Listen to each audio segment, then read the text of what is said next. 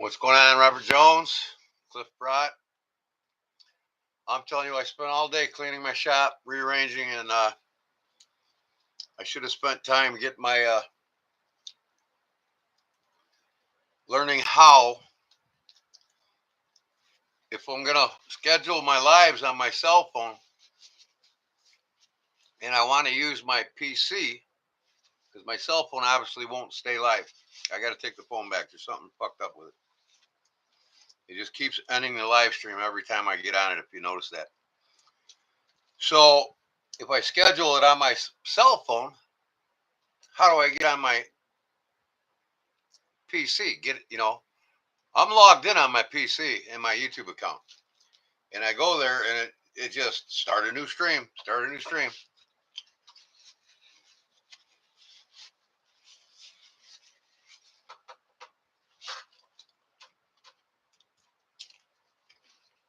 What's up, Paul? How you doing, bud? I'm sorry. I mean, I've been so busy today. I had to take the mother-in-law's sister to the eye doctor, and I spent most of the day doing that. When I come home, I rearranged everything. I got I tore that shelf that was down here out, took all my leather goods shit on the next shelf out, and put my cabinet there. I had it sitting in the corner there temporarily. So now I got it all set up. All my collectibles and all of it's all I got my fishing books up here. Or I'm sorry. These are all knife magazines. Everything's to do with knives, except for these two fish here, Thought that was nice. I got all my bladesmith and the knife stuff in here. Some of my precious metals up top. Turns out it's pretty nice. Now I gotta build some shelves over there on the other side of the shop. Where actually I'm gonna put shelves to the left of that cabinet. I put all my dye and all my leather work and stuff on top of there. All they gotta do is just reach over and grab it. So constantly changing things. Yeah, I'm happy with that shelf there. That cabinet. That's actually a hall. It's about a 1910, 1920 hall desk. Like I said, that comes down and whatnot. Looks good. Yeah, and my PC is perfect. This damn thing, no wonder why it was free. I can't go live on it. I can watch the live. See, now that one's ended. And it sucks because I've got the thumbnail on it, so everybody that types in Benchmade will see my live tonight on the feed. It's a matter of losing 20 to 30 subscribers tonight now. I got to learn how to schedule it all on my PC, that's all. I'm going to start using my PC for everything. I got that portable webcam coming yet. So, yeah, I got it set up nice now. I'm loving it. I might be able to get a little bit closer here in a minute. I wish this cord on this webcam was 4 feet longer. It's only 4 or 5 feet long.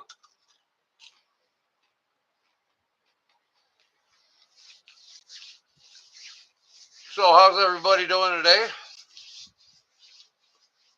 Anything exciting with these all? Is all healthy and doing good, I hope?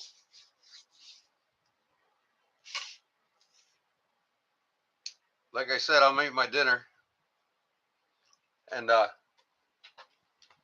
we're going to get on with this. I got 2 boxes right here. This is from Robert Jones. Generous donation to the members and subscribers here. There's over $600 worth of stuff in this box alone. This is from, I got this one day for yesterday, and I got this one. This one I got from Stacy's Bolster Blades. So I'm going to take these out, lay them on this table, and show you what's up. If you remember,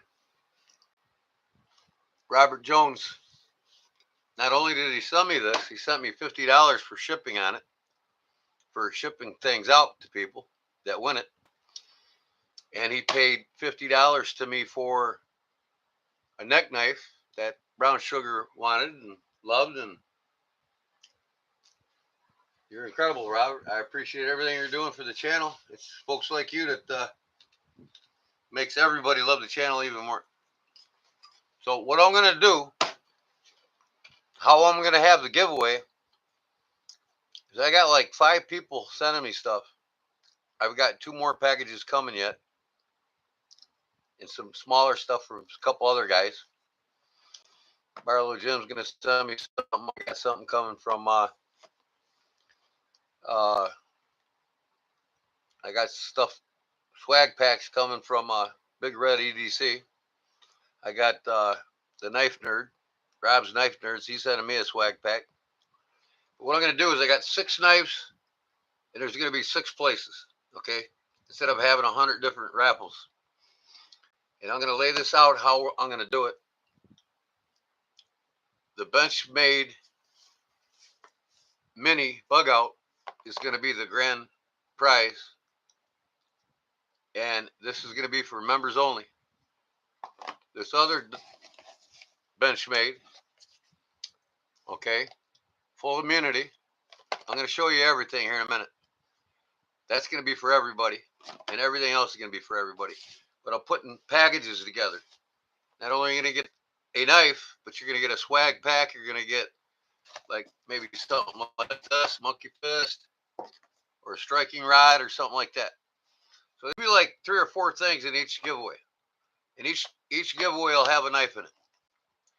But if you're not a member and you want to get in on the Benchmade Mini Bug Out, you got to become a member. $2 a month. Become a cub. That'll get you in on that. Okay, it's up to you.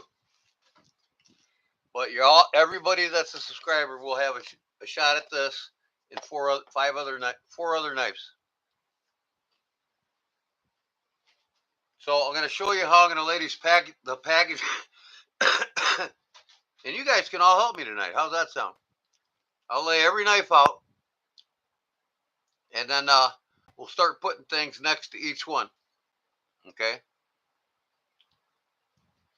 So, and you all tell me what you think. What should go with what? That way, like I said, it was ran for you by you. You know what I mean? Hey there, Brown Sugar. What's going on, girlfriend?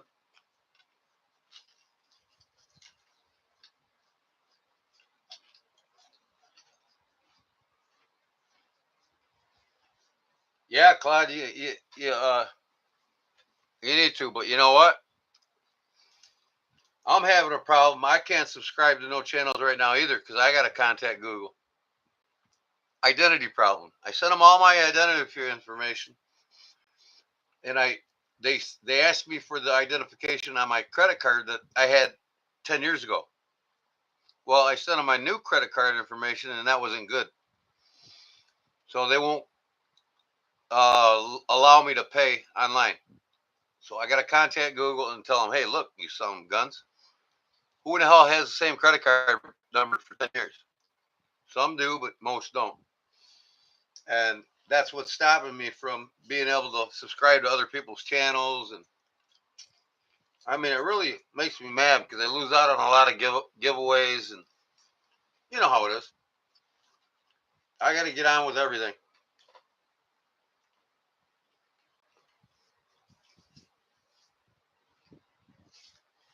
That's what I'm shooting for, Paul. I'll tell you, there's close to $1,500 there. With what I'm giving, what Robert gave, what he gave is comparable to what I'm giving. Only difference is mine's custom.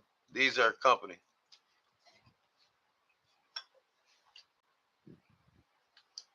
And there's Stacy Bolster Blades. How you doing there, girl? I am so tickled and happy you're part of the community.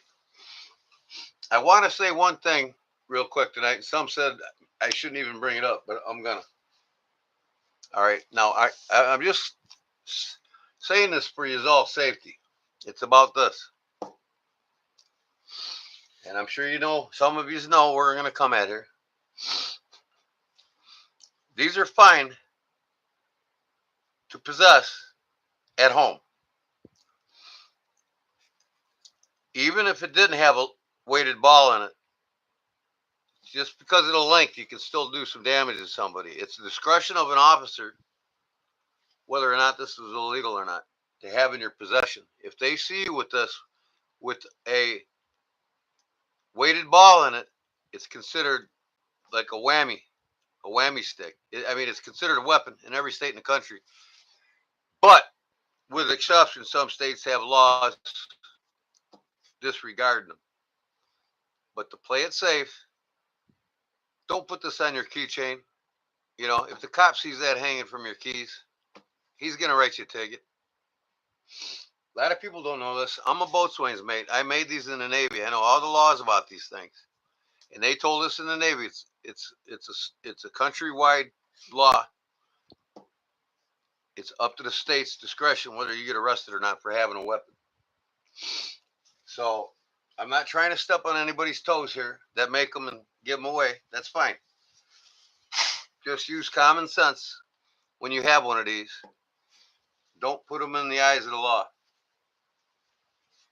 You can have these real short ones with a foam ball in it. That's perfectly fine because there ain't enough leverage. But even ones with a length like this and a foam ball, it's up to the cop because it'll still take a punch even with a foam ball in it because of its length. But with the lead or steel ball on it, it's considered a weapon. So use your judgment, people. And I'm still gonna give it away. I just want you all to use your judgment. And that's from from the fine young lady that sent us this package here. So let me finish my dinner real quick. I'm almost done. Just one sandwich. I'm halfway there, and hell, I can lay these out now, I guess. But this is from Robert Jones. He's in the feed. He's in the feed right now. What's going on, Junior Knife Collector? And hello to everybody I haven't said hi to yet. I'm sorry.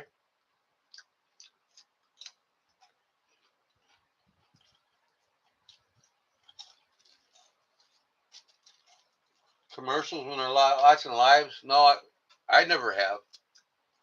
Just before you log into it, you'll get a commercial first, and then you go into it. Okay, like I said, I'm gonna try to.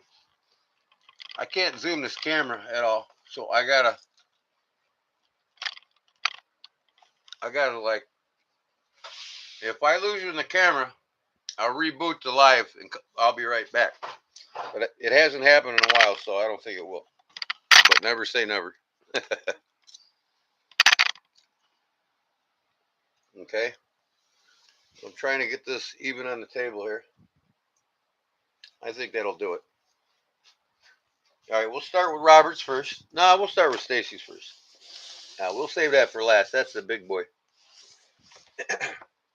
Okay, Stacy's Bolster Blades in here. She sent a swag pack, a couple knives, and some goodies.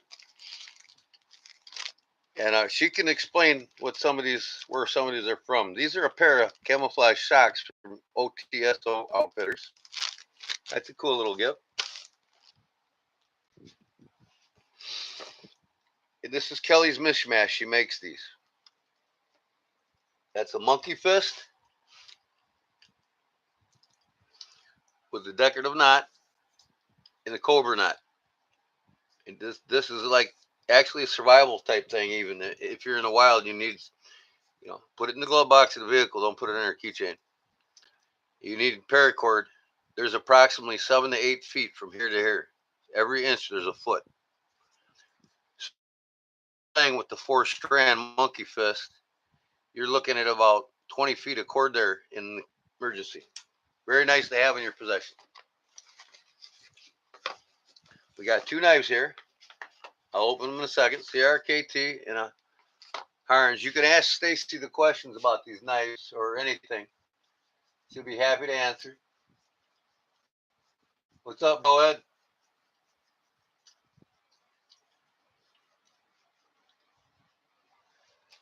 So, did you make this, Stacy? That's what I want to know. This looks like a, I don't know, this is like a pot holder or something? I don't know. This is pretty cool, though.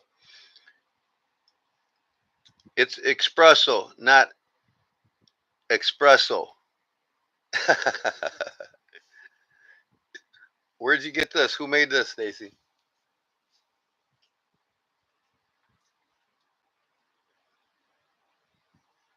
Who made it? Help me out in the chat here, sweetie. You gave me a note here, and thank you, by the way. I absolutely love this challenge coin that you sent me. I'm a Knight of Columbus, so this means a lot to me. Put on the whole armor of God. Pray always. And the opposite side, it's got what the Knight of Prayer is. Absolutely love it. It's in my pocket always, and it always will be with my Knight of Columbus challenge coin that I had, because I'm a Knight of Columbus.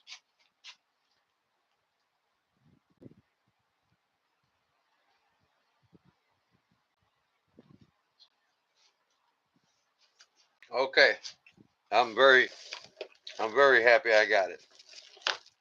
You got a heart of gold like me.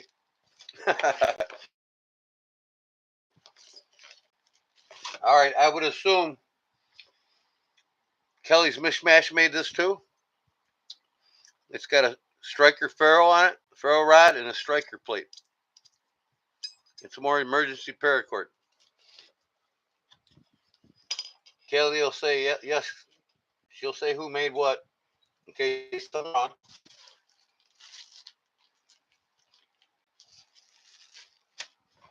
We got this really cool. Look up, write down log jotter for when you're out in the woods, you're camping. Make a story, tell a story, or whatever you want to do with this book. Brand new. Log jotter for being out in the wild.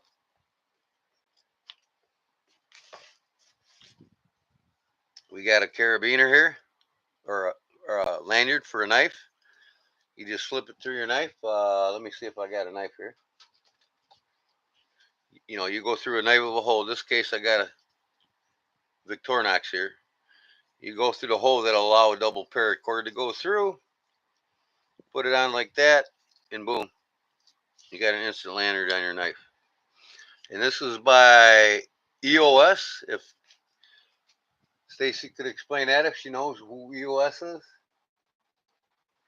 I'd like to thank these people that were kind enough to give her the products for me to give away, and her as well.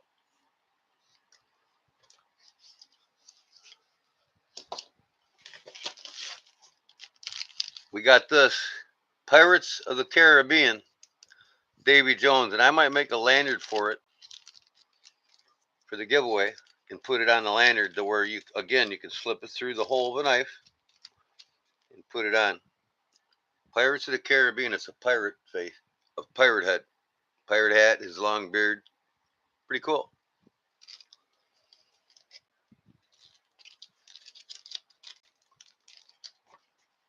All right, what do we got here? And now, last but not least, we got the swag pack of stickers. Kelly's paracord. There she is, right there.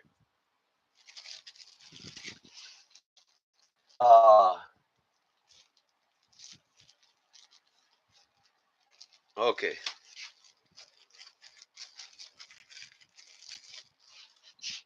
Now, the stickers, real quick.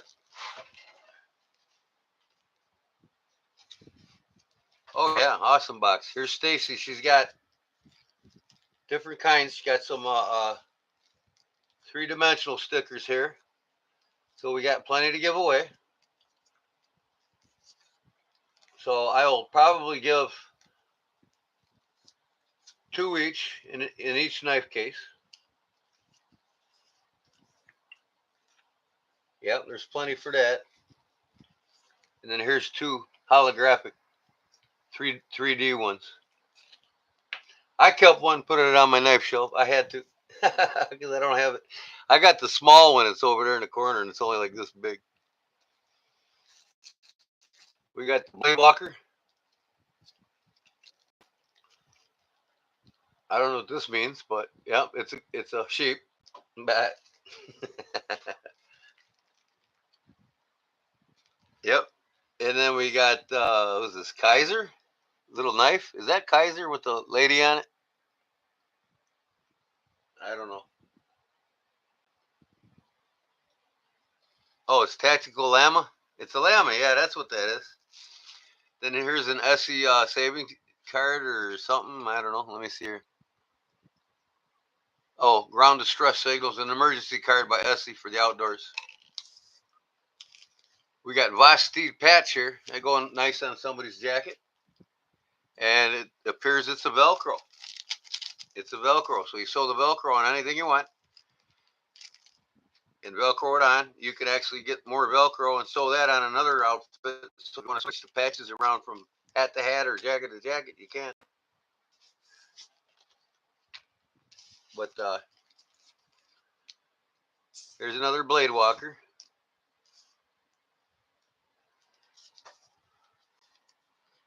I hate knives. Just kidding. Can you imagine? Blade HQ. Here's another Blade HQ. Pretty cool looking sticker there. And we got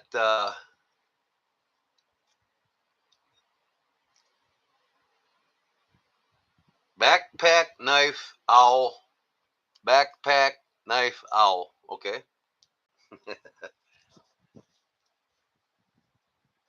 Looking for a lanyard to complement my new Spyderco Military 2 crew card. I traded both of my paramilitary 2s. Now I wish I still had them. Knife life. That's cool. I actually saved one of them. Blade walker. Blade walker. Steve and Stacy BB 1K giveaway 8225. I assume that's when Stacy got him. Another Stacy's Bolster blades.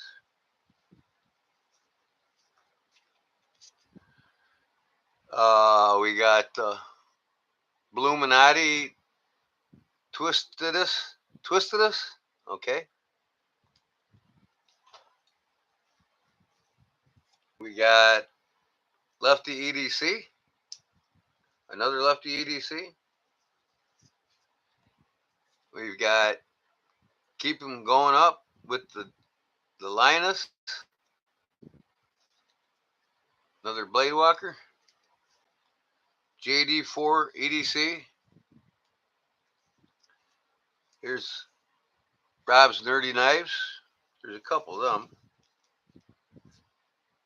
We got another Blade Walker. T.I. Justin. Who's that guy? He's probably a modern knife guy. Another Blade Walker, and I don't know what this stands for. Stacy can fill us in.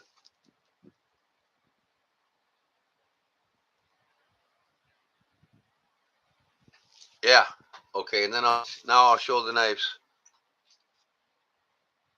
I like dirty knives. You dirty dog, you. I thought this was cool. I hate knives. Just kidding. Could you imagine?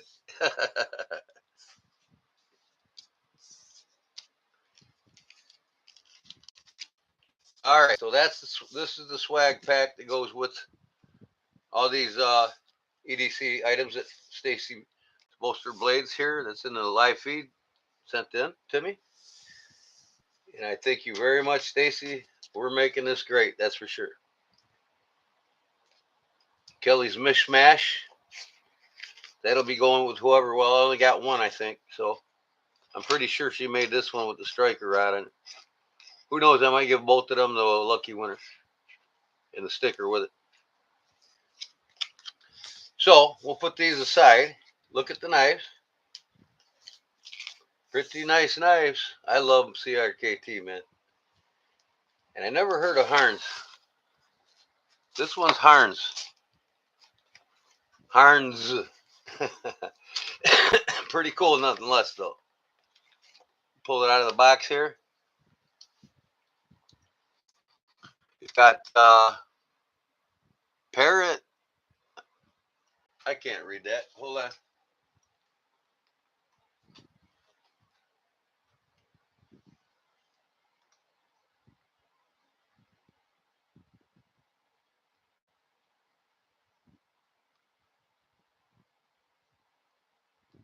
$14C28N.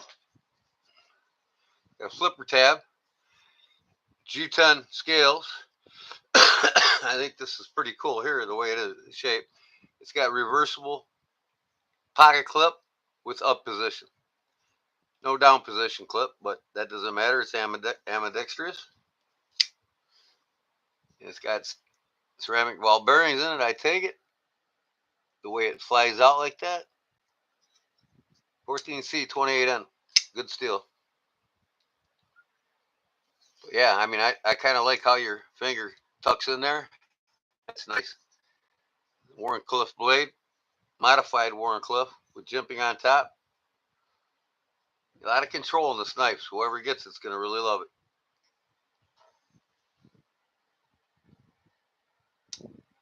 Nice. Nice action. So we'll put all the knives together aside here. Here's a CRKT Heron.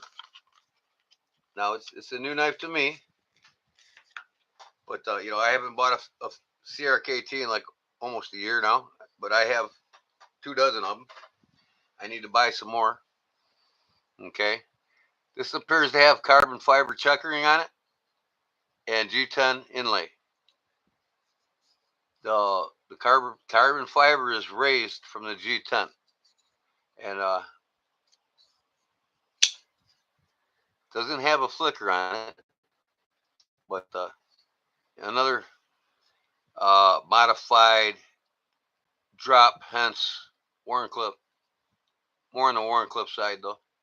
Got a nice wedge across the top here, some jimping right here where your thumb goes in. And I tell you what, I got large hands, so with a nice lanyard on there, you could even have more grip on it. Back control. And the blade on this is a Heron, or what sometimes I mispronounce names. A Heron.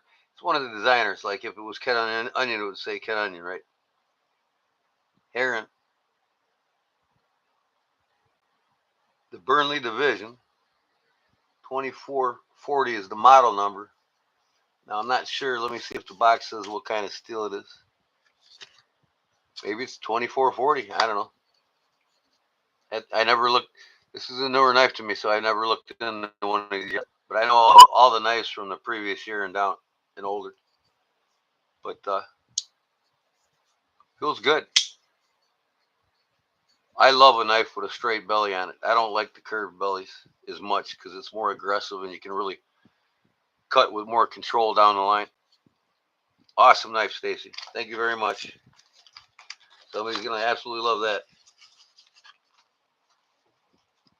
that. Big Jim says, I get first dibs on a CRKT. I said, yeah, you got to win it.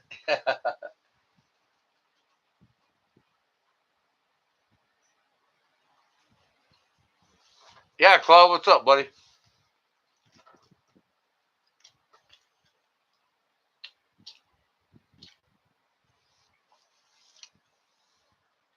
Yeah, the orange one was a good looking knife. They're both good looking knives. I love them both. I'd be happy with either of them. Okay, the big banger here. This is what everybody wants in the drawing for. Now, like I said, Robert Jones is in the live stream here in the chat right now. You can ask him any questions if you have more. He'll have more information on Benchmade than me because I don't collect them and I don't really buy them. I only have one Benchmade. 1992.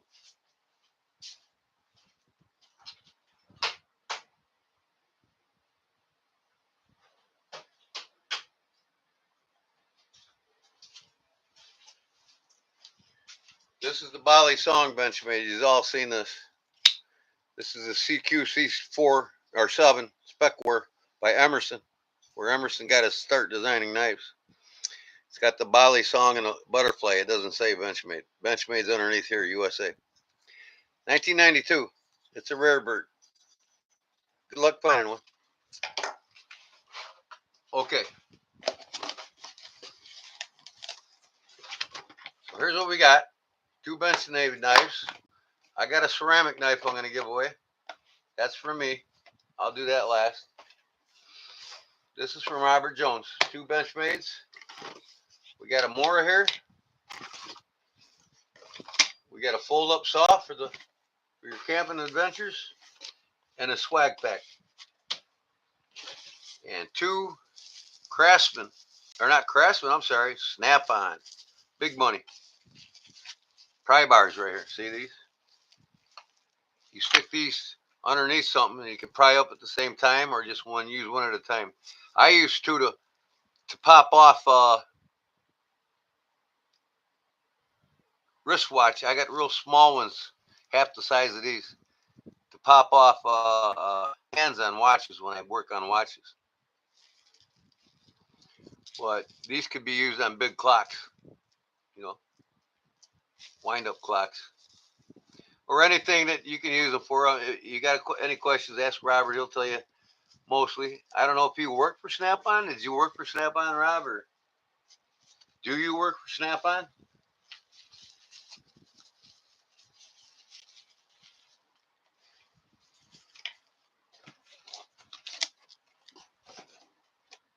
Okay, I'll show these last. Here we go. We got that, and we got a real nice brand new Mora. I think this might even be the carver, but you can tell if it says carbone on it, so this is not stainless. It's carbon steel. Carbone means carbon. Made in Sweden. If it says inox, it's stainless steel. If it says carbone, it's carbon. So I myself prefer carbon for every outdoor knife I own. That's number uno to me when it comes to the outdoors. You're not going to see me carrying diamond stones with me for a magna cut. We got a Fiscus here. Foldable saw. I'm not going to take it out and show you, but it'll remain in here. Then here's the swag pack from Robert. No, we'll do that last. Here's the knives. We'll start with the full immunity. Now these are smaller knives, so I put a sticker in there already. I hate knives. Just kidding. Can you imagine? That's gonna go with it. And as typical Benchmade, you get the nice pouch with it, and some access stickers and the warranty cards, and beautiful bag that it goes in, and it's stored in a nice foam case here, as usual at Benchmade. But here it is. It's anodized aluminum, I would imagine. And then he could tell you more about these. This is a axis lock or I'm not sure. I'm not big on the names for all these different locks. You know what I mean? But it's real fidgety. You can use the thumb. Like I said, this is my favorite blade. Warncliffe with a straight belly. I love it. It's even got a little choke up here for your index to go into. Little choil. And made on it, it's the M4 steel, powder coated. Anodized aluminum, no spacers. Ooh, sorry, I keep bumping this damn camera. So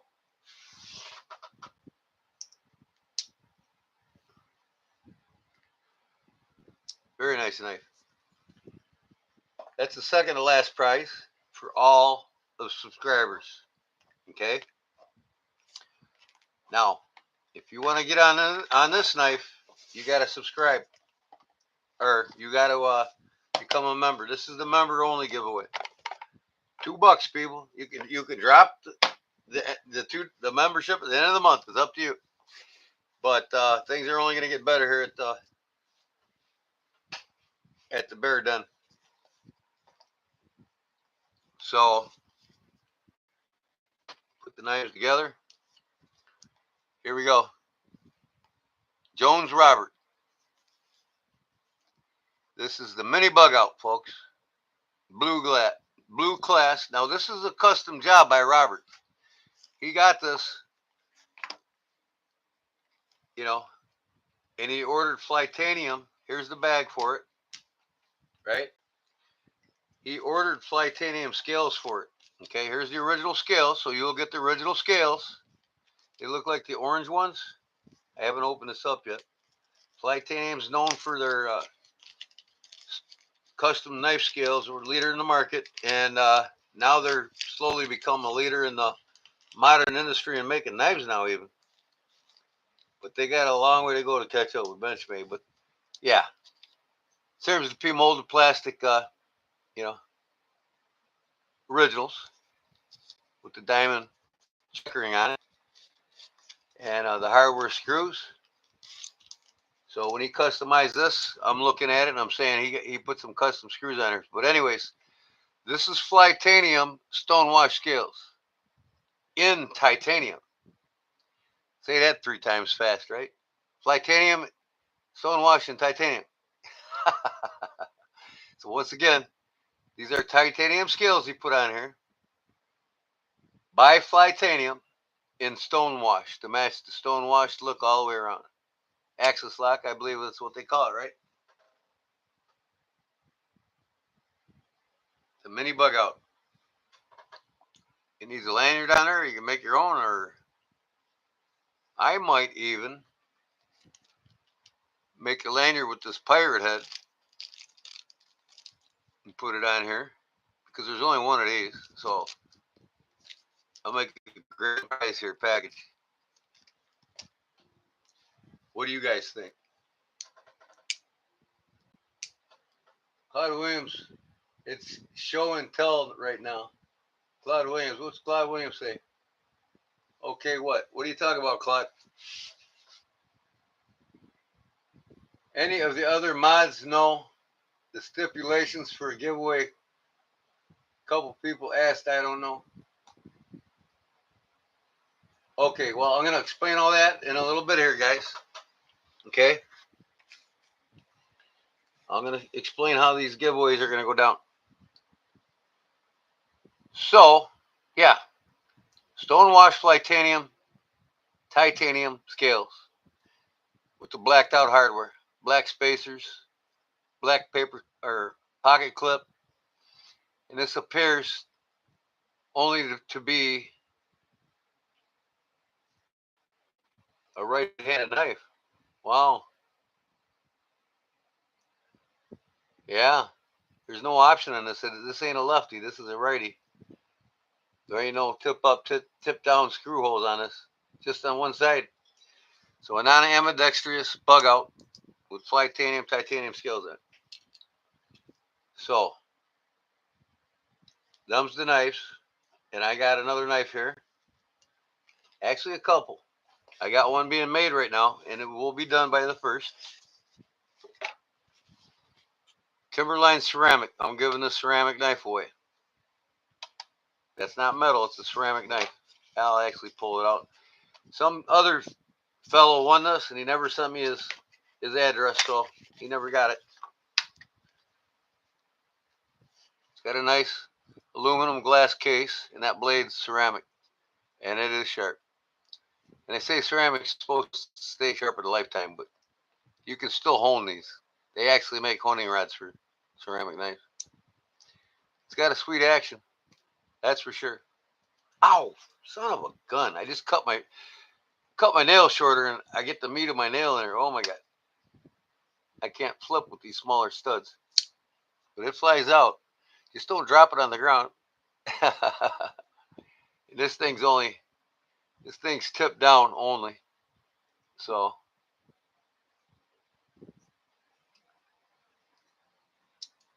but anyways, I thought somebody would love to have this. Obviously the other fellow didn't because he never gave me an address.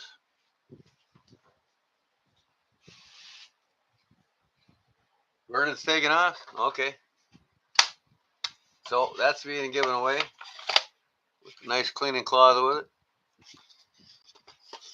And I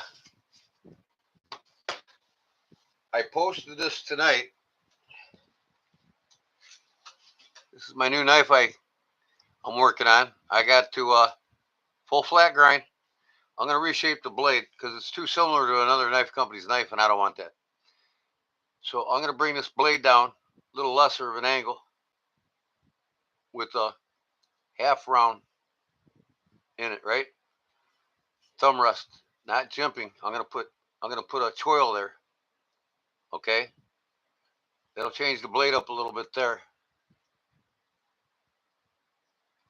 And then I might leave the rest the same way. But I don't want to copy somebody else's work. It's too close to theirs. So I'm going to bring this straight like a spider co.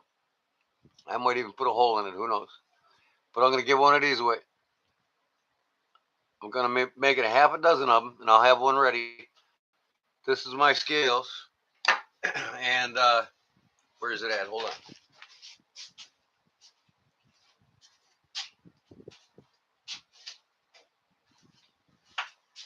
I've got even more material coming in.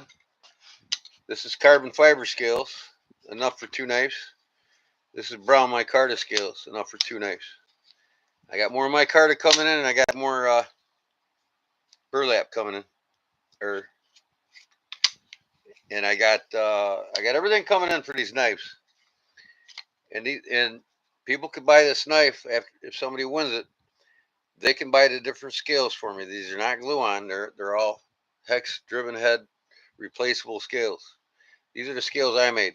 You guys watched my live that one night where I made the brown micarta. This ain't finished sanded yet. I gotta finish sanding it, buff it, and then oil it, and then it'll shine. But I'm gonna be giving one of these away. And I got that one and probably another one. We'll see. But I got hats coming, and let me see. They might not make it till like the 2nd or 3rd of the month, so I'm gonna be raffling off hats. The guy's gonna send me a JPEG picture of what they look like.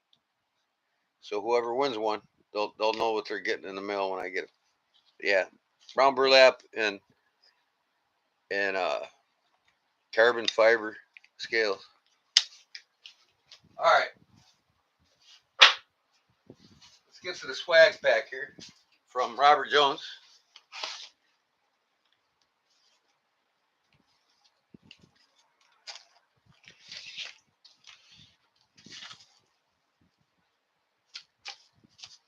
Okay, we'll see what he's got. He can explain better than me what's what. So, all right. First off, we got a challenge coin here. And it looks like a Knife Center. Buy a knife. 22nd anniversary. 2003 to 2025. Blade HQ challenge coin. See other side, it says. Blade HQ. Anniversary edition coin. Blade HQ. Okay. I'm hoping that my challenge coins will come in. I got challenge coins getting made with the Kodiak Edge bear head and Kodiak Edge logo on one side and the bear claw on the other. But I will have them soon on my website. And I'm going to be giving some out on the Buy Wednesday giveaway for members only. All right, we got MKC Tactical, Montana Knife Company. Montana Knife Company, another one. I take it you love the Montana Knife Company. It's a pretty cool website they got. And I can't remember who this is. I seen it once before, and I'm like, fill us in on that there, Rob. Zero forks given. Zero forks given. Blade HQ. Also forking lootly not. Abso forking lootly not. Blade HQ. That's cool. Blade HQ nightlife. And then we got Lynch. Northwest. I kept the camouflage one, Rob. I'm sorry. I had to have it. I will let you know when I get it, Jerry. Jeff Jackson. Here, Shelby. 3 stars in the Case Double X card got claimed and mailed out Monday. I got you. Yeah, 2 things weren't claimed, man. One of the stars weren't claimed. Jerry, I sent you a G-Man message, but I haven't gotten a response from G-Man. What's that, Fed? Fed Harrison, what do you got, man?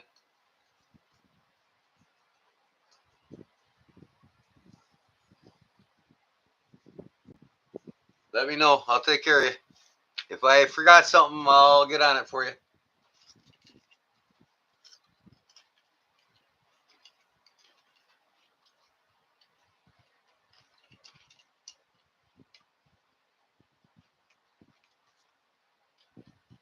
What do you got, Fed Harrison?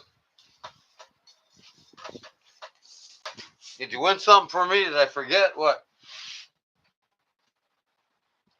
You did not respond to my email. Okay, let me look right now.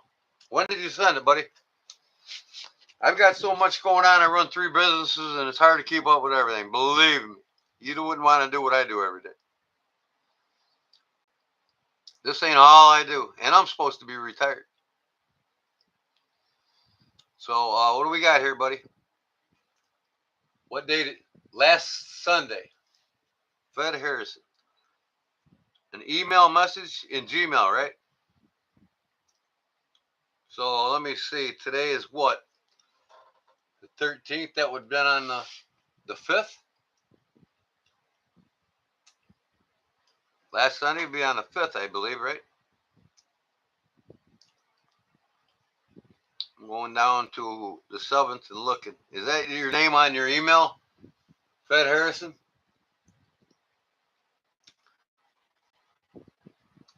I mean, I get like 100 emails every other day, man. And that's why I don't use my personal email now. One of my mods can put down my business email now for my Kodiak Edge. I'll get back to you right away on that because it's not filled with a bunch of spam and crap. So it's Kodiak Edge 402 at gmail.com. One of the mods will write it down, and you can write it down, Fed. Then I'll get back to you right away. I'm no longer using my personal email. So here we're on the 7th.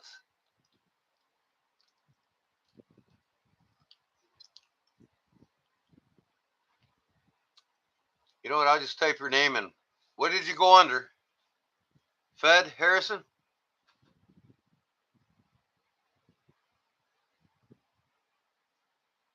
Okay. Fed. FedEx. FedEx.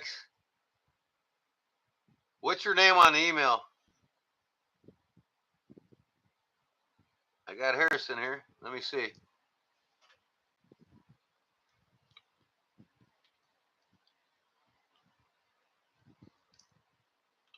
No Fed Harrison. What's your email under? It's on the chat. Well, where's it at on the chat? It looks like it disappeared on my chat log.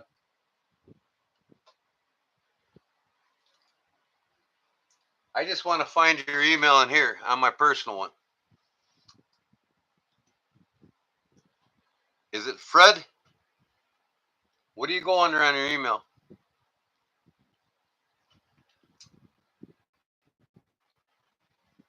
Hello, Kathleen.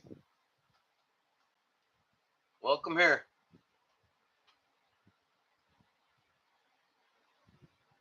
Spelling not good. There it is. I'm in my G-Man Holman account right now. I haven't logged over to my Kodiak one. What is your name? Email name, so I can look when you send it to me here on my personal email.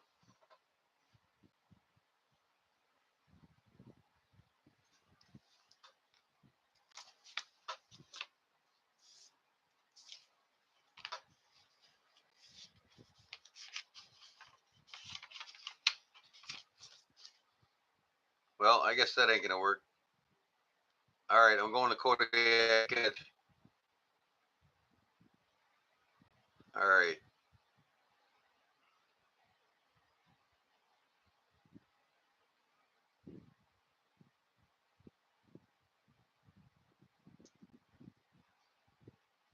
So I got Sharon Vaughn, Charlie Cook, Stacy Beebe, Ed Harrison.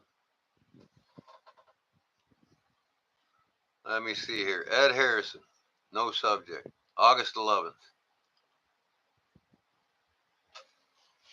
That's you now, right, Ed? Ed? Ed Harrison's you?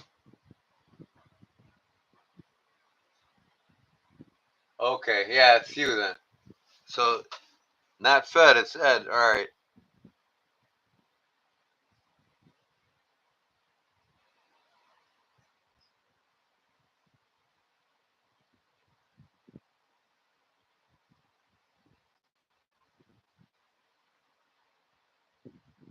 All right, buddy. I appreciate it, man. Thanks for the kind words.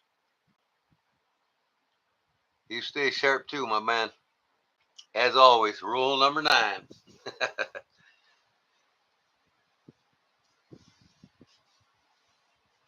There was, I wanted to know.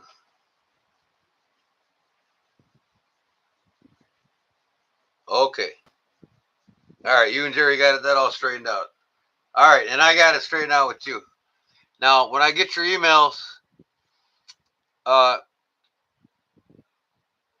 some of you might want to leave me your address because I got an address log now. Every member that and subscriber that enters these giveaways, I'll always have it. You don't have to until you win, but those who have won already, I got their mailing addresses. So, what's up, Marty? Rule number 9, Big Jim.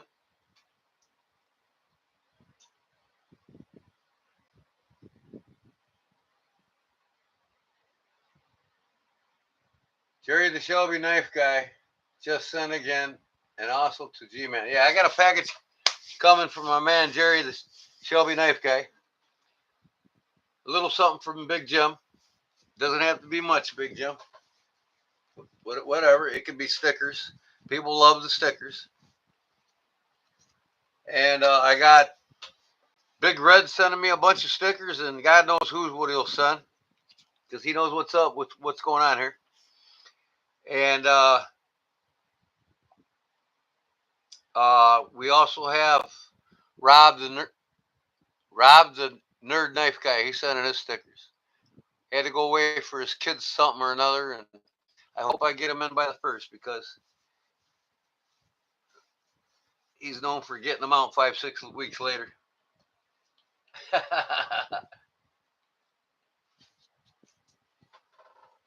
Nope. Nope. What, Jim? Let me see. Not cutters included. No. You don't have to send me knives, Jim. Whatever you can afford, man. I mean, you don't have to send me nothing if you can't afford it right now. You know what I mean? Stickers are cool, but if you don't have them, no big deal. I'm not expecting anybody to send anything. It's out of the kindness of your heart. I just said, I think you said something to me about it, about sending a couple little items or something. That's all I was saying. And hell, I don't even know what I sent you for yours. Damn psoriasis. Anyways, oh, my wife made me some apple juice tea.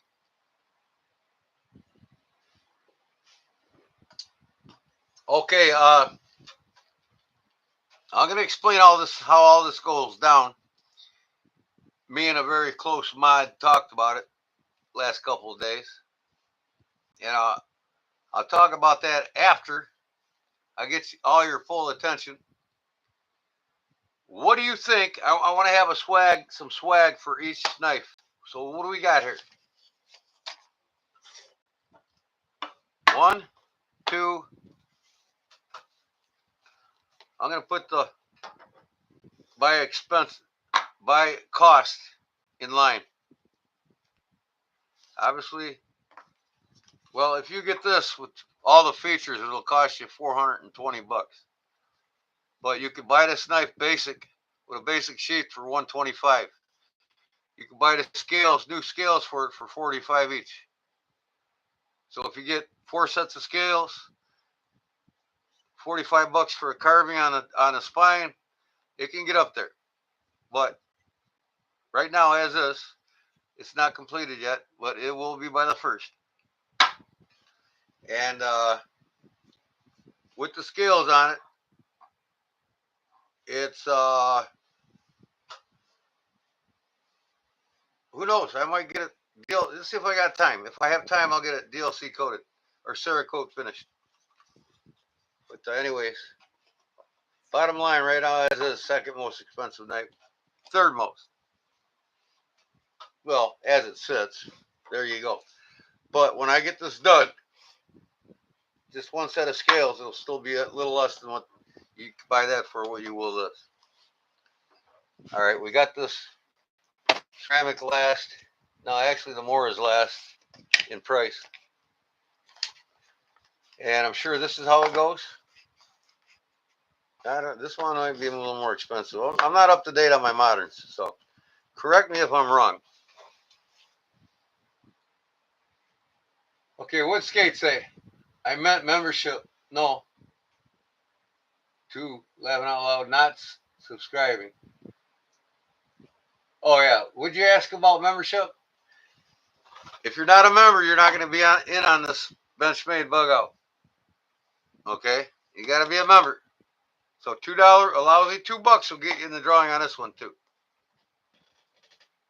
Not to mention all the perks I'm giving away here. I'm going to start sending patches and stickers out to all the members. I got 2,000 stickers coming, and I got probably 100 patches to start. So I'll have enough patches and enough stickers to give all my members one. Well, I'll probably give each of you probably 2-3 stickers a piece and one patch. And then the higher levels, they'll get a hat. And so the more you pay, the more you benefit. That's obvious.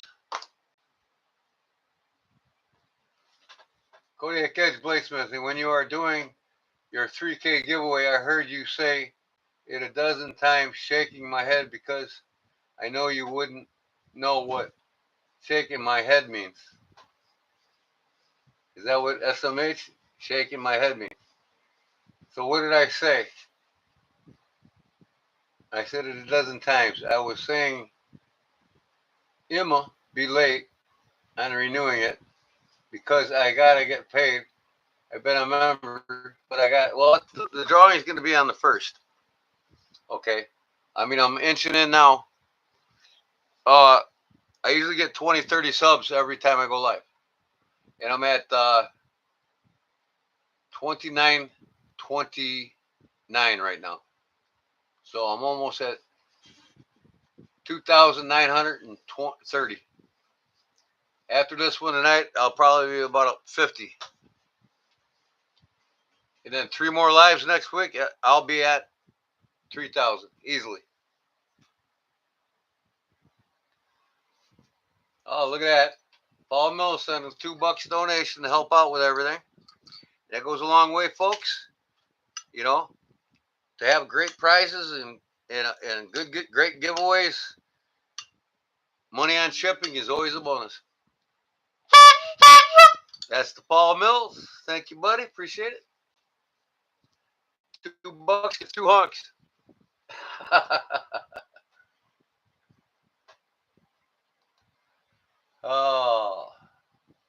honky honky. Or honk, I'm sorry. Didn't mean to say that. I'm just being funny. And no pun intended.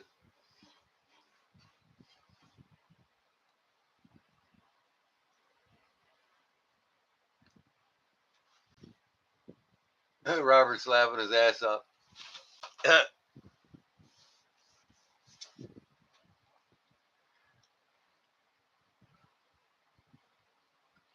I could have got like a child's electric gun or something like Big Red, you know what I mean?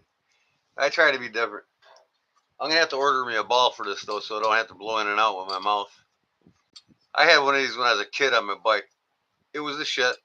We put a card with a clothes pick on our frame, so the card made our bike sound like a motorcycle, right? Shaking my head because I couldn't remember when your giveaway is, even though you've mentioned it repeatedly. Oh, I got you. Okay, YouTube. I'm showing what's going down, and I'm getting all your opinions on how we're going to put these packages together. I got more stuff coming in, so I think I'll just wait for that and do a live before the giveaway. Live. Or I'm just, I'll get some ideas from you all tonight. But the first, I know I'll be at, I'm setting it for the first, the giveaway. I know I'll be over 3,000. I'm averaging 450 to 500 subs a month now.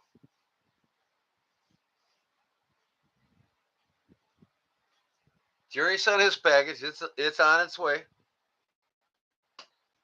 And I tell you what, I thank you a lot, Jerry. Let's all thank Jerry for his very nice contributions and the giveaways that he does with me throughout the week. That's even pretty cool. If any of you is at any time for any giveaway, whether it's Fun Day Sunday or my sub giveaways, I probably won't have another one until I hit 5,000, and then there'll be 10,000 because it goes fast when you start getting over 3,000 subs.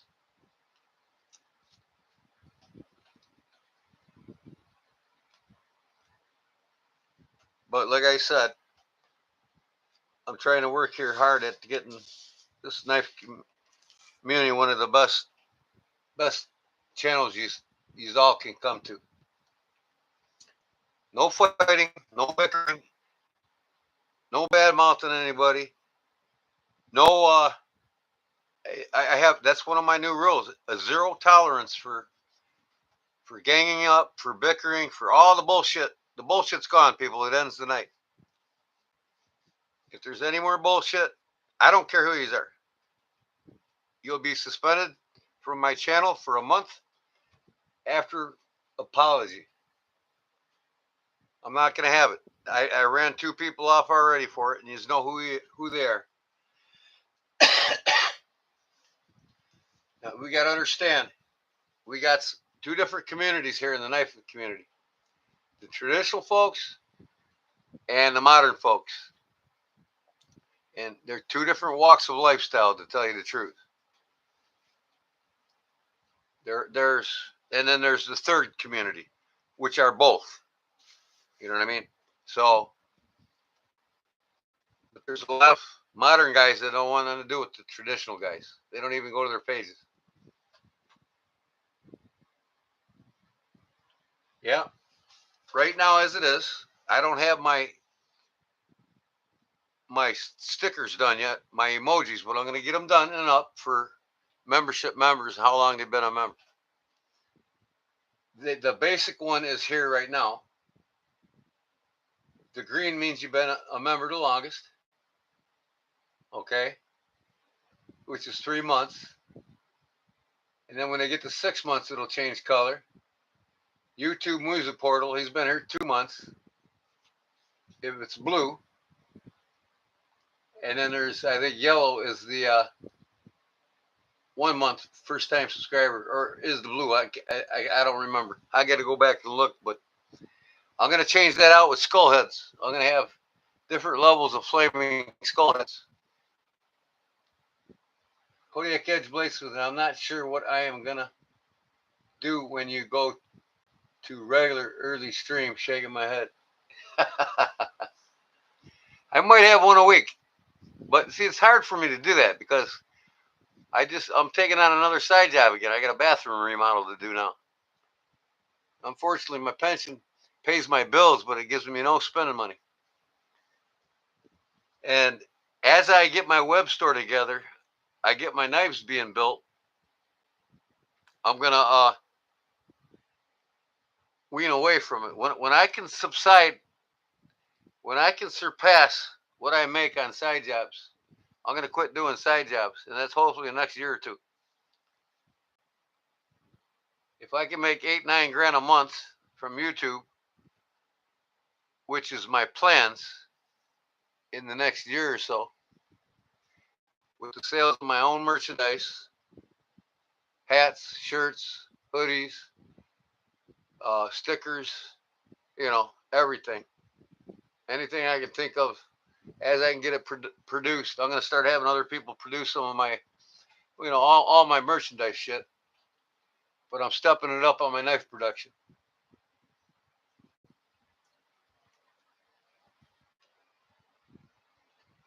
Yeah, Case does make very nice moderns, but they screwed up on their first one. And that was what that Barlow that they first came out with, that big size Barlow, had problems with the lock unlocking all the time. But I think they corrected it. But they rushed that one out there when they wanted to get into the modern market. And Case will never touch Baron Son when it comes to quality and moderns and traditionals, or bluegrass cutlery and a bunch of others. They're all about the money now, just like Benchmade. That's why these scales were changed on this for much better scales.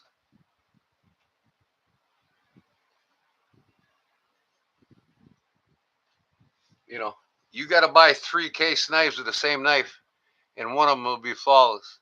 The other two, maybe.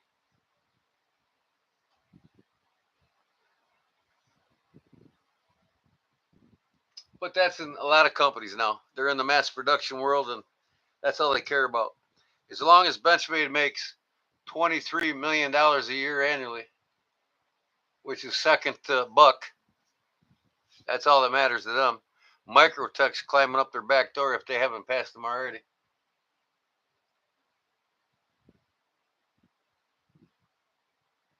I was looking at bass boats today. Looking at used bass boats. The used one's like 22,000, and that's still a little too high for me. I get the same boat at that dealership for 12,000 from a private seller.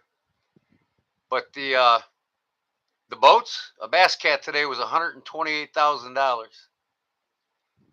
and a new Ranger boat will set you back about $98,000. Then you'll pay 90 grand for a truck to pull it. Travel 40,000 miles a year to fish professionally, and you need $250,000 to start out. Electronics over 10 grand now for the boat. So a fully loaded Bass Cat, you're looking at about $150,000 to have everything all the big boys have to fish in a Bass Cat. About $135,000 to fish in a Ranger boat. So you think your knife hobby is expensive? Just ask Claude Williams here in the chat how expensive our hobby is. Our first passion hobby.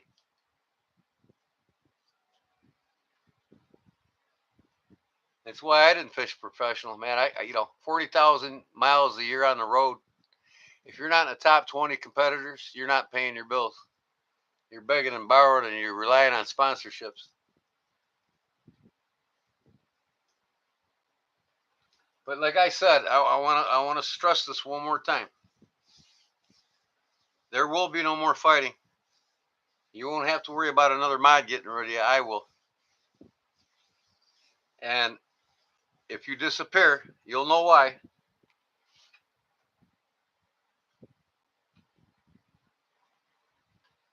Because I want everybody to be an honest, caring individual. Everybody in my community, my group, my page. Now we'll get trolls still, but that's what the mods are for.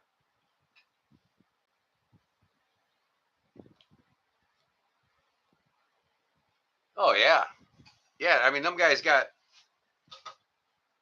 40,000 in electronics. They got two 10-inch up front and two 12-inch at the console, and maybe another one in the back.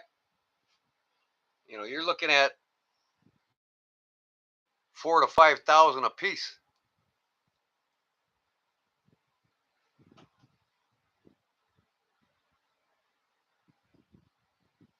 And if a person fishes professionally, a lot of these young kids now understand technology and electronics a lot better than these old timers that's been winning them for years. And basically, bass fishing has become a video game. These kids are going in the water; they don't have a clue on how to find fish based on common knowledge. They got to have electronics to find groups of them, and it's like looking at a video when you see them 30 feet down playing a video game to catch them. A lot of these old timers are retiring now because they can't put up with that shit. There's no skill in tournament bass fishing anymore for the young generation. So now it's like, okay, give a kid a jig today and tell him to go out and find a bass in any lake he hasn't fished on. He'd be lost, literally lost. He'd be hitting every inch of the shoreline trying to figure out something to do.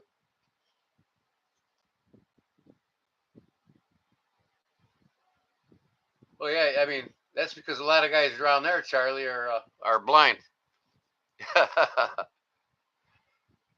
I've only seen one or two professional anglers have a 16-inch up front.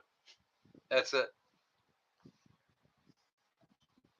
But in theory, you take them electronics away and put me on the water with any of them pros, I'd whoop them, and I'd whoop them bad. So would Claude.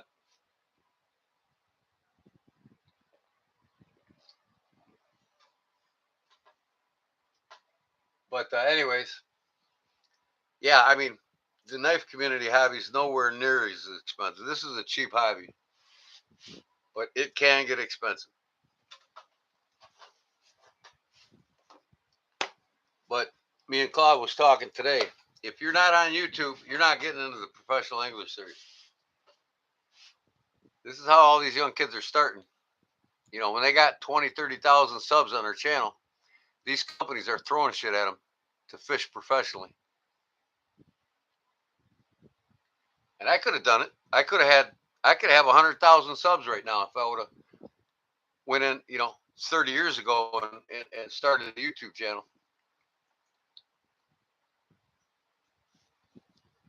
Fed Harrison, Gene, about 20 swords. I'm missing that conversation.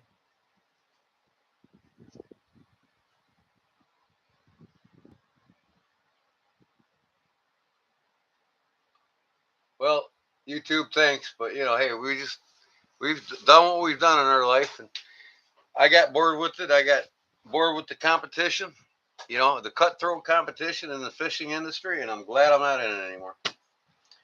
I mean, I was giving baits to professional anglers, and all they had to do was hold my bait up, and I would have gave them $175,000, $200,000 a year for sponsorship for just holding one of my baits up that they well had in their boxes fishing. There's like 9 guys in the FLW and 12 guys in the BASS that were and probably still are throwing my crankbaits. Not one of them's ever held them up. Because they either like you or they don't, I guess. I don't know how it goes. I gave up. I've had baits and I've had my cranks and my jigs and in Fisherman Magazine and Bassin Magazine, and that's when I did get a few pros wanting my baits. But not one hold up. I mean, if one of them pros went on one of my baits, that's an automatic $450,000 a month in sales. Because any lure manufacturer I contact with my winning lure at one of the major events, or just any bass or FLW event, I'd be making $500,000 a month. Oh, Stacy's hitting the sack. Okay.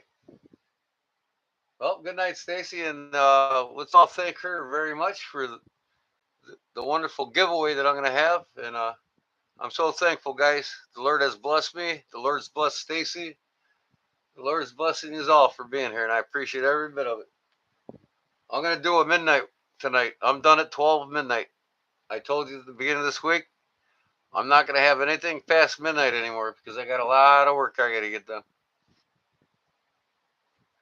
I want to get my knives done. You know, I'm going to put all these products back in their boxes. Like I said, I still got more packages coming in, and probably Fun Day Sunday, you'll see them too as I get them in.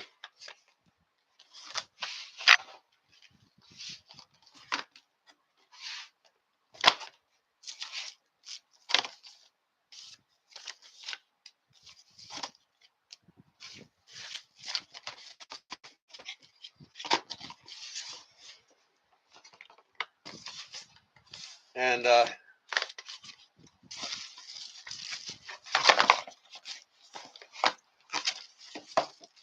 so on the giveaway, I'll probably give you more information on these knives. I'll do a little research on them, make sure I got everything down. I did pretty good on them, I think.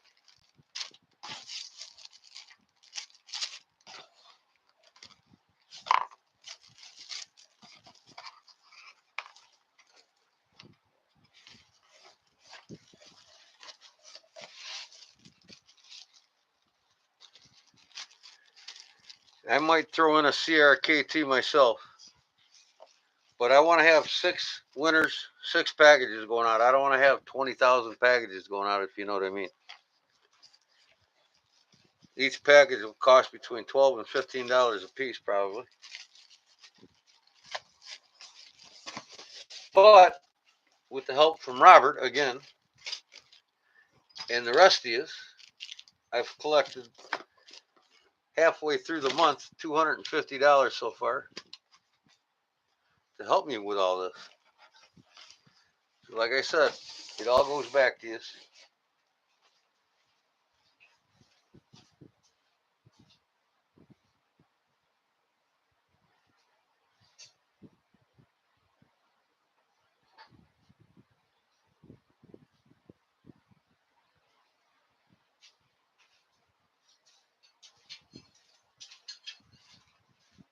So I got 12 knives here that can be made from 1084. And I got 12 knives here that can be made out of 1095. This is the first one that I did.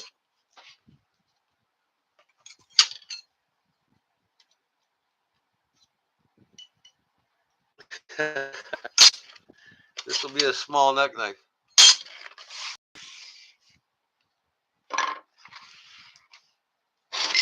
So, production time. I'm going to start getting these knives on my website. And I was telling Claude today what I'm doing with this. I'm actually going to redo the knife. Like I think I'm just going to redo the blade and put that thumb in there. You know what I mean? The basic skeletonized with a series of holes in it, including the two bolt-in screws. And here's what they are. You know, just like any fixed blade, you take the handles off of.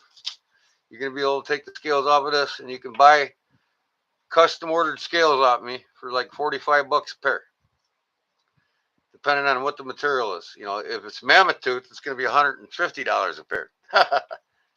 You know what I mean? But on average, $45 to $55 for a pair of scales.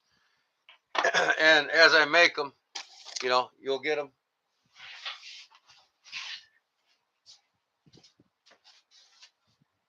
I've got black walnut I'm going to do. I got cherry wood I'm going to do because that's what I got a lot of. The fellow's going to be sending me some ebony. I might be doing some of them. Brown burlap micarta and carbon fiber micarta. So that's going to be the 4 different scales I'm going to start out with. I'll also down the road have like buffalo. You'll never know on my website what scales will be available for my newest knife. and that includes the sow buster. So these are for the sow buster. I'll get 12 knives out of it. So I'm gonna have 12 side busters and probably 8 of these to start. They'll be available here in the next week or two on my website. That's linked to my YouTube channel. All right. Let me get over here so I can look at what y'all are saying. Did I miss anything? Ask me again, please. I'm looking at my chat log now, and you can talk to me. And awesome giveaway, Gordon. Roger Baker says, appreciate all you do for the knife community, my friend. Well, thanks, Roger. That's, like I said, I don't have no children, and I'm not calling you guys my children, but it's kind of relieving knowing that I could never have them, and I can't share my knowledge with anybody but y'all. You know what I mean? I've even invited young lads over here to learn off me, and nobody shows up. I think I might rejoin I used to be a big brother. I got to rejoin it again. But time, right? Pick up a young lad I can teach from being a big brother. Bring him over here and teach him the ropes. But I appreciate that, man. Thanks, Roger.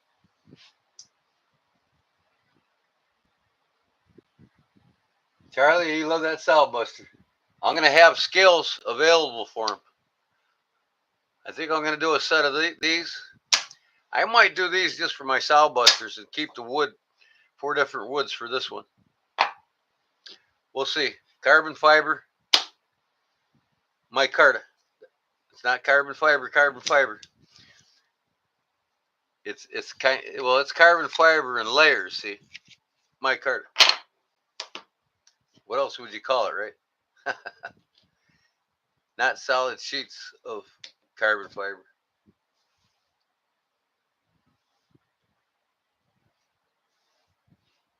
Same here. I'm leaving a video of the little I know.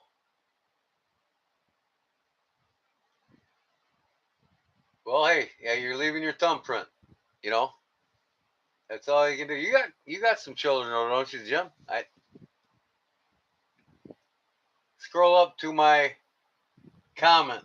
Jeff Jackson says, "Okay, let me go up to your comment, Jeff.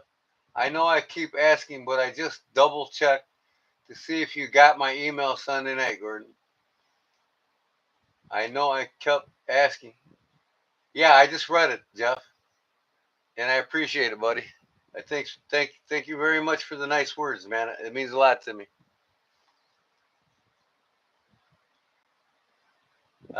Thanks for doing this, Gordon. I'm still very new, trying to fit in. Hey, Kenny, we all started somewhere, brother. And all you got to do is uh, have common thoughts of kindness. That's all we got to have in this group.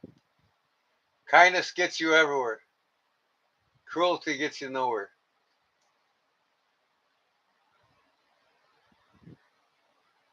Charlie put walnut on his, huh? Yep. Yep, you can bolt them on too, no problem, couldn't you, Charlie? Or did you epoxy them on? Epoxy them on, you're gonna have to burn them off in order to put my new scales on them when I get them made, because I'm using the same pattern that you have to make the scales.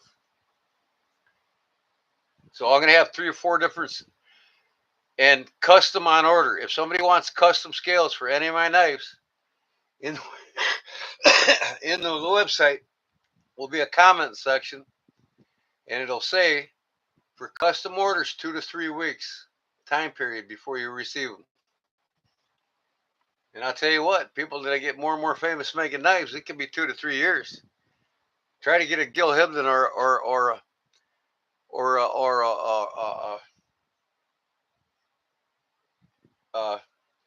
Kershaw by what's the league?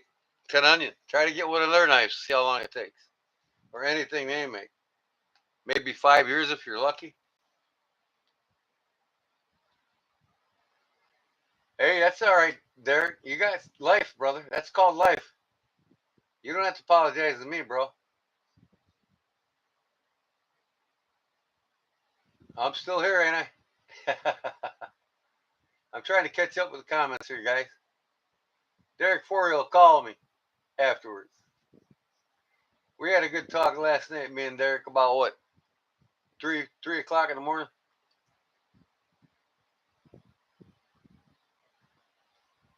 Now I'm gonna get to the point. You know, this is gonna start getting bigger, so I'm gonna have one-on-one private conversations in private lives with members only. You know what I mean? But if you want to straight out become my friend and call me, that's fine. Text me first, and I'll get back to you and give you a holler.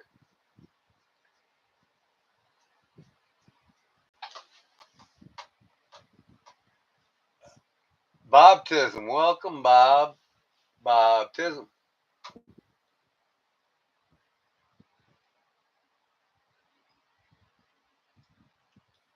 I have cats, Milo and Max, both rescues. Awesome, Jim. My first weenie pit, Miami Lou, my female, she's a rescue. Well, I didn't rescue her. I rescued her from the people that were abusing her.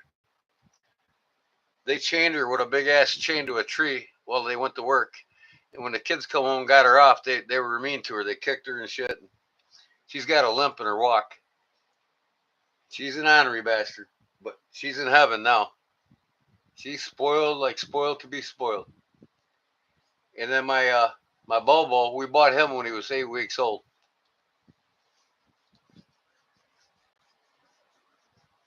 They're both weenie pits. Filled the back and polished the blades. The blade. It's on one of my shorts, and now I'm finished up with my folks, Charlie. I'm gonna get your blades out for you. I'm clearing my table of projects that I put off. Darkwater's gonna get his in the next day or two in the mail.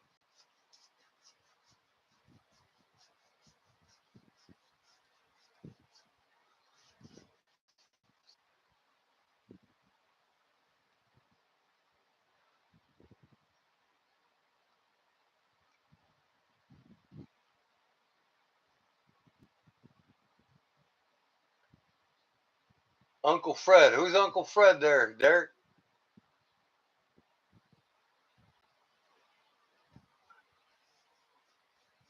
Is that Ed or Fred?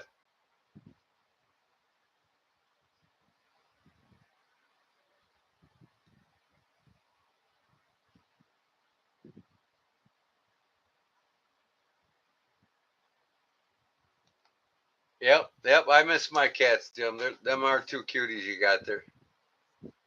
I don't think I've seen the other one. I've seen Milo though. I guess I haven't watched good enough.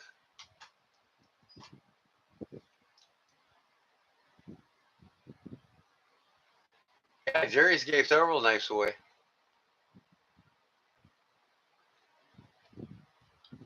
Well, a couple knives that I know of, I think, on my lives.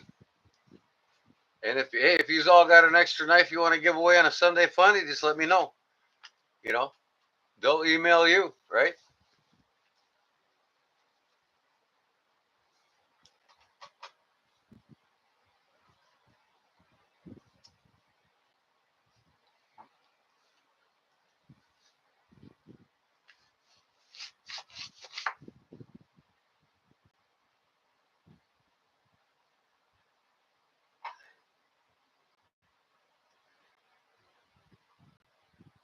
David Letterman. Good night, Sean.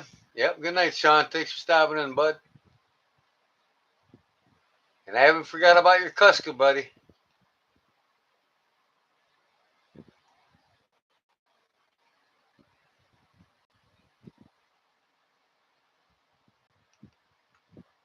Ugh.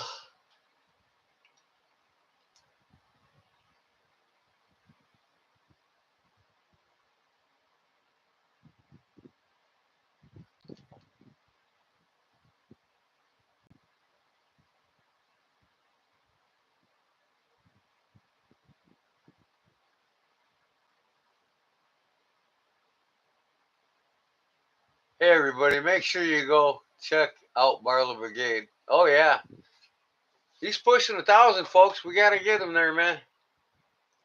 I think he had a 1,000 subscriber giveaway months ago, didn't he? Or no, that was 500. What it, Jim? You know, I didn't do one for 500, one for 1,000, or 2,000. So I figure, you know, I'm gonna do a big one for this 3,000. And my next one will be 5,000 and then 10,000.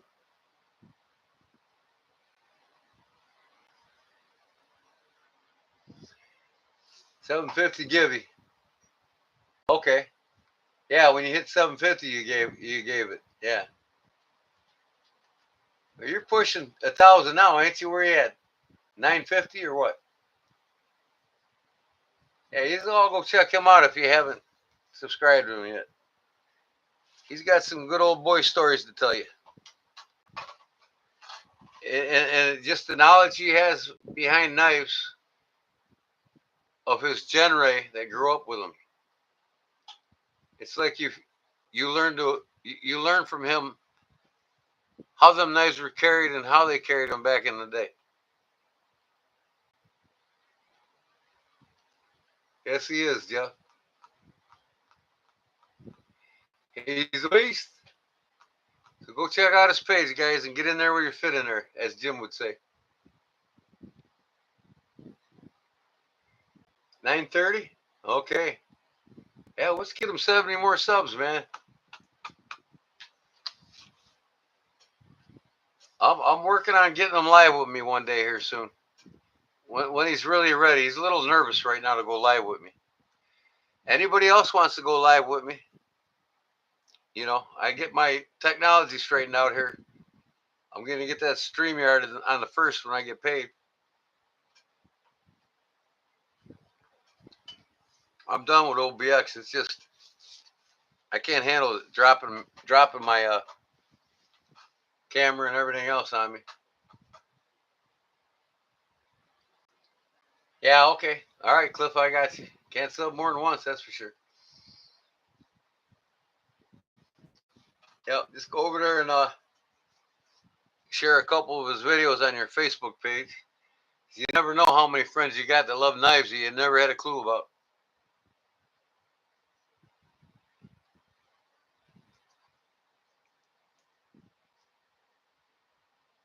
You're over there checking out his videos, do a quick copy and paste. You should have Cliff on sometime. Oh, I can, Paul. I can. And I will, you know. I want to get my technology first. I'll have, like last night, you know, I was watching 4 and 5 guys on it once together. And that guy sending me stickers too. Let me see. Can't remember his name. Help me out here, Paul. The 4 guys that were live last night. Man.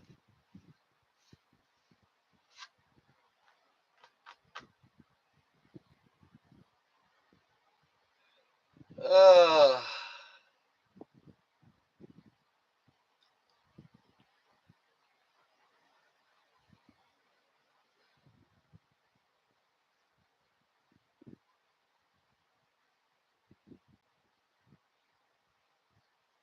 okay, Jeff Jackson. You're the one with the pocket drop.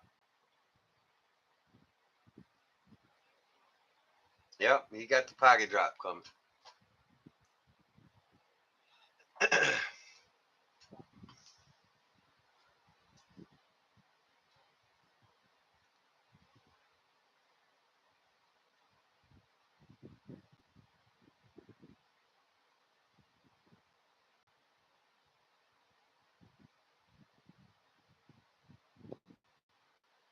Yeah, that's a nice, sweet little knife. That Nesmuk blade, that's pretty cool. Almost midnight there, huh, Kenny Randolph? All right, man. We'll see you again. Thanks for stopping, man, and the kind words. I really appreciate it. And that's awesome of you.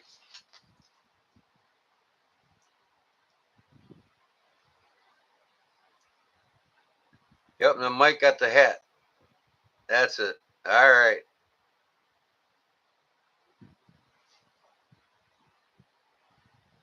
Brown Sugar got the other hat.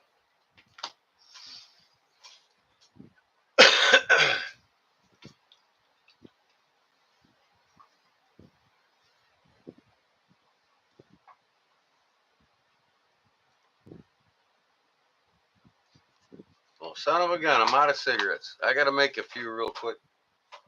Y'all chat with each other. And again, acts of kindness, y'all. I don't want to have to remove anybody while I'm not watching. Because really, I am watching because there's people that are watching for me.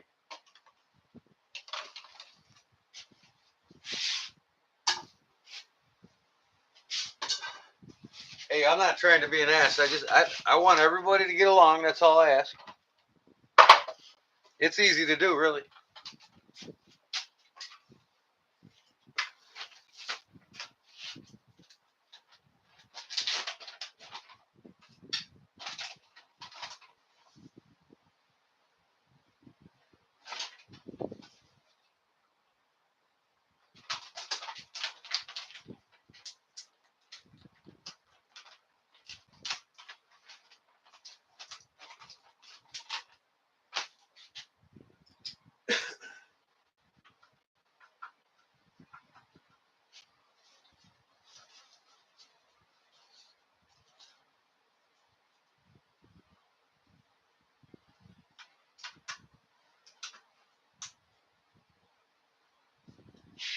Oh, shit.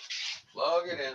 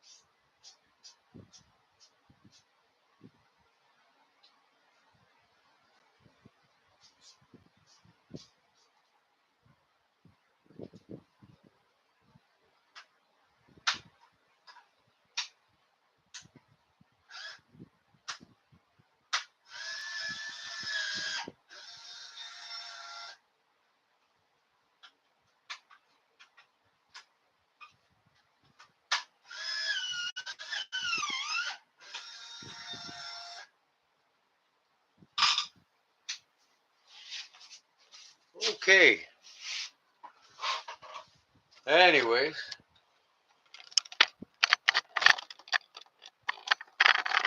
I'm back.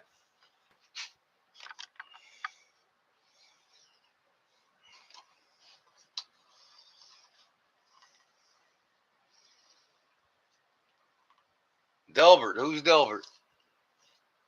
Delbert Alexander. Hello, everyone, and congratulations on making it to 3K. Oh, thanks, Delbert. I'm not there yet, but I will be before the first. And the giveaway ain't till the first. So if you haven't subscribed yet, please do so, and I appreciate it. And a lot of good prizes.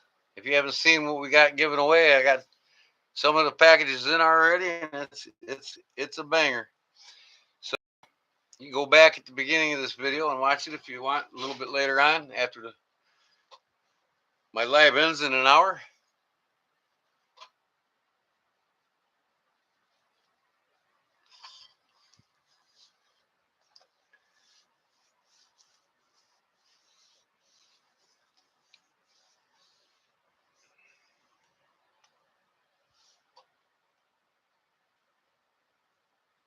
Oh yeah, I got Zach stuff sending me stickers. He's sending me a swag pack too. I emailed him and he said to get them off in the mail right away.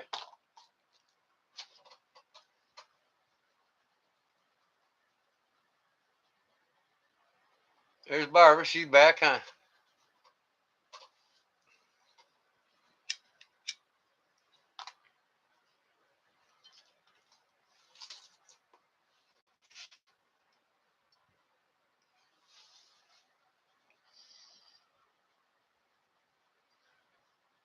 When I met my wife, she had over 20. I should have known I was married into a cat family. Well, my stepbrother just left his girlfriend. She got one too many cats in their marriage for 10 years. He just couldn't take it anymore, so he left her. And then she got rid of the cats and called them back. And she's only got 2 cats now. And they're getting back together. Cats are cool, though. I had 2 of them. Just a lot to take care of now that I'm older and having the 2 dogs. I had 3 dogs and 2 cats, but 2 of my dogs died recently, and well, uh, 2 of them died while I had it, Emmy. So she was my 3rd dog, and then when them 2 died, I went and I only had Emmy. Then I went and got the male. What was that rude? I was supposed to get it was turmeric. Yeah, get your turmeric. Get your ginger, rosemary, another super house. And you're not old enough yet, but the guys that are pushing 60 should be buying Swiss cheese and uh, on pizza. What's that cheese on pizza? Why do I keep brain farting? Uh, mozzarella, mozzarella and Swiss cheese for guys 50, pushing 60 or older, because them 2 cheeses help the body utilize protein and meats and things that you eat that's loaded in protein. As you get older and you lose your metabolism, the proteins that utilize by your body, but half as much as they used to be when you had a higher metabolism. So these cheeses keep that metabolism up, so you don't get degenerate bone disease, arthritis, bone loss, tissue loss, muscle loss. So believe it or not, these 2 cheeses are super duties at forcing pure proteins in your body to get utilized 100%. Without these cheeses, as you get older, and there's a couple other foods too. It's not just the cheeses, but the cheeses are the biggest factor of what's in it that causes the proteins, when your metabolism comes down, to be utilized the most, so you don't start getting arthritis and muscle mass, muscle tissue loss.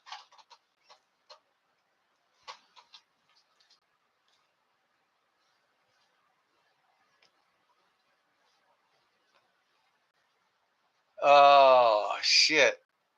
Oh hell! Look at that! Thanks, Paul. Thanks, Claude, and thank you, Robert Jones. Man, I tell you,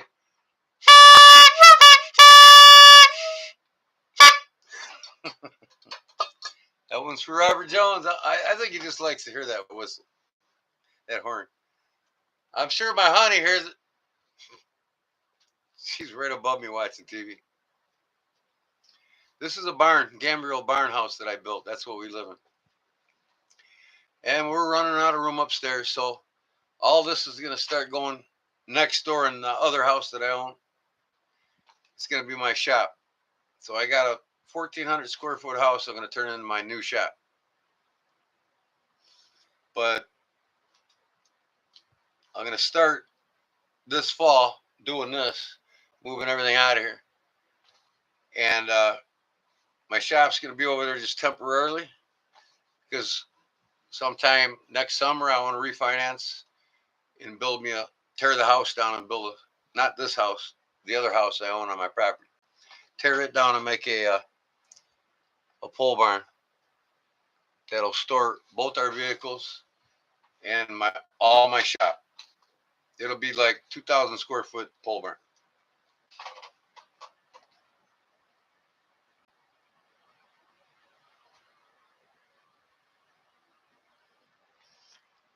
Oh yeah. They say money can't buy happiness, but with Robert it does. Now, money, it ain't all about the money. It's what's right here that compels that money. You know what I mean? The man's got a heart of gold, man. And he's making us, I'm very thankful to have him on board. I'm very thankful to have all of you on board. The money I've collected from you is more than half of what one single contributor has gave to me.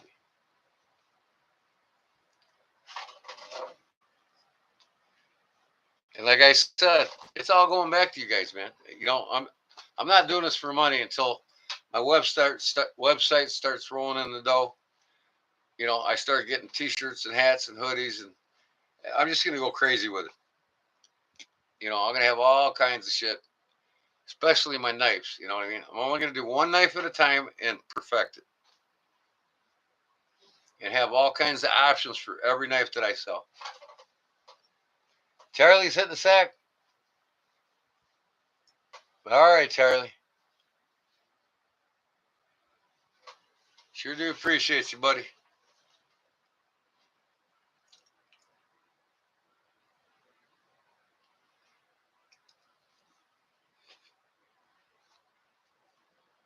The first week before the first of the next month, if anybody wants to contribute just one thing, make sure you have it to me. I would say 7 business days before the first, which is the end of next week. And I will recognize you, and you'll get a shout out here, and it'll help you out with what you make or do, or the kindness of your heart. Everybody gets a shout out. Everybody will know who gets what from who.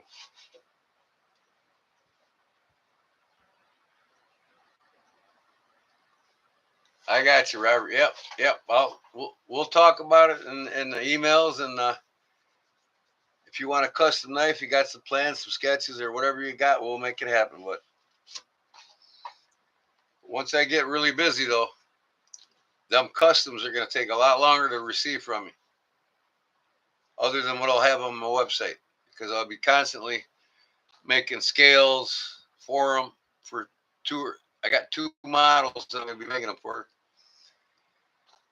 and then I'm going to start up a traditional folding knife, and I'm probably going to do a fuller size Barlow pocket knife. Like the size Case Knives does. Jack Wolf does a full size Barlow knife, single blade carbon steel. All the traditional guys love the carbon steel.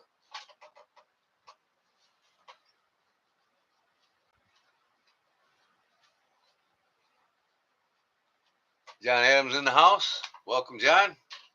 If you haven't seen what we got for the giveaway, go back to the beginning of the video and watch it again. And you'll see what we're giving away from Stacy Bolster Blades and from Robert Jones. I showed them 2 packages I got from them the last couple of days. And you can go back to the beginning of the video, John, and watch it. And I'm working on your knife. I told you I'm getting you something special. This is my prototype here. And I'm building 8 more. So I'm gonna get you one out. You'll be one of the first people. Derek Forio is gonna be the very first person to receive my newest knife, and then John Adams is gonna be the second person. He's on the list. Have you seen it, John? It's got a bottle opener on the bottom. Full flat grind. It's an outdoorsman's small game treasure. You can keep deer with this too, real easy.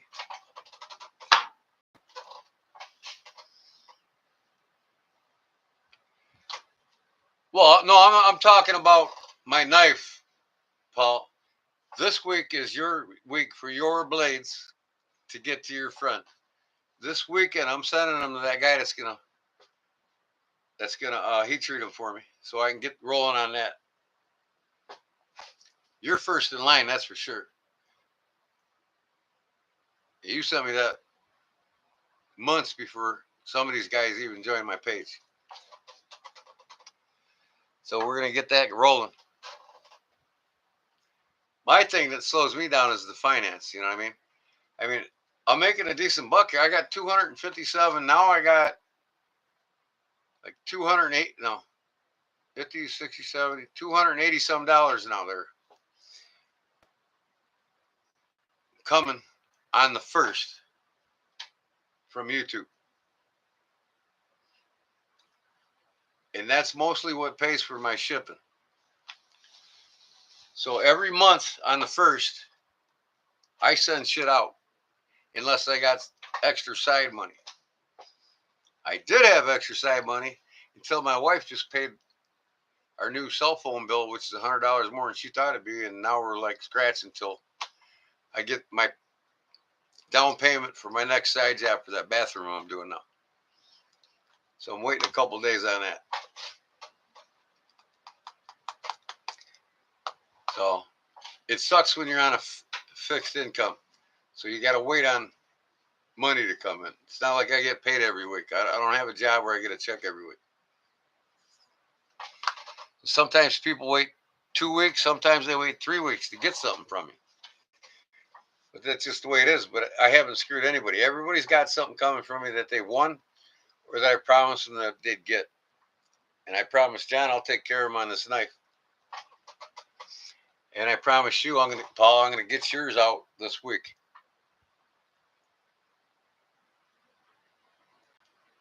There's some I talked to. Who would I talk with today? I don't know if it was Big Jim or Claude or somebody. They said they know. Oh, somebody told me. I don't know if it was Paul. I don't know who which one of you told me. There's some places where you win something 5-7 weeks before you even get it in the mail from them. And I think this fellow, whoever told me this, they waited like 3 or 4 months one time to get something from a winning from somebody. I'm not waiting that long to send shit out to people. Because on the first, I got double whammy on money. So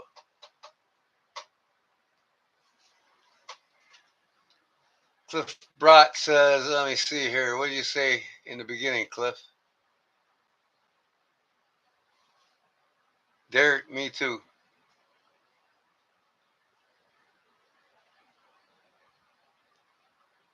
In a couple months, I can be on a fixed income. I'm on one of those no income budgets. Yeah, I hear you, Derek. Yeah, you think sometimes when you got it bad, there's always somebody that's got it worse. My property taxes were due. I had to go refinance the house to pay them. I'm like, okay. And they took it out of my equity. So my payment's going to go up $200 a month now. Broke your back in 2 places now in 2020. Wow. That sucks, Cliff. Yeah, and Trump's going to make America great again, right? Boy, I tell you what, they're just rushing to get that money now, ain't they? That was me. It was me. I waited almost 5 months. Oh, okay. Yeah, that's right. 5 months to get something from G-Ball. And that's probably a bigger page too. I never been to G-Boss page.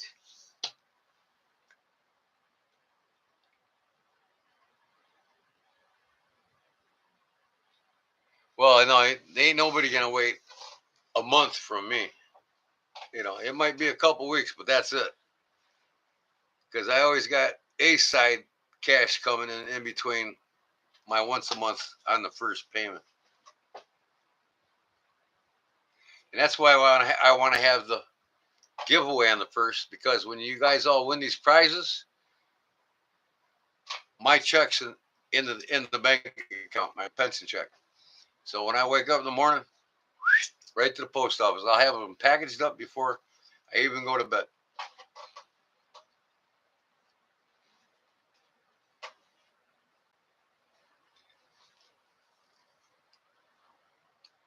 You got to double the speed on the video so that way it sounds normal.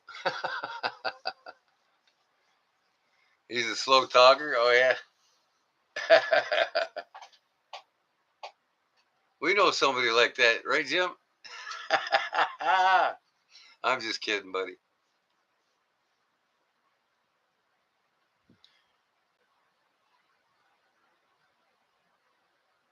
Yeah, and now I write everything down, man. I'm not scratching around looking, well, who got this and who got that? I got everything boxed up, ready to go. And now, when I get my down payment for this next side job, I'm going to start in a few days. I'm going to send these all out again.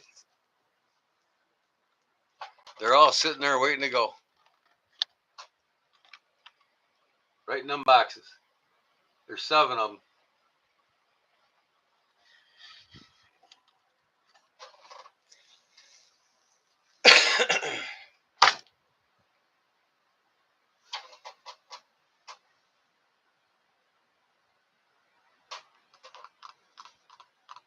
Wacky tobacco. What'd Jim do? Fall asleep again, or he's probably kicking on his recliner, watching us on the YouTube television. Oh wait, man, I'm on a live. I went in today. My wife had to take her aunt to get the eyes looked at because she's got to have cataract surgery. Imagine that, right? So she got that done, and I went across the street to the Bedford Sales, the Pro Bass Shop. It's not Bass Pro Shop; it's a Pro Bass Shop. It's been there. In fact, Claude Williams here worked at Bedford Sales that I was at today. It's a big ass warehouse, and it used to be full of shelves and all kinds of tackle and shit, and poles. I mean, there's $500-600 fishing rods in there. There's $130,000 bass boats in there. I mean, this is the big boys' toy store. So I was in there, and back in 1984 and 85, when we were young, just out of high school, Claude Williams himself in the live stream, he serviced and worked on bass boats then when he was a kid out of high school.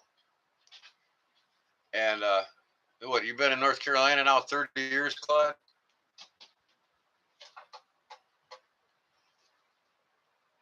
So I went. I should have went live with Claude, but I did. I took pictures as I was there and sent them to him. The whole place is totally different inside. He said it was hot as hell in there when he was a kid. They didn't have no AC in that big ass building, big metal building. And it gets 110, 115 heated next year. If it's 95, 97 degrees, it's 110, 112 heat index. All January, June, and July. Not really June as much, but July is the hottest month of the year here in Illinois. And we get 70% humidity. We don't get 10, 15%. It's usually 50 to 70% humidity. Every time it rains, we get a lot of rain, and then it turns into humidity. And the next day, it just drains you. You can be in the shade and just pour down your eyes.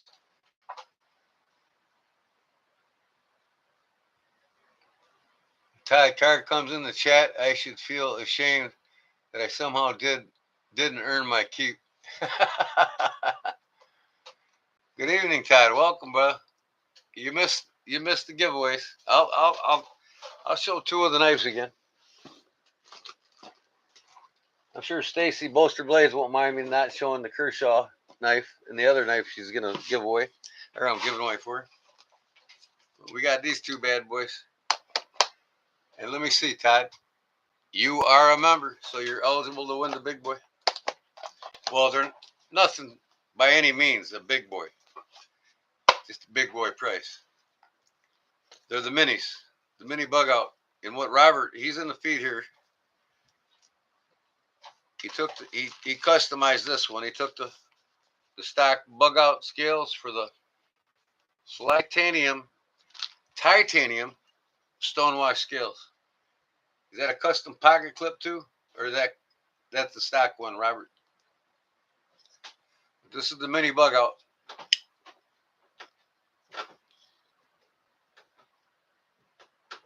Brand new. Stonewash titanium scales. Say that 3 times. Yeah. Yep, he's an incredible person, man. I'm so blessed to have him in our knife community here. What is this? An access sticker? Is that a sticker, Robert?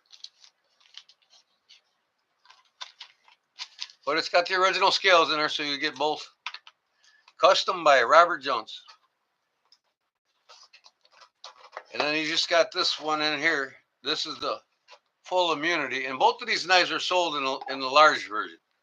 These are the minis, hence mini, right? And then you each get a sticker that says, "I hate knives." Just kidding. Could you imagine? I think that's a cool touch. But you only had 2 of them, so I put them. I'm gonna give them away with these knives. Yeah, here's the full immunity mini, and I just love a good Warren clip. Man, this would do some severe artery damage for self-defense right now.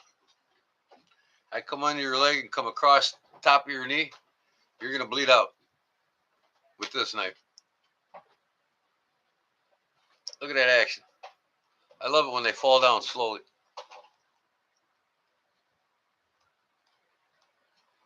Come on.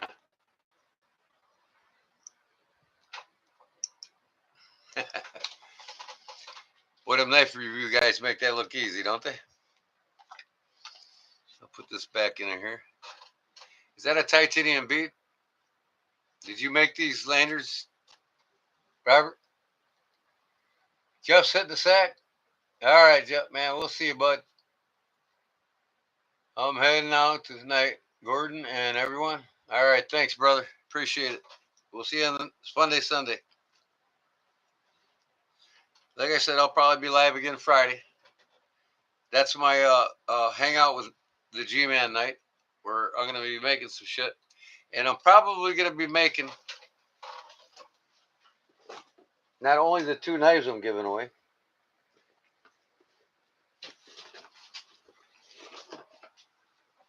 I'm going to make a half a dozen of these legal versions. Legal versions, not the illegal ones. Yeah. Don't let the cops see you with these folks. You're just asking for trouble. That's all I got to say. You know, it's my duty. I'm giving that away. You know what I mean? Even though it was given to me to give away, I will still have a guilt conscience if somebody gets caught with that and goes to jail or gets a big hefty fine on it. You know what I mean? So just be aware when you get one of them with the steel ball in it, or even that length. A cop can consider that a weapon even if it is long because of the swinging power. You know what I mean? It doesn't have to have a ball in it. But if you remember, I made one and gave it away not too long ago, but it only had a paracord about that long on it. It wasn't like this. You can't. It's the cop will laugh at you if you have that, as long as it don't have a steel ball.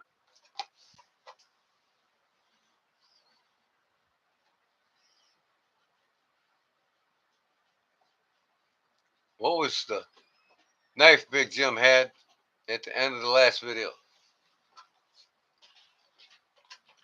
Yeah, me and Derek Forio, we were both uh what was we doing? What's that broad's name that's got that channel? Derek had drool coming out of his mouth when he's talking to me. I could hear it in his voice. So I don't know. I said, "What are you doing, man? I'm busy, man. Leave me alone. I'm watching this video over and over again." He says, "Man, I don't stand a chance with that girl, and you know it." I says, "That's because you don't know how to stand a chance with her." Yep. Like I said, them girls don't want guys that look at themselves more in the mirror than they do them. You know what I mean? They like the average guys like you and I. Gonzo makes some nice blades. You bet they do, man. I love my Gonzo knives, and I'll continue to buy them. Good night, everybody, and thanks everybody for all the giveaway items. That was awesome. Oh yeah, thanks, Claude, and you go get some rest, man. I'll give you a holler tomorrow, brother. Gonzo makes some nice blades for the money, like their 440C. And Todd, Gonzo also has a premium knife out there with S30 or S90V, I believe, or some other steel, top powder steel. And it's around the $230 range. So they do have. No, wait, not Gonzo. Wait. Yeah, Gonzo, not petrified fish. And I think petrified fish is in the premium steel game now too, from what I've heard. I'm not sure if they started it yet.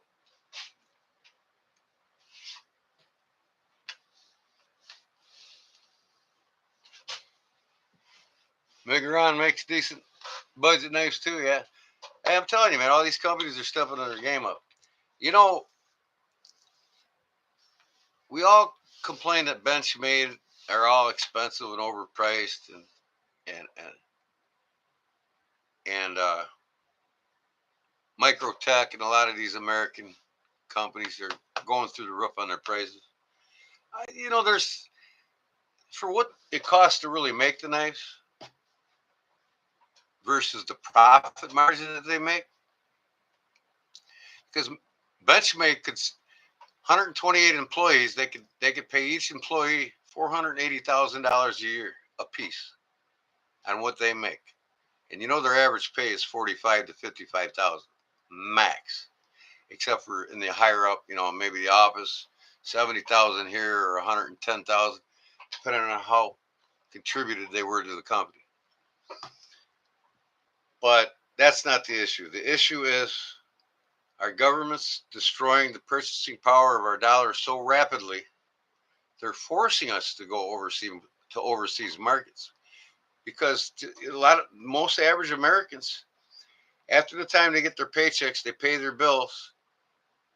Then they got the utility companies raising their prices because of the devaluation of the dollar for the government borrowing too much, monetary inflation.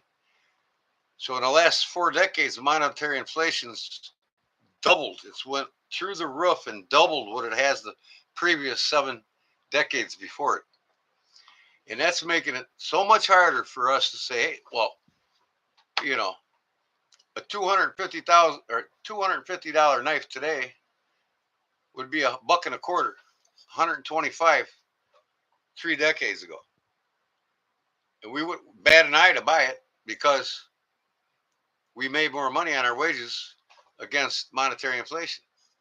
Our dollar went a lot further. So these companies don't lose money. When the government destroys the value of the dollar by borrowing trillions of dollars and not being able to pay it back with no GDP growth, that's why these Benchmades and these Microtechs and all these companies that stand for a name are charging more and more.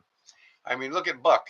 If you want to get one of their specialty knives, $550, $1,000, get the new Bushmaster, $1,000. You know what I mean? And they get it for the ones that are the collectors. Now, you wouldn't think Buck making 90 million a year and Benchmade making 43, 47 million a year is a lot of money. You would think it. I don't think that's a lot of money. That's not even a play in the game compared to the big international companies making trillions and billions a year. And all their prices go up just like theirs. You know what I mean? So we got to seek the Chinese markets, and the Chinese know this. They know, hey, if we step our game up, we got these American people buying our shit, and these American companies that have them make them for us, they're demanding quality control go up, so they can afford their own products that they can't afford to manufacture themselves here. So, you know, just in reality, so you know, when my father, I'm the baby boomers were the wealthiest generation ever. When my father was is a baby boomer, and so is my mom. So the baby boomers lived the wealthiest generation ever. They had the best purchasing power or of the dollar per dollar than we ever did. Generation X and beyond. Every generation is getting screwed more and more. So when I was a kid, my dad bought a brand new car for $1,800. He bought a case knife for $14. You know what I mean? Bought a gallon of milk for 15 cents. I bought a pack of cigarettes for 50 cents a pack when I first started. So it's your government, man. They're just destroying the dollar because of the banks. The banks own it all, and I like knives. As Big Jim would say, I like knives. You don't want to hear about the politics. I like knives. But yeah, a lot of great companies out there, you know, making great knives. And unfortunately, they have to sub it out to China. And China's picking up their game because they know how to get the markets internationally.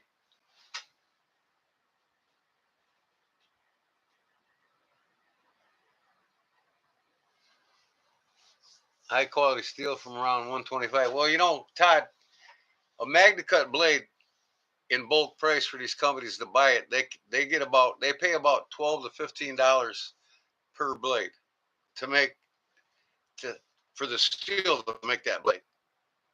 They don't pay 125. They raise the price 125. So they get one blank that'll punch out 12 knives on it of Magna Cut, which would be a 280 ton press. Uh, they get 12 knives out of it, and they pay like I think I want to say Magna Cut's double the price. Regular 440C is like $26 a blank to make a dozen knives, and a Magna Cut is like $47 a blank. So they're getting 12 knives out of for $47, and they're charging you $125 more for that knife. And like I said, if it costs so much for all the equipment and all this and this, well, yeah, that's just all expensive. But the first 5 years of production pays all that equipment off. And well, the upkeep, it ain't that much. The total cost of making knives doesn't subside. I think it's 54%. And in most cases, it's like 51%. So they're profiting 48 to 49% on the knives they make. So again, how much you think Benchmade's paying their 128 employees making 64 million a year? That's enough to pay each employee well over 400,000 a year apiece, and have some left over.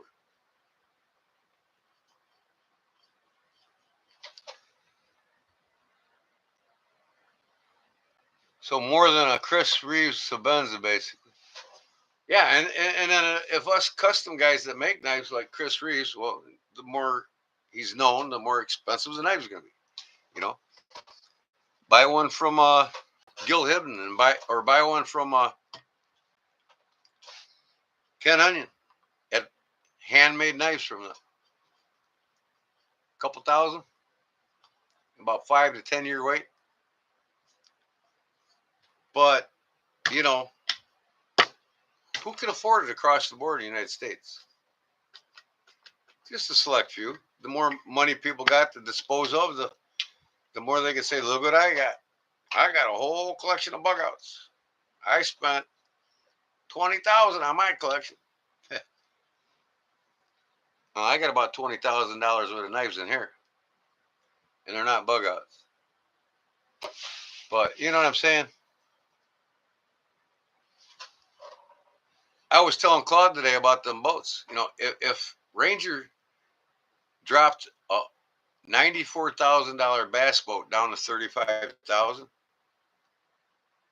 they could still make them at that cost, and they would sell 5 times more boats than they would at 100,000. 5 times more. I mean, it's like these companies, they just cater to the ones that are wealthy in the community. It's like Benchmade and and Chris Reeves and all them that are making these. Because Chris Reeves, he don't hand make knives anymore. If he does, you're gonna pay thousands for them. They're machine. Only way he can make money. Only way he can make money. He ain't got enough time and money to do them by hand anymore. Nope. And I'm sure he does because of the passion. He still makes them with his boys.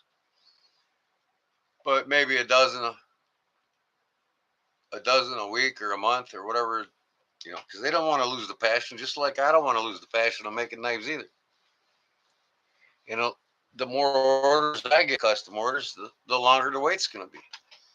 Because I'm not going to rush for anybody, just like they're not going to rush for anybody, to keep the passion and knowing that you're getting my heart poured into this, making it on my time frame and doing the best job I can for you.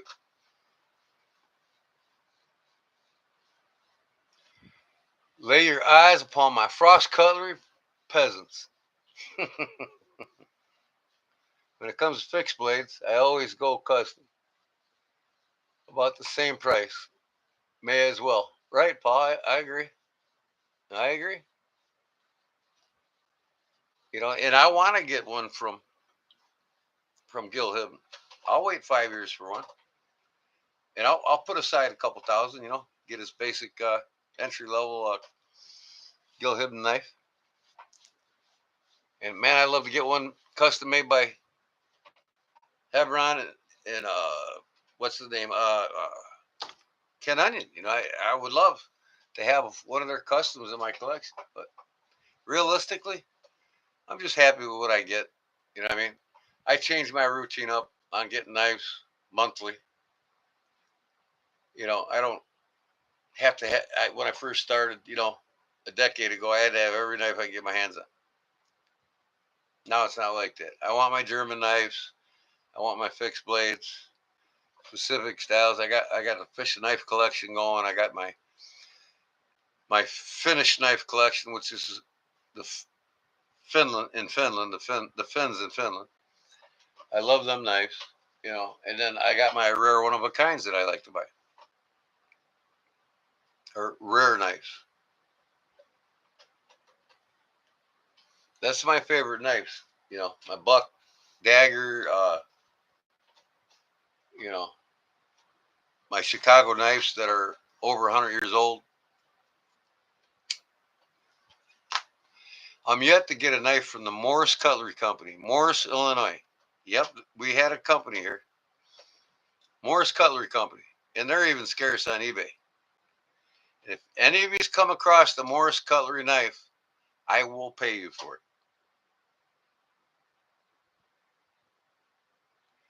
So write that down if you're at a flea market and you see this knife and you're like, where's Morris Cutlery? It says Morris Cutlery, Morris, Illinois on the blades. It says Morris Cutlery on one blade and Morris, Illinois on the other blade. And I did a video. It's in my shorts, I believe, of a Morris Cutlery Company knife I redid for a gal in Morris over here, which is 10 minutes from me. She has a Morris Cutlery Company collection. Her father got them back in the early 1900s, and she passed them down to her daughter. And she wanted me to redo one of them because she had several of them that were the same. Other than that, they're novelty. They're known for having clear clear plastic with the picture behind it against the liners.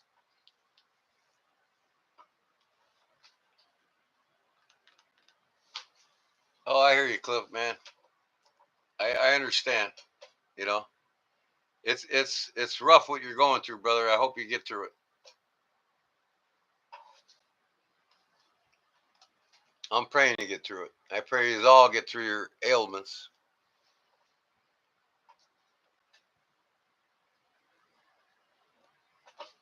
All right, how about a quote from the good book of inspiration? Not a religious quote. That'll be at the end of the night. And we're getting close.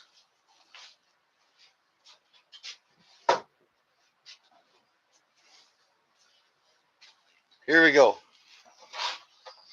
The guide works of anthology and inspiration and humor.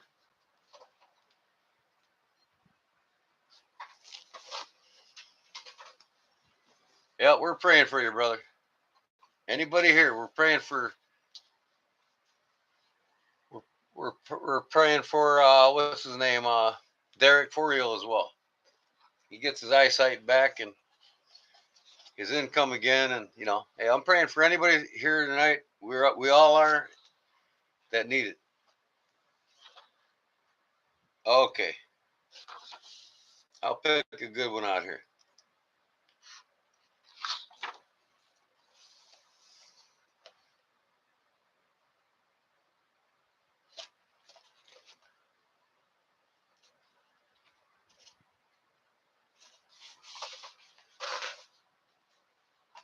Fourth of July, ODE or Ode.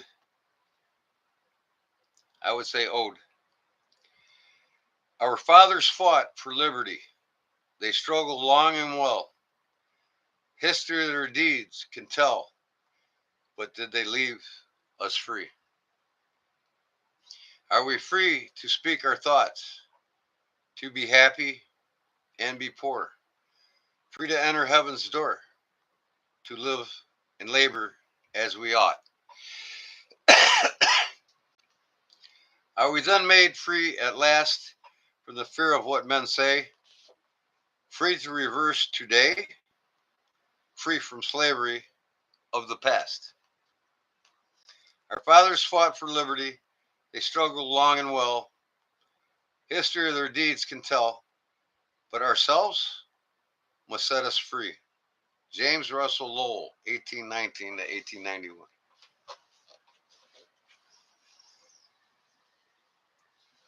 Good night, Roger. Brown Sugar says, night, Roger. Night, Roger, Todd says. Roger that, Roger. We'll see you again, buddy. Thanks for stopping in, and we'll Friday and Sunday. I'll probably be on shortly for Friday. I might be on a little bit longer for Friday. Depends on what day I start this bathroom job I'm doing.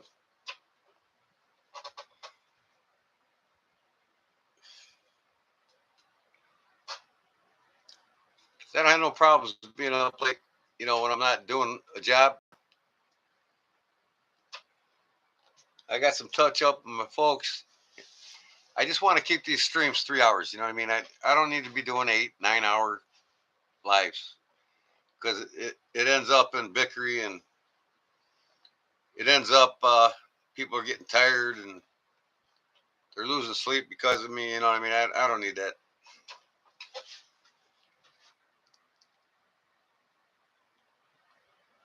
Guide of Benchmade information. Zach. Oh yeah, Zach's a walking carnal knowledge of Benchmade, ain't he? He's sending me some swag stickers in the mail for my giveaway. So hopefully I'll have a good dozen or so of Zach's stickers.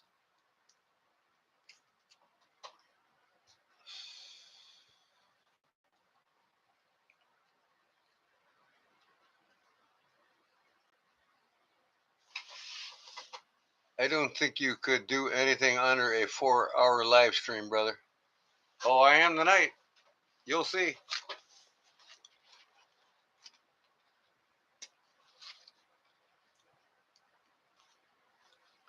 I got lots to get done, and the longer you just keep me on here, the more sleep I have to miss work and put off or other projects. That's got to come to an end.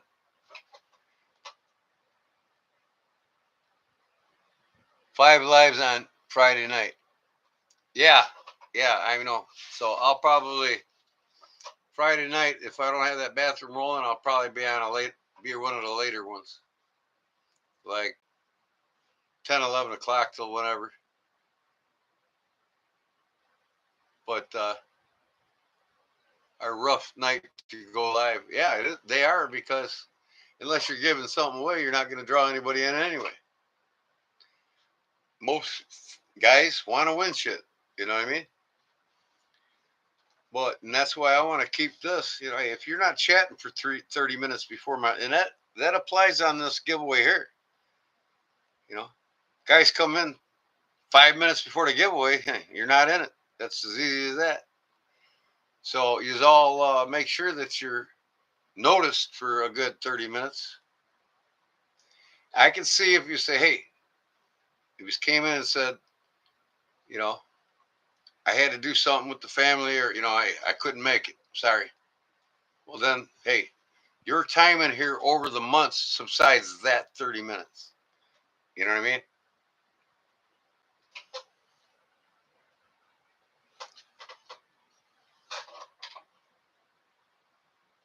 Removable scales. And I'm going to have, it's got the bottle opener on the bottom. And don't tell me you don't want it. It's a custom knife by me. You're going to get it. You're going to be the second person that gets it from me. Derek's the first. We already planned it. And I got brown micarta or black carbon fiber. Your choice. Or black walnut. That's the 3 scales I'm going to start selling that knife with, and they're interchangeable. You can buy the other 2 scales off me in the future on my website, and that's what I'm getting done to do for guys that want that knife. I don't have no time to make any custom knife for anybody. So 12 of these will be done in the next few days. In between, I'm going to get Paul's out for him. But 12 of these will be done, and 12 of my pocket drops are going to be done. And they will both have interchangeable scales. So if you don't like this one, your only other option is that sow buster that I do. And Paul will tell you about the sow buster. He absolutely loves it.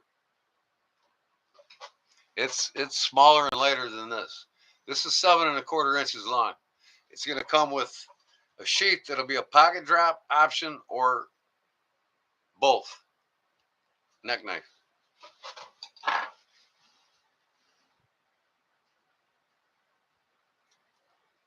Fed, you won that. I got it in your box. No. And you know what? I'm going to get that in a box for you. But all right, I'm gonna read one more of these here. I'm going to get that. I'm yet to glue the handle on it. That's what I wanted to do before I send it to you. So I'm going to get that now, and you just can watch me glue the handle. Well, I got to do it in the vise. I need the vise, and I'll do it now and then bring it over here and show you the before and after right now. As soon as I read one more quote out of this book, I'm going to go get that. So I'm waiting on my payout for my bathroom remodel so I can send these out. And I got 7 boxes over here ready to go. And your package is going to be a small package, a regular bubble wrap package for your knife. It's a Nesmuk knife. I'll show it to you. Hold on real quick.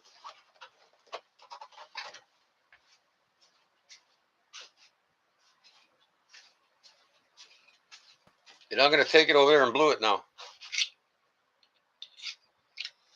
But it goes in the pocket watch pocket in your blue jeans. Then your pocket's all available down here. Ulti clip. You just pull it out. Nesmuk.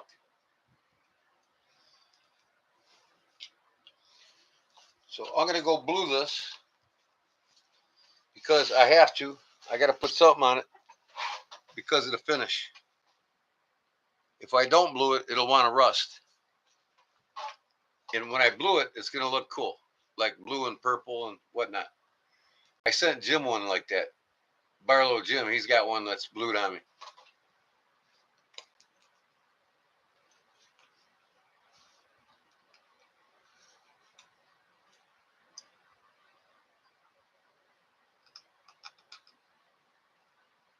You've won like 6 giveaways in the last 3 weeks. I wish I'd won 6 giveaways.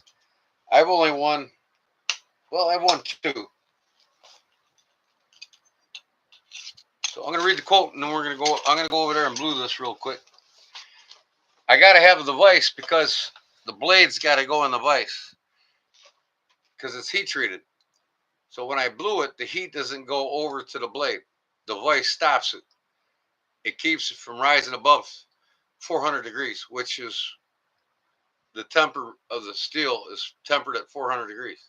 So you don't want to go over 400 on a blade. This will be about 700, 750, and that's about the blue temperature. So and that'll keep the rust off of it.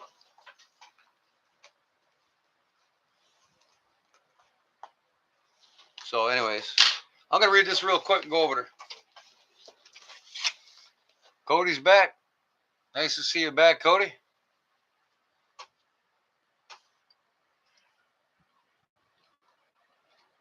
Stuck in North Carolina for 13 days. I had one stuck in Mississippi for 4 days, coming from deep south.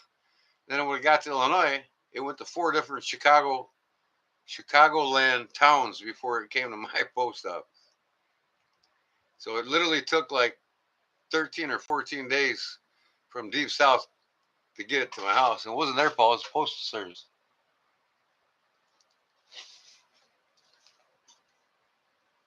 I don't need to read this right now. I'm going to go on that. I wish I had a mobile I could take with me now, but I don't. So I'll be right back. You guys have a pleasant conversation while I'm gone.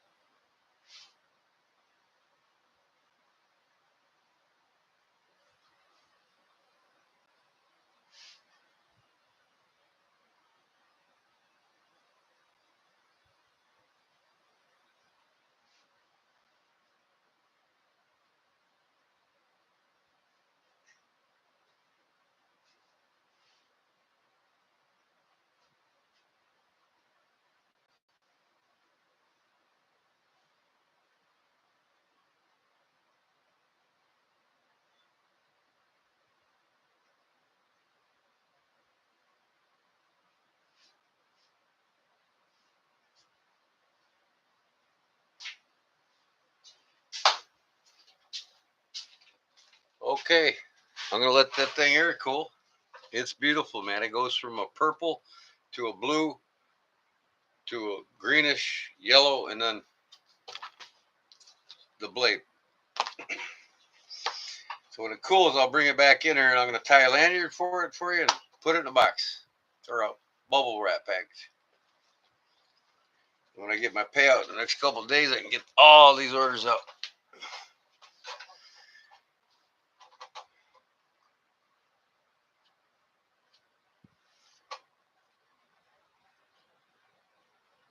Hell of a road trip. Road trip to where?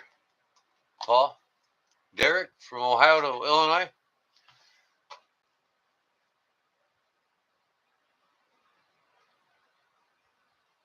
Dwayne's in the house, huh? What up, Dwayne? What's the good word?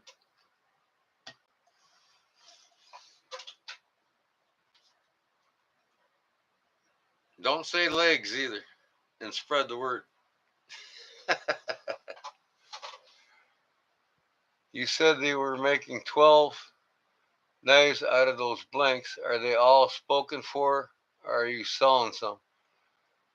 Baptism. I'm making 12 of each of my sow buster and my new design. I'm going to reconfigure this though. I don't want this angle because it looks too much like another knife company's knife. So I'm going to kind of make it look more Spyderco-ish. And then 12 of these and 12 of the sow busters. And then I'm going to have 4 different scales available for them. The price will determine on how many sets of scales you want to buy, or if you want a spine carved or whatever it be. If you want Cerakote finished blade, you know, all them options will be on my website. They will be for sale in my website. All right. I'm not making them to give them to people on custom order. The options will be in the website. So if you want brown micarta as scales on this or the sow buster, I got them. I got 4 more sets of each of these coming in the mail. These here, carbon fiber, black walnut, and maple to start. And I might make myself my own micarta for both knives. If you want them, they're going to be available. I'm trying to get them done in a couple weeks so I can have them on my website. My Shopify website is linked to my YouTube channel. You just go up to hit the shop feature in my YouTube channel, and you can buy them. There will be a section where you leave comments. If you click on the custom, then you can go in the section in the comments and put what color scales you want. You know what I mean? And then you'll click on back carving. Go in the comments to tell me what back carving you want, whether it's a vine pattern or hourglass pattern or whatever pattern you want. Depending on how many options you click on, you go in the comments and you tell me what you want, or you just get the basic. Click on the basic with no options. They'll start out at 125 and they go up from there. The scales will most likely, I want to try to keep them down to like $50 a pair. The price of the material goes up, the more expensive. Now, you're not going to pay $50 for scales from molar tooth, you know, from fossil tooth, you know, that they're like $100 scale. So one day that'll be an option. For right now, just 4 different options on the scales, and then 2 options on the carving. It'll all be there, baptism.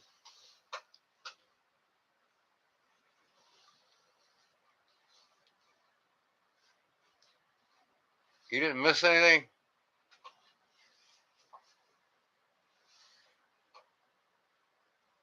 You can go back, Robert. No, you know, yeah, you didn't miss anything. I just been bullshitting the whole time you've been gone. Does that answer your question, baptism? Baptism.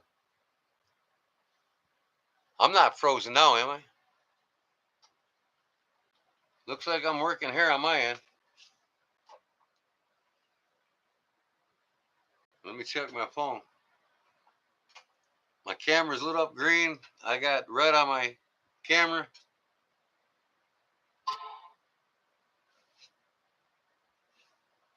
Let me see here. YouTube.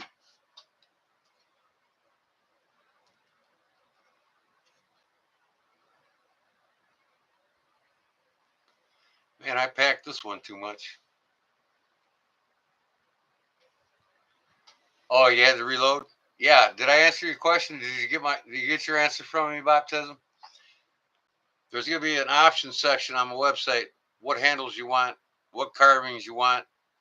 If you check the carving and you check the different options of handle material, it's like ordering it on any other knife site, right?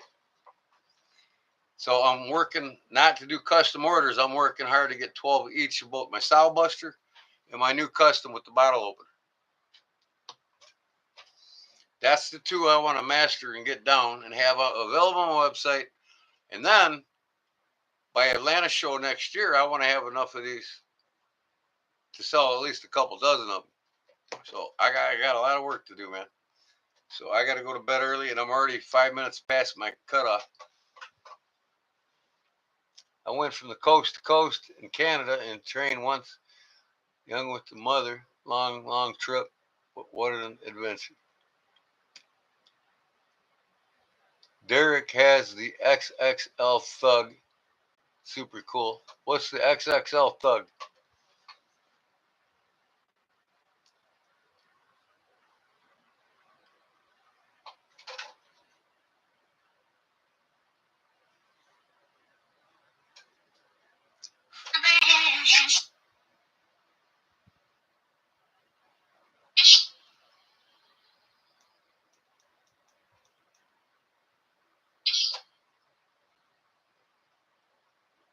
Let me see here.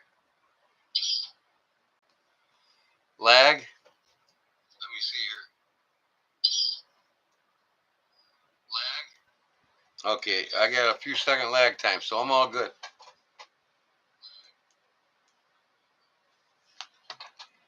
Man, this thing just cuts my head off, don't it?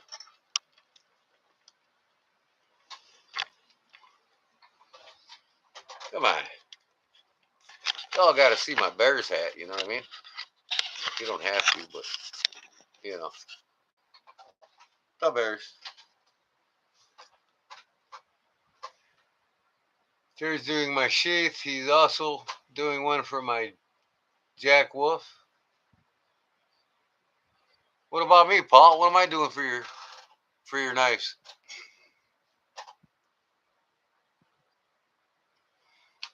You don't like my leather work, I guess, huh? I see how you are. I'm too busy anyway, man. Really, I got to get knives. I got to get inventory on my website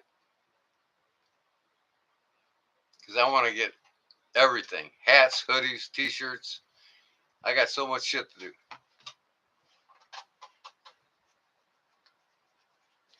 I got you, brother. I know. Half of us here are wheeler and dealers, man. We'll trade our talent. We'll trade our knives for other shit, and that's how it goes. I mean, I got shit sitting around I don't even use. I mean, I'd be willing to trade half of the knives I got, but I don't need sheaths and I don't need pocket slips and gun holsters and none of that.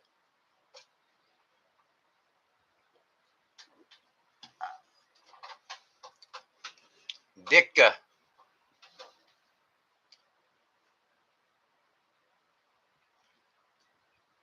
Yep. The Green Bay Packers this year, they can suck my dicka and kiss my buckus.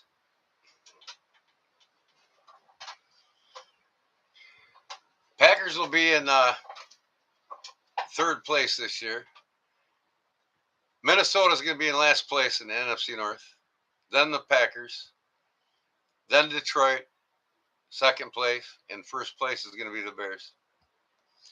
It's going to take 2 to 3 games for the Bears to get in sync. But I don't see it have any problems beating Minnesota the first game of the year.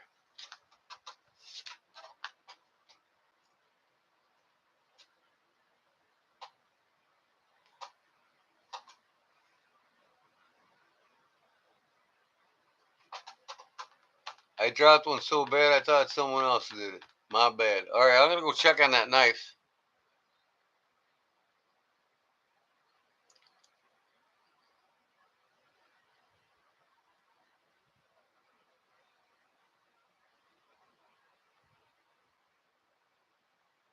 You want to see those brows? What brows? You guys flirting with each other, are you?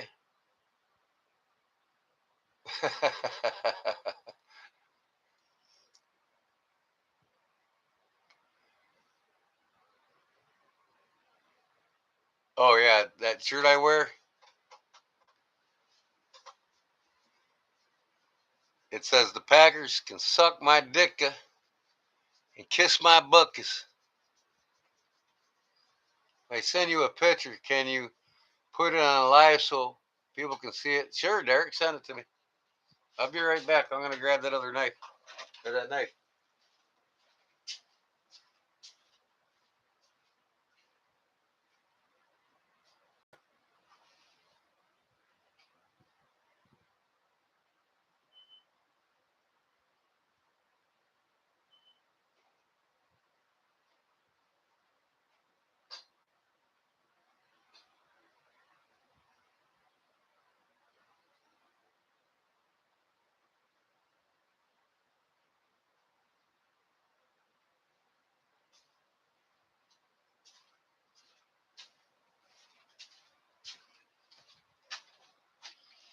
Look at this. I gave it a satin finish and colored it, blued it. It goes from a dark blue to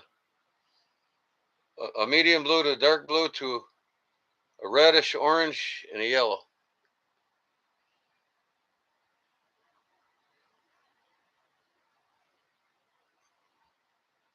Now I'm going to make a lanyard to match. Still got the stonewash finish in the front with a matte finish on the handle. Let's put it in the sheath here. Where did I put it? It's over there. Want to see my knife and picture of me with my girlfriend?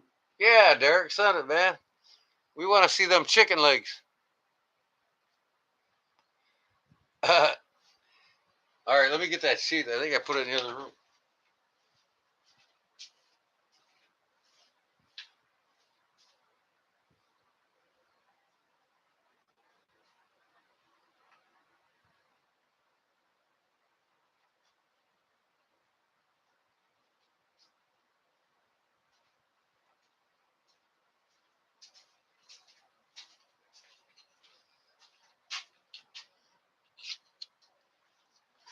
I did this to Jim's.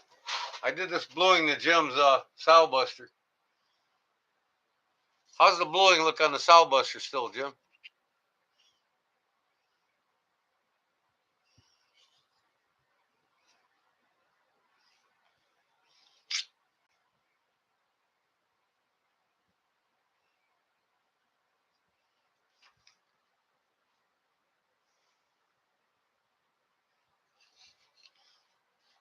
Where's he at now? Where'd Jeff Jackson go? Is he still here?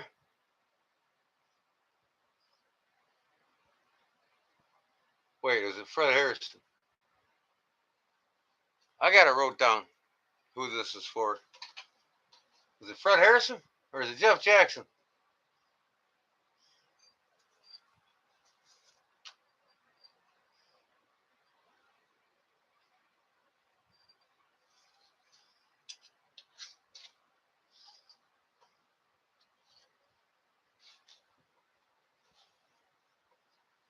Yeah, yeah, that's yours. Fred Harrison. Or it's Ed Harrison, yeah. Yeah, this is yours. I'm going to make a lanyard now.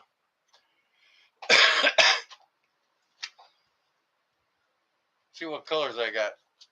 I got maroon, s'mores, tan, ODE green.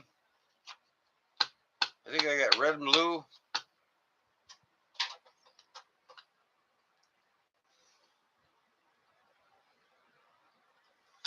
I'll go get my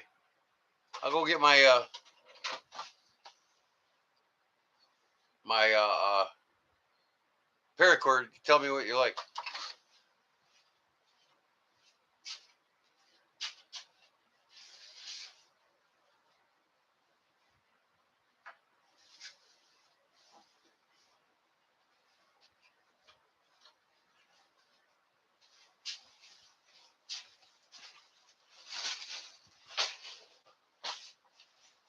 Oh, I think I know it would look cool. I got a red and blue that's, I think it's red and blue or red and black. That's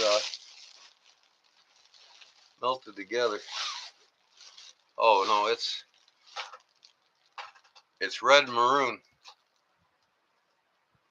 You like that? We'll do like a snake knot. Two different colors in a snake knot. Tie it on her and tell me how you like it. All right.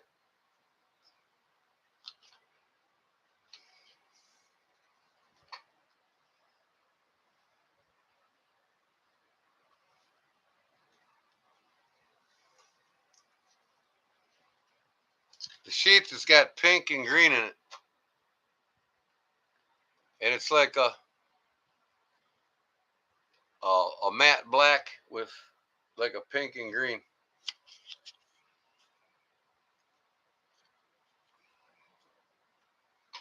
I got some pink, smaller stuff, but I don't think I got green. I might have green. I think the green would look good with it. You see the bluing on it? How it turned blue when I blued it? I gave it a matte finish on the handle separate from the stonewash on the blade. Yellow, orange, touch of red, dark blue, and light blue. Same on the other side.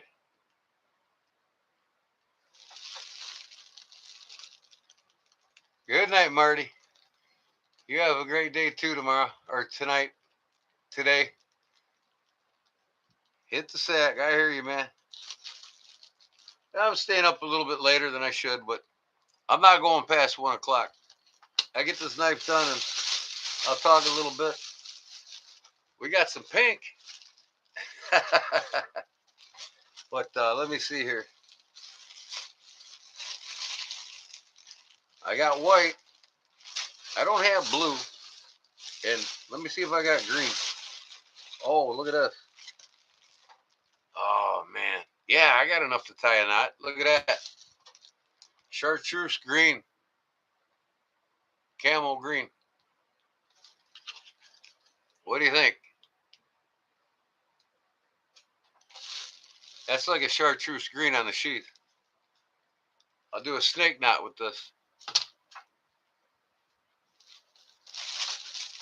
Let me see. I got ODE green, but that won't look good.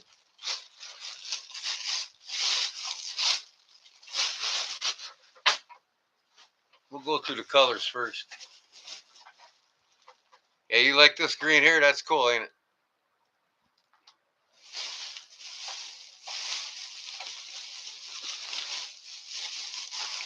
Just in case I don't have a solid green somewhere. And I probably don't. I got blue, that's it.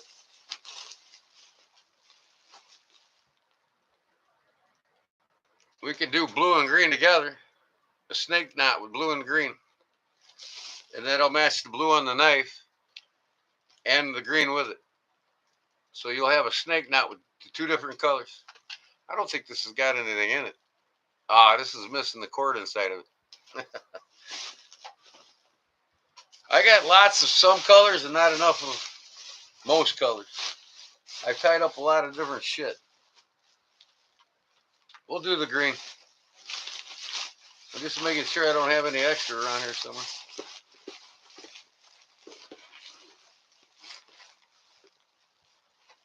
And I've got this green, it's smaller. It's like half the size of the regular paracord.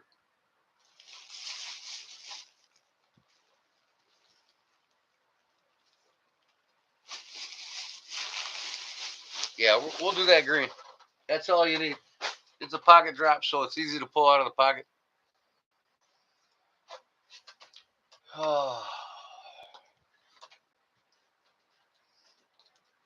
Put the camera down.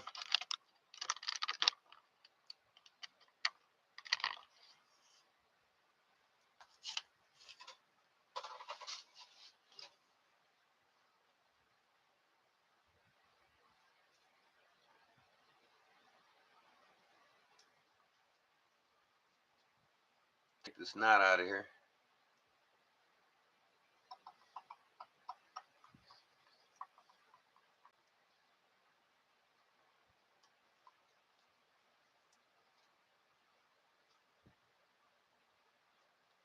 Yeah, this is the chartreuse in dark green and black. So it hits all the colors on here. Chartreuse green, black hardware, and no dark green, but it don't matter. That's the only color that ain't on it. And the green's green. They match together anyway.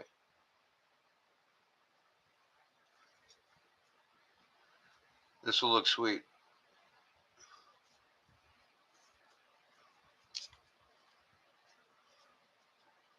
I wish I had some solid metal beads, man.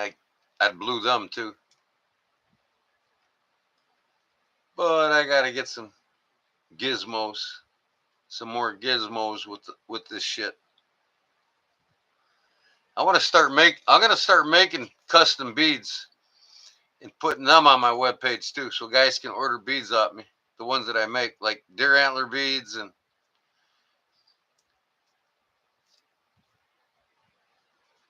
then see if I can get some titanium beads going, like oblong titanium. Okay, here we go.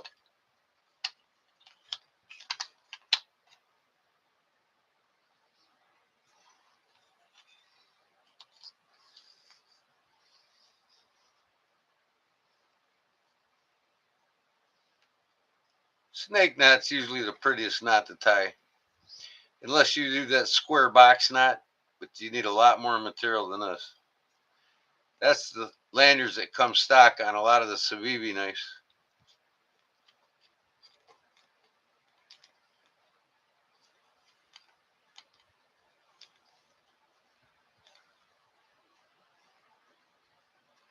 And it only takes 4 of these to be nice. Oh, Derek sent me a picture. I'll be getting it here in a second.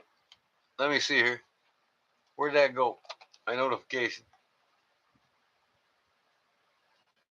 Right there. Nope. I gotta go to Derek, did you send it to Instagram, buddy?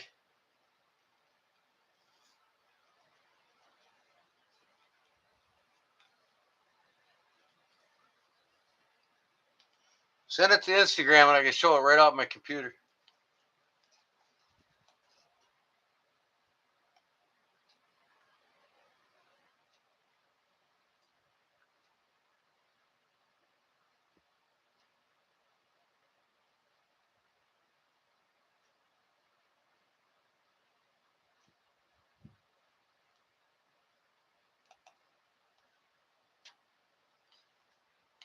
Did you hear me, Derek?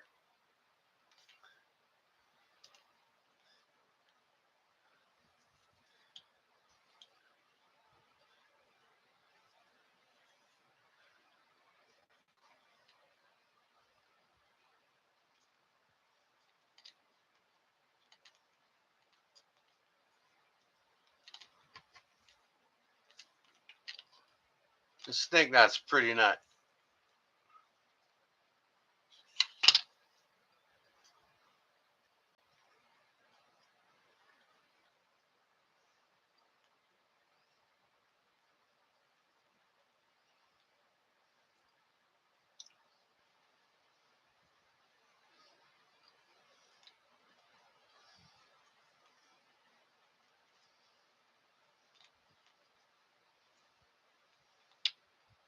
We'll put 5 in there. I got enough. Longer's better.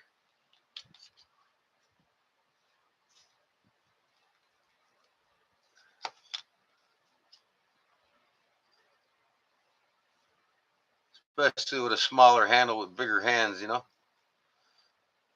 I'll put as much as I can squeeze in here.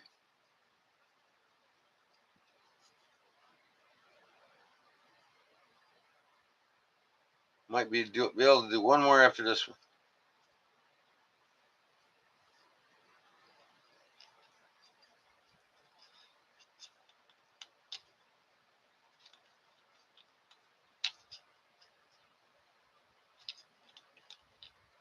Instagram. Okay, let me split my screen now and get Instagram up here. Oh, what's this? Get out of here.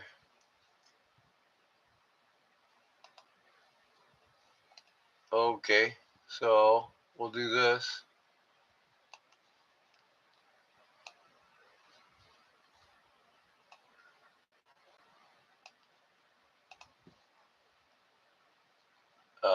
Yeah. Where's Instagram on my computer here now? Gotta find it.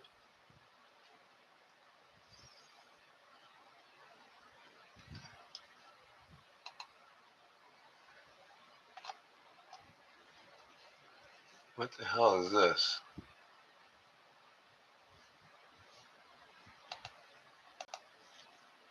Come on, man. Recommendations more. All. Okay. A, B, C, D, E, F, G, H, I. Instagram. Where the hell is Instagram? Hold on. Duh.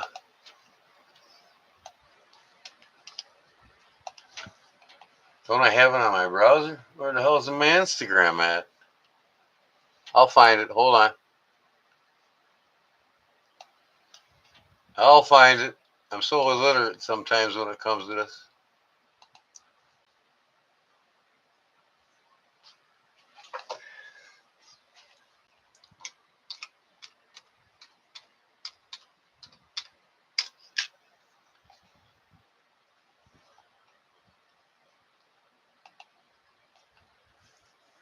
Here we go. All right. 2. Derek Foriel sent 4 photos.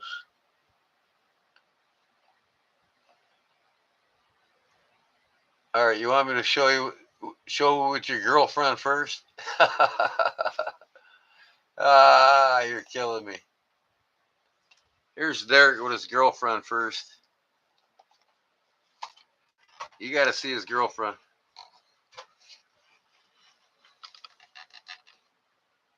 There's his girlfriend. Let me see if I can blow this picture up. I guess not. Can you see her? Hold on. And get this camera off without shutting it off. I got a feeling it's gonna. There's his girlfriend. I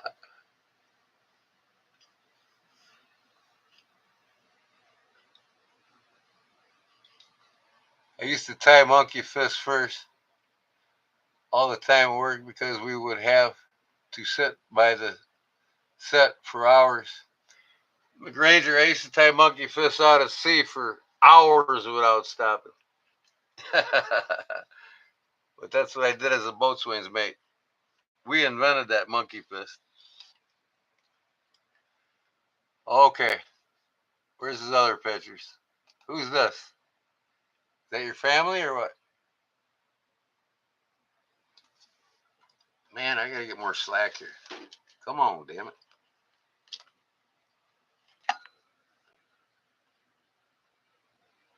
It's your mom and pa?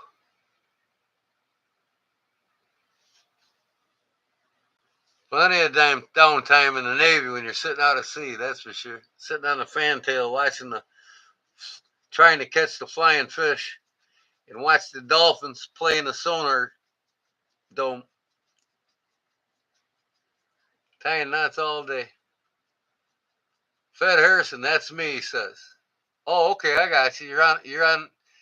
You're on Derek's right side, huh? Or left side.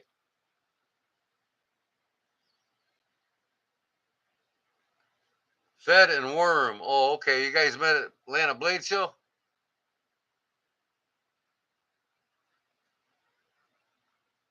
So is that you? Is that you there, Fed? On the left or the right?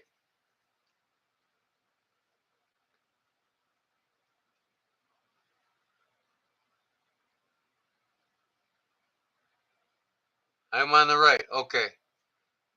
The Billy Idol guy, right? That's cool. All right. Where's the good looking short guy? You got chicken legs in the middle. uh, all right. Let me see here. One more picture, I think. Your knife, right? Oh, there's two more. Hold on.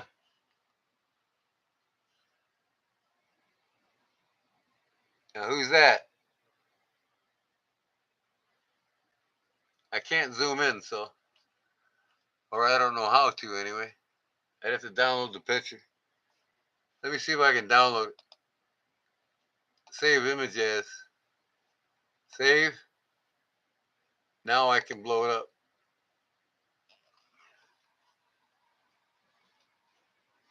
But I can't see how the camera looks. There we go.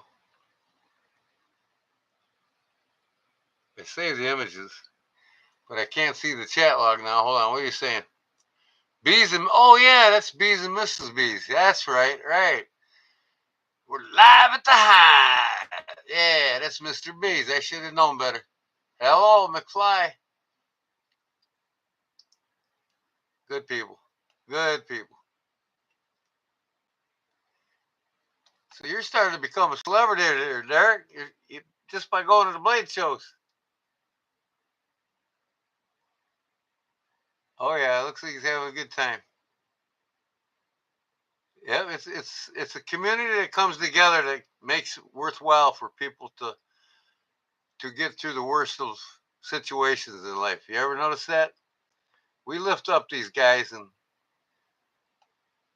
the Lord puts them in our life for a reason. That's all there is to it. So we got one more here. I got to bring up your girlfriend more. I'm gonna save this one.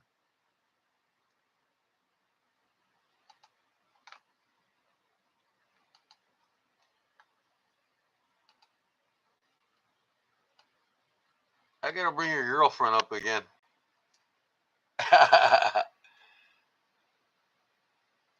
She got a pretty ass smile, that's for sure.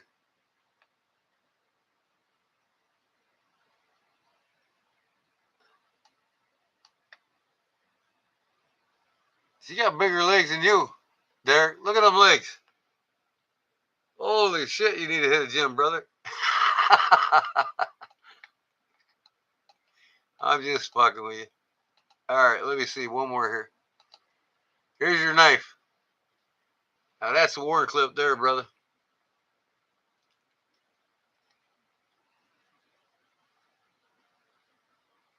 She got a sexy girl on it there.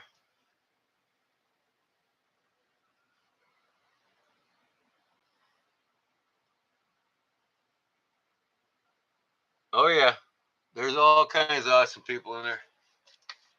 That's what makes it so fun, man. Yep, y'all make it fun. That's all there is to it. Right, Robert? You still with us, Robert? Okay, Fed. Let me get this thing done here for you. I like it when I can be able to see what you guys look like. Hey, when you email me a picture so I know, you know what I mean? I don't feel like I'm talking to a ghost. Yeah, see now here's the picture. Live at the Hive. I remember when he first started, man. I was watching him. Yeah, that's kind of like my survival knife or my fighting knife. But that would be considered a trench knife there. Nobody in the military would fight with that knife. It's too big. One more. Why not?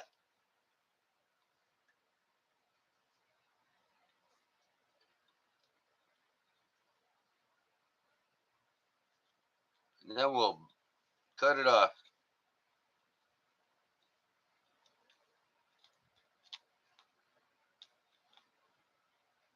You want to? Oh yeah, Cody. I think I remember seeing your name. It don't come out of that sheath. It's got a little play right there, but it don't come out. I need to get one of them vacuum presses so I can get a really tight fit to them. Or some stiffer foam, whatever works. I never tried anything stiffer.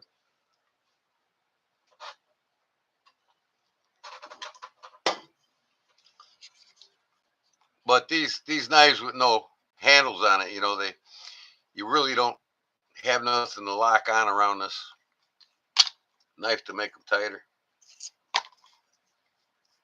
But yeah, that Ricasso finger guard keeps it from coming out. I'm shaking the shit out of it. So how's that look, Derek? Or Fed? Or Ed, I should say. You like the looks of that? I'm going to cut these ends off. That'll give you a little more, something more to grab onto. You can really see them colors in it. You get sick of this, you can get that rubberized shit they put on trucks or you dip tools in. Put some tape here around your Ricasso where this color ends.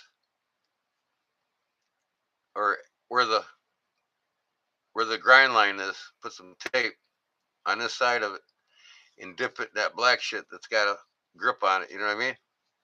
If you ever get sick of that. Picture and message? Is that what you're saying, Jim? You got a picture and message? Let me see here.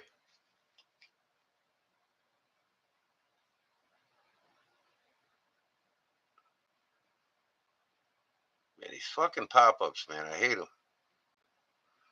I'm going back to AT&T. I said, what the fuck did you guys sell me? Pardon my French. I'm sorry. I bet you brown sugar is nice and quiet and still lingering. Are you still lingering, brown sugar? I got to keep an eye on you. 5 messages. Image. Oh, look at that, guys. They're Milo, right? That's Jim's Milo. Ain't she a cutie? She is one cute kitten there. Thanks, Mick.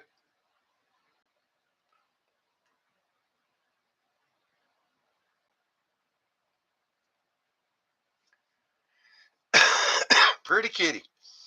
I had one like that. She didn't have so much red though. She always had the gray in the head. My kitty, it was white and gray, just like this though.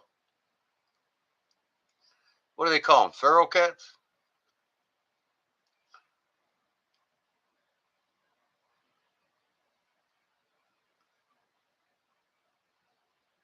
Wild Alaskan Company. I get my fish from.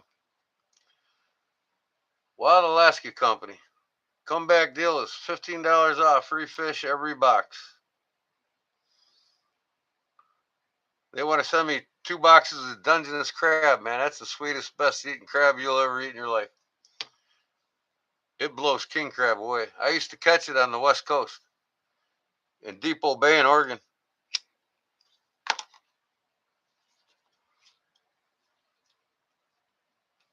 Man, is that some good shit. But I show you here, you want to eat the healthiest fish on the planet? Right here. I get my fish frozen on dry ice, sent to my house. It's never frozen in a freezer.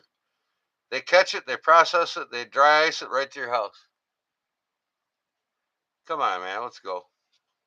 See how terrible this phone is? I got the Wi-Fi on it, and it's taking forever to load. They sold me the cheapest goddamn, or I'm sorry, pardon me, Lord. Cheapest gosh darn phone. Wild Alaska Company. You guys got it. I'm telling you what, 120 a month. They send me my choice of fish that I like to eat from the Baltic Sea. I get the cod, the salmon, halibut. I get the king crab. I get the Dungeness crab and prongs. Prongs are like mini lobsters, man. They're a oversized shrimp, but man, are they good, man. It's like eating lobster. They're unbelievable. You know, scallops. I get all that shit from the Baltic Ocean. Usually, if I get the extras, it'll cost me about 160. But hey, who don't spend 160 on their meats in the grocery store and it's all crap meat? I get the real deal, man. Nothing's farm raised, straight from the ocean, straight to my house the next day. And then when it comes to my meat, Seven Brothers Farm in Indiana. They got everything from buffalo to wagyu to black Angus, and it's all naturally raised and grazed. I don't get no shit meats from the supermarket at all. No shit, no shit poultry, no fish, shit fish. I get it all the good stuff. So what do you think, Ed? That'll do you. I'm gonna cut these ends off and burn it. I think these scissors will cut it. Oh, you know what? This is a job for the Victorinox.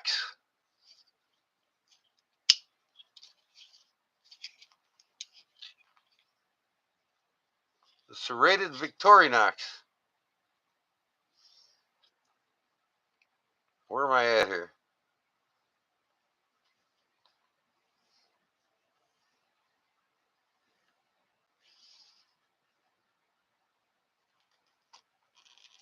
Look at that. I just pushed down on that. Check this out. I just pushed down on the blade and it cut right through it.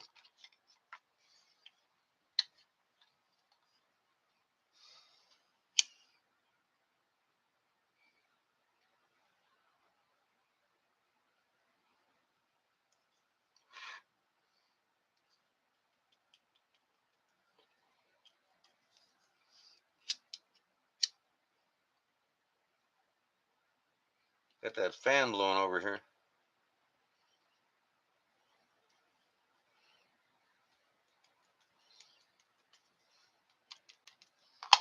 There you go, Ed. It's gonna be boxed up tomorrow and set in a couple days when I get my down payment on my next job.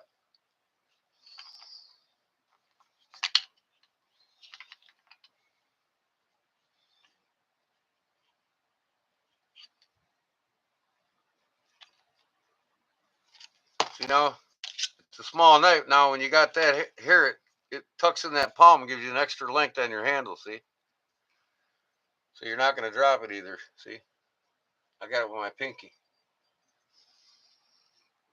It's a Nuzmuk. They call that a Nuzmuk shape, where it curves up and then curves down to the drop point. I collect Nuzmuks. I love them, man.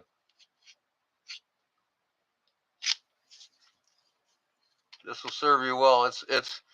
It's hardened at about 57, 58 Rockwell hardness.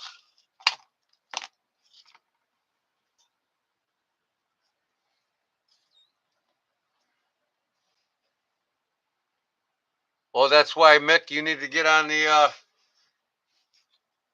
site I just showed you.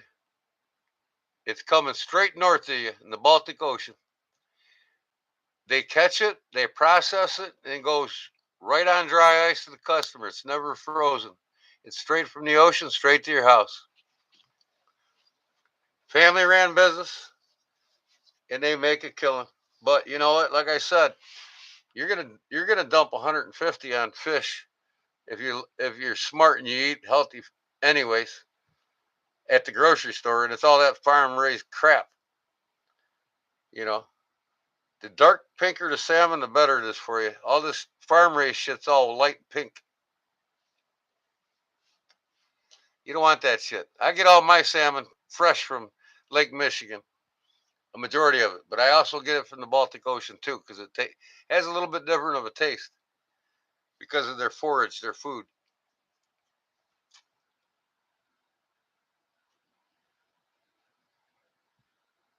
Do you get anything for referring people to that fish place? Yeah, I get discounts when I refer people to it. Yep. I gotta go in there and tell them first, and then I get back to you on it. Or you can leave them a message and tell them that I referred you. They got me on records. I get emails every day.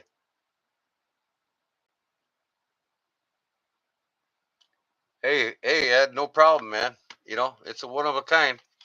I only made 3 of these, so I got 2 more sitting over there that I never did anything with. So I might have them on my website. But you got the first.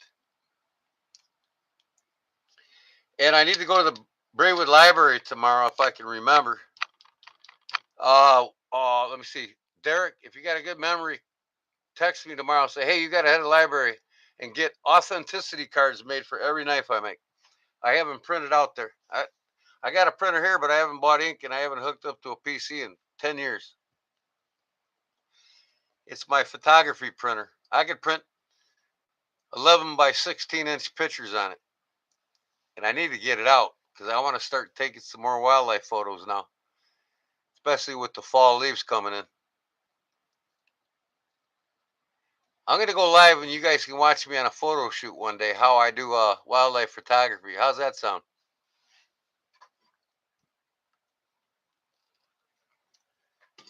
I'll have my telephoto lens on and my bipod shooting.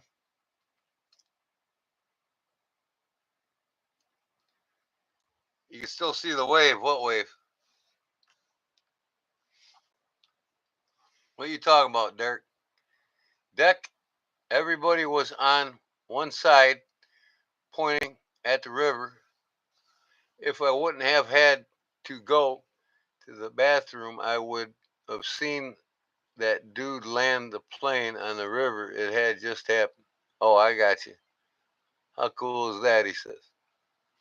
Here's another pop up. Get lost. Trying to watch my live stream and pop ups pop up on it. This phone's got to go, man. It's got to go. Or I got to get an external drive so I can get all the pictures off of this thing. Get all my memory back. Because these new phones, especially when they cost you next to nothing, their storage is minimal, I think. And I'm having all my problems because I got too much on this phone. Turn off the notifications. Is that doing it? Yeah, I can do that, Jim.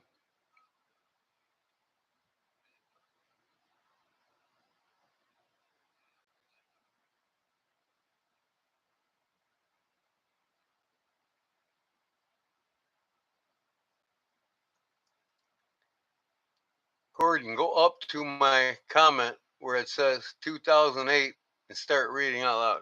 Okay. All right, let me see here. Now I'm hitting it at 1 o'clock, guys. Okay, so say goodnight to me at 1 o'clock, would you please? All right, where are we at here? Go up to your comment where it says 2008.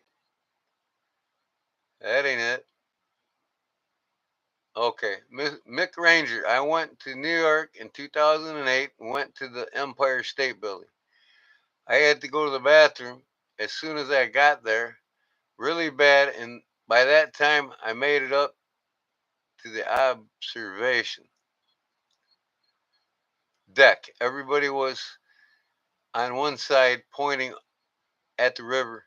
If I wouldn't have had to go to the bathroom, I would have seen that dude land the plane on the river. It had just happened. I got you. Yeah, that's cool. Well, you can't catch everything, man. It's much better to catch a break than anything.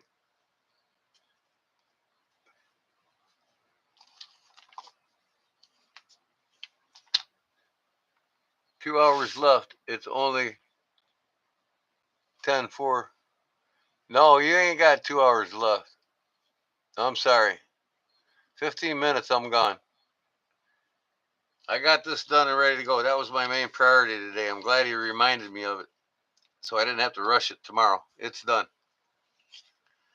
Ready to go. I'll get some. Let me see if I got some bubble wrap here.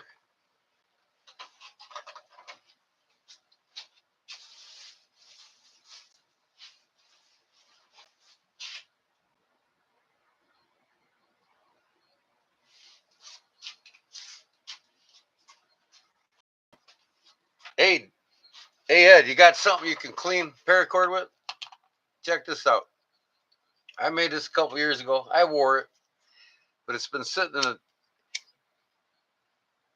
in my bag for collecting dust for like a year. But this is a fancy weave here. If you throw it in a washing machine, it'll clean it up nice. It's a bracelet. It's got a stop knot on it. You like bracelets? I gotta start getting rid of stuff. I'll send you this because it matches the knife. Then you got the knife and the sheath that go together. But you can clean this in the washing machine on cold and it'll probably come completely clean. Soapy water, yeah. Soapy water, and if you want it, I'll send it to you with the knife. I got so much shit, I don't know what to do with sometimes, and I just need to start getting rid of stuff. So, yeah, I mean, that's a fancy weave. I got ODE green in between it. See that? That's double strand just looping around with the weave in between it with ODE green. That's pretty cool, ain't it? Let's see that one gal that's got that paracord page tie this. She hasn't yet.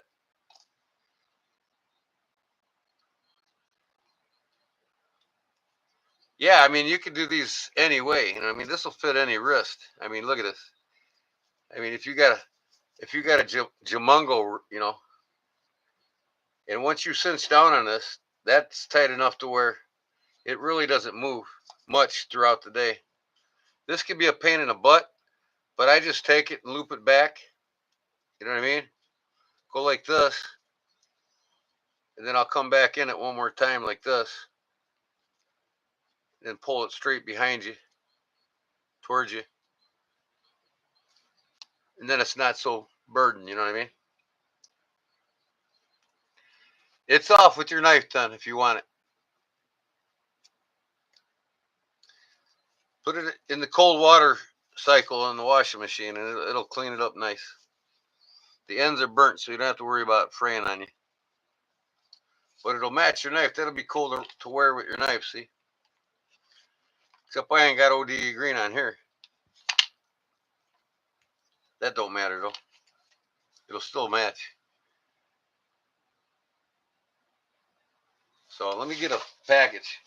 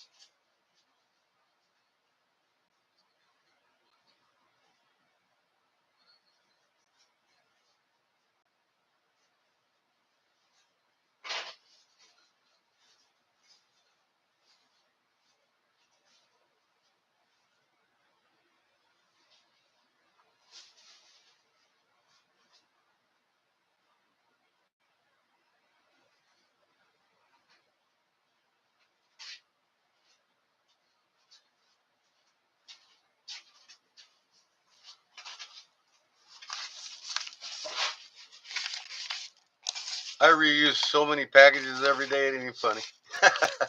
Oh, when I ship. There you go. When I get to the post office, they'll put a new label on over the top of this.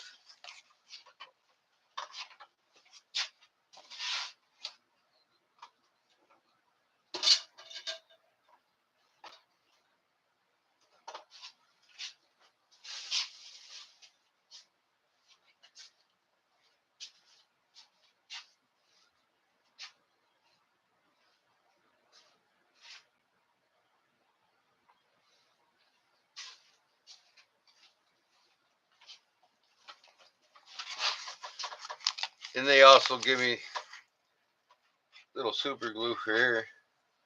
They also give me the tape. They'll tape this for me at the post office. I don't have to. I ran out of it here. I got a little bit somewhere, but I don't know where the hell it's at. All right, that's done. So we'll give you a shout out here. I've had this thing for 20 years. Here's a shout out to you.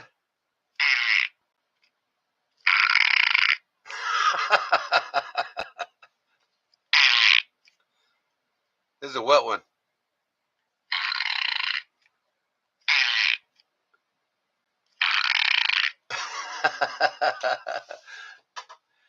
I should do that when people give me a super chat, right?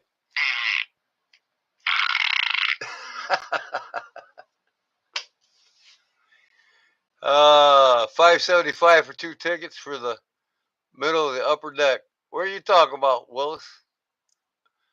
Wow, that year was the gym was 14. You guys are talking about stories again, huh? Oh Lord, he says. You like that, Mick? I got all kinds of pranks around here. I got the whoopee cushion here somewhere. I don't know where the hell I put it.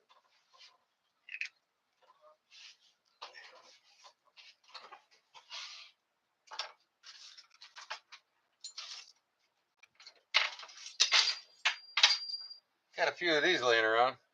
45 ACP. Let me see here. There's a couple more of my pranks. An old Irish whistle here. Walton's Irish whistle. I used to learn how to play this and I forgot it all.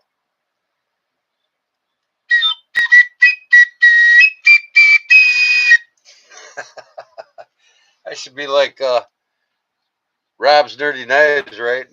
And do my shout outs with this, right?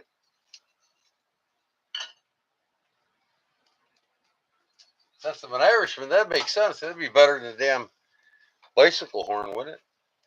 I'll learn a tune on it for my shout outs and I'll start using it. How's that sound? 1976 Animals Tour. Barlow, Pink Floyd is all-time favorite band. Oh man, David Gilmour, brother. Hell yeah. I used to play a dozen of his songs, man. And I forgot most of them. I know chops from a few of them. But I want to start. See, this thing's in reverse. I keep wanting to push down on it. It goes up, not down. I love this thing though, man. Look at the saw on this thing, man. I cut something out in the yard, 6 inches wide, man, and it went through it like it was butter. I think in about 20 strokes, I threw a 6-inch log with it. Now, why don't they have a liner lock on that instead of the knife? You know what I mean? Makes more sense, don't it? This thing will tear your ass up, man. They're sharp.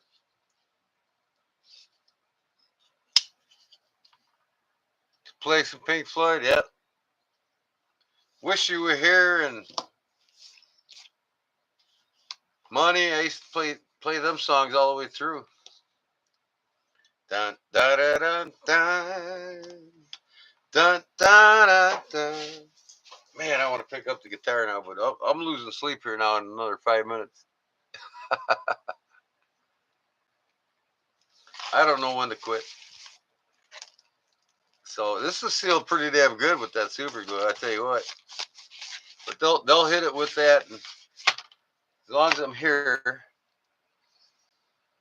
I put the name on it, and then when I get to the post office, I know who it's going to, so I don't have to look in the package. And they make me the label because I take my address book with me. Get my address book out.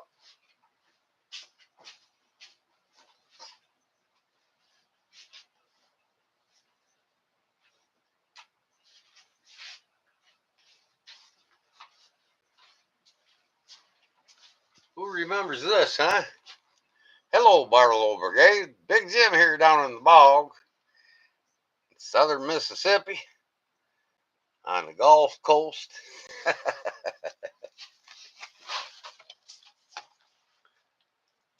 I forgot to send that to you, Jim.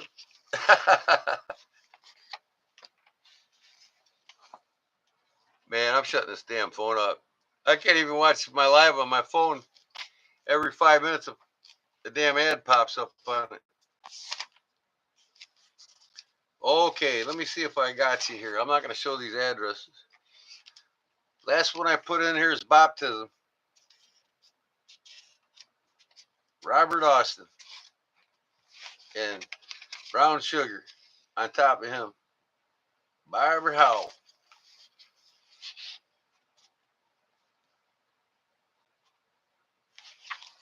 So now I got to put you in here, and I'm not gonna let people see it while I read it. So I'll go to my email from you.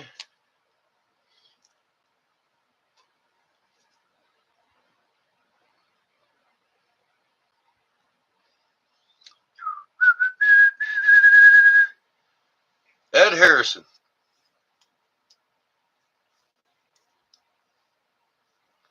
I'm going to put Ed Harrison on here.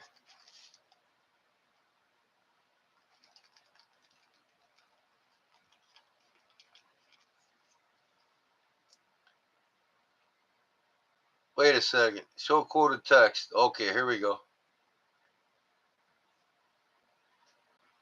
Georgia. Sweet old Georgia. Georgia. Oh, my sweet Georgia. You're always on my mind. Woo. 1460. I'm not going to read that out. Nobody needs to know where you live.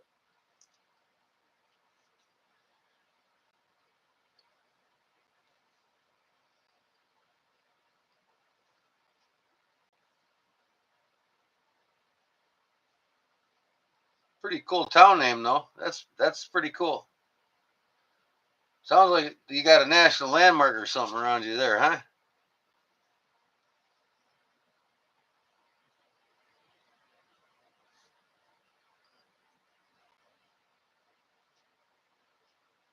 Oh, that's a big city in Georgia.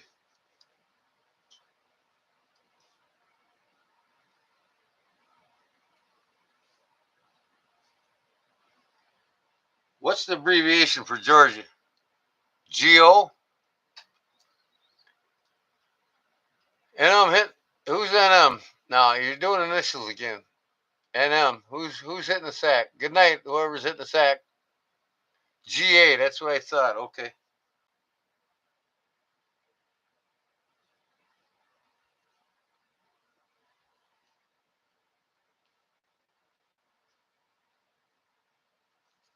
Okay, I got you in the book. I take that with me to the post office, and I got your name on it. And all I got to do is have them put that address on the label on it. It'll be 2 to 3 days. Hopefully, in a couple of days, I'll get that payout. I always get paid up front, 50% when I start a job. I don't mess around with people, and it's cash. I'm retired. Uncle Sam don't even know a damn thing I'm doing. Ain't that right, y'all? The least Uncle Sam knows about me, the better out my life is. You actually get to live in a free America when Uncle Sam ain't got his nose up your ass. Well, you know it's on the way out. Like I said, I'm on a limited income. Like, I mean, and Big Jim's the same way.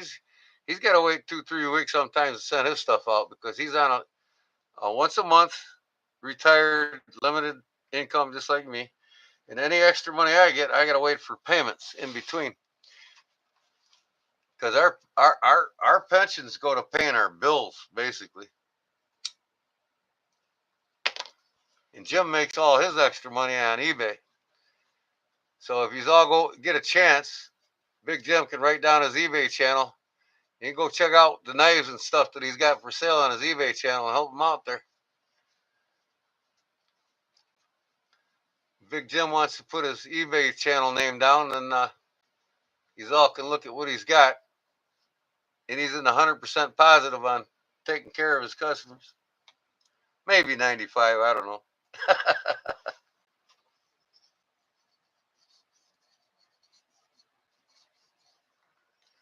All right. See, this was off Darkwater's knife. That'll fit right on there. So I'm going to change it up. I'm taking these scales off. I'm going to round them. And then this blade, see, I'll show you.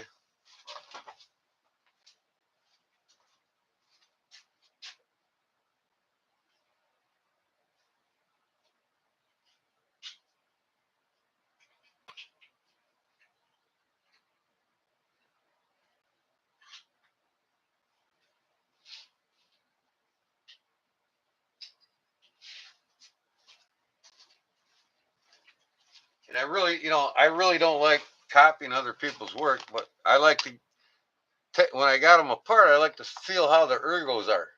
You know what I mean? But here's the one I did for them already. All I got to do is buff it. It's ready to go.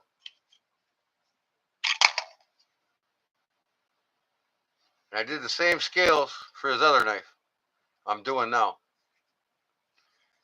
This is the stiffy.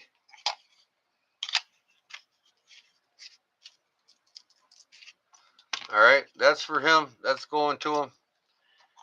And this is the same scales, but he wanted more green. So I did the reverse side of the scales for this one. And you can see it's, mine's got the DNA of that. But I curved this. I don't like these squared off ricasso areas. Mine's got to be curved. So I got it curved and your finger fits in there really perfect with no hot spots. To me, I don't like a hot spot on the guard. I don't. I just don't. And now I don't want the same blade shape anymore. So I'm going to take it straight from here and I'm going to put a finger choil in there. And then I'll put some jimping on here in the front of it. So if you want to cape an animal out, jimping should be there, not here. Because it's a small enough knife, you can grab that handle and not have to have jimping anyway. So just for kicks and measures, I'm going to bring this point straight all the way to here and put a choil there. Then it'll be my own. And then here's the scale, see? You see this knife here,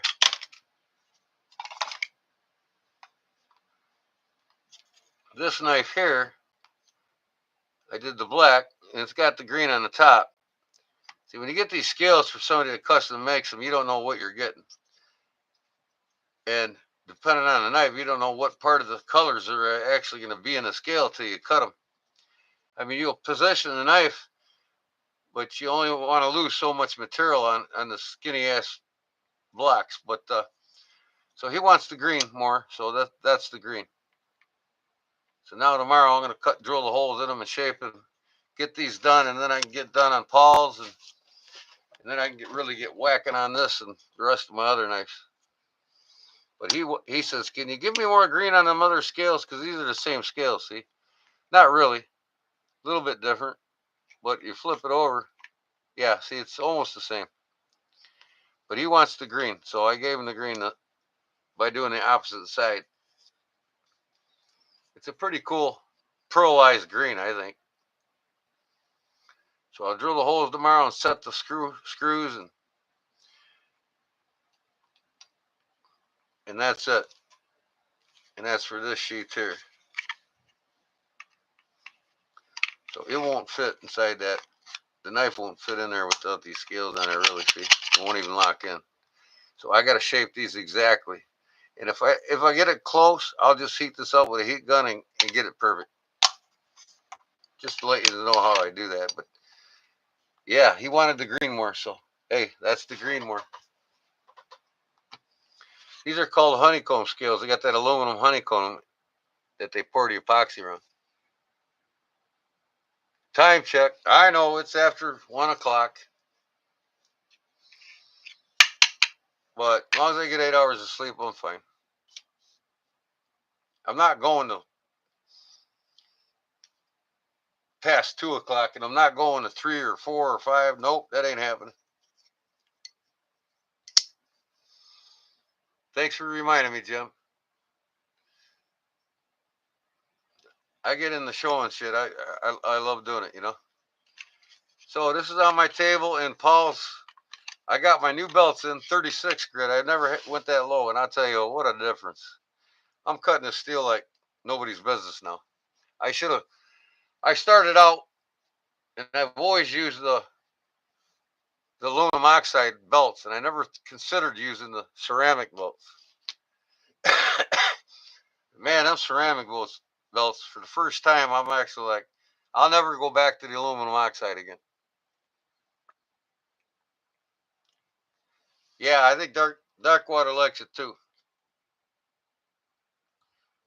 I gotta get them done and get them to them. You know, sometimes these knife guys, especially when they got a knife channel, they get a little impatient. You know, they send you something, they want it in a week, and it's like it doesn't work that way. 2 to 3 weeks typically to get something back. Well, I'm on the third week now, so I like to get them off to somebody before a month's up. But unfortunately, in Paul's position, he's like, I ain't no hurry, don't worry about it. So I kind of put it off a little too long, Paul. But now it's time to get her rolling. I don't want, I got, after years in dark waters, I still got 8 more projects for 8 other people. But these are close friends, and they know me. They say, hey, I'll see you next year. Because they know I'm busy. You know, they know I'm doing side jobs. They know I'm doing a YouTube channel. They know I'm building knives. I'm doing leather work. I'm doing upholstery work in the shop for people's bikes and cars. It never ends for me.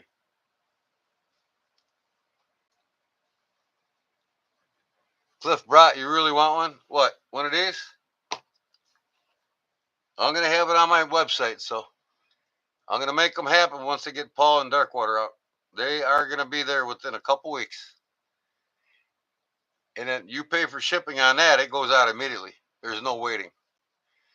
Unfortunately, when I got $275 sitting in eBay right now, and I won't get that till the first.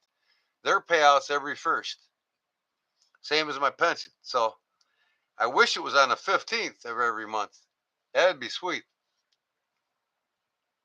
It's nicer when you get a check every 2 weeks instead of every month, you know.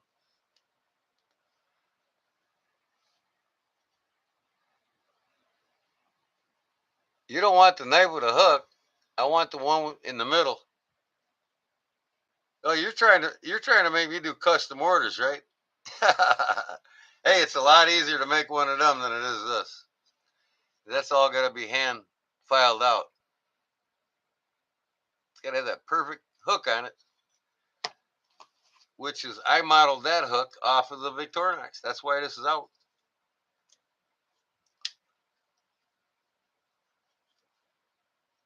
The hooks are identical. See that?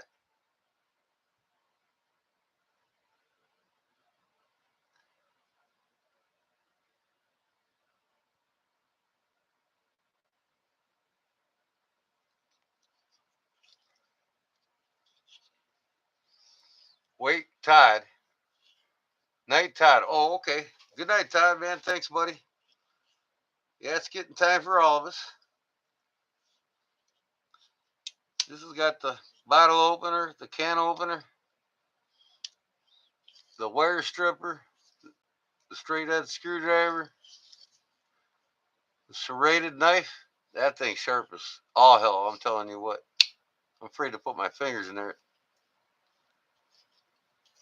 You got the bottle open over here. I'll make it a sheath for this when I get time. I want a nice leather sheath. Horizontal carry right in front of right in the front, right here.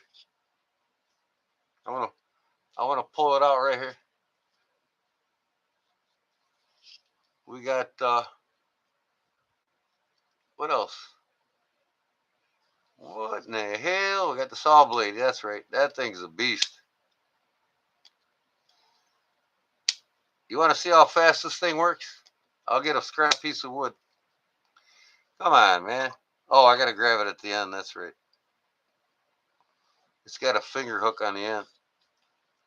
That thing's a beast. And then what is this? Oh, that's a liner lock. I love the screwdriver in this position. This thing's awesome. Works better than having it on the end of the knife. You know what I mean? I don't like them on the end of the knife. I don't have no fingernails. cut them all off. Yeah, I like that, man. You really torque down on them screws. What's up, Derek? What is a good thing you said was only gonna go live for 3 hours, huh? Yeah. Well, I got news for you here. I might hit it at 1:30 instead of 2. Now that you said that. Yeah. I'm having fun, man. When I'm bored, I probably would have went to bed. Then it's got the reamer and sewing tool, of course. So this is an all-around survival knife here. Yeah, you could tie this on a log through here with the paracord and around the log and make a spear. No problem. You got to survive. I think it's the best Victorinox for making a spear out of a twig.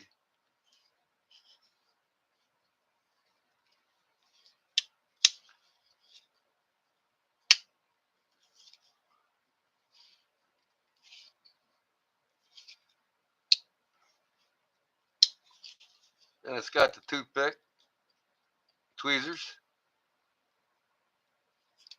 toothpicks on the other side. So it's got everything you need for a survival situation. And it's a knife. It feels good. It's got every bit of a handle as this and some. You know what I mean? So basically, this thing's bigger. Put the handle. That blade's about 3/8 of an inch longer than that one. Cut surface from mine. Hell, hey, grind line to grind line, it's the same. But like I said, I like a knife with less belly, than this. I like a straight shot knife, man. Probably comes from my cooking. When I cook, I love a good straight shot knife.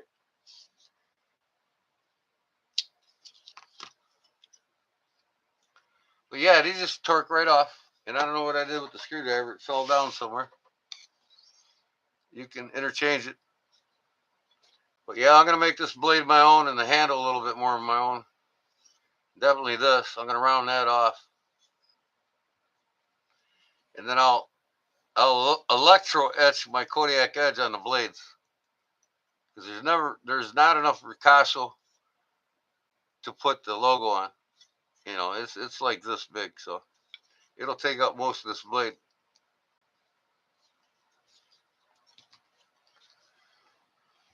What do we got? Same to you, sir. So Derek Coriel, you still didn't tell your how much Melissa charged you for that picture. Oh, she says it's gonna cost you, honey. Honey, you better give me $20 or get lost, kid. uh Belly for the kitchen. Well, belly's good for rocking, because most of your cuts in the kitchen's using the back end of the blade anyway. It's all finger control, and you're absolutely right. I mean, like this one here, or even this one here. You know, I like it straighter here, and a belly there, not a full belly. You know what I mean? Straight. This one's got a full belly, kind of straight, but yeah, I mean for cutting up your veggies, you got to have a belly for that swift motion, unless you're good at like the Chinese. And I can do that too, but I like more control with a knife on the belly. Mouth. Mouth. Who's a mouth? But yeah, here's that knife. And that's how my blade looks like. I got the same cutout in it. But the new ones I make, I want to offer my knife the way I want to make it. I'm going to have progressively bigger holes towards the middle instead of this cutout. What that does is loses weight, and then it balances the center of gravity on the blade. So it's not too heavy, see? I'm on the center there right now. If that was filled, it would be going like this. And it loses weight, so the knife ain't as heavy. So I'm going to do the smallest hole being these screw holes, and progressively get bigger to the middle, and then progressively get smaller to the front. Because I want to sell this knife like this to somebody that can't afford the full features. I want to have options where people pay, you know, $125 for the knife, skeletal, with a lanyard on it and a basic sheath. Okay? No carvings, no nothing. You still get the jimping on the front where I'm going to put it in the finger choil. That's the basic knife. And then my scales will be 45, $50 a piece. I'm going to check the market. I'd say about, so you can start out with a skeletal knife for $125 if you can't afford the full knife. The basic sheath lanyard will come with a neck lanyard, but it won't come with an ulti-clip. So if you want an ulti-clip and a neck lanyard, the ulti-clip will be an option. So you can build it up. You can start out with the basic. Then the next month, next week, whenever you get another check, you can buy a set of.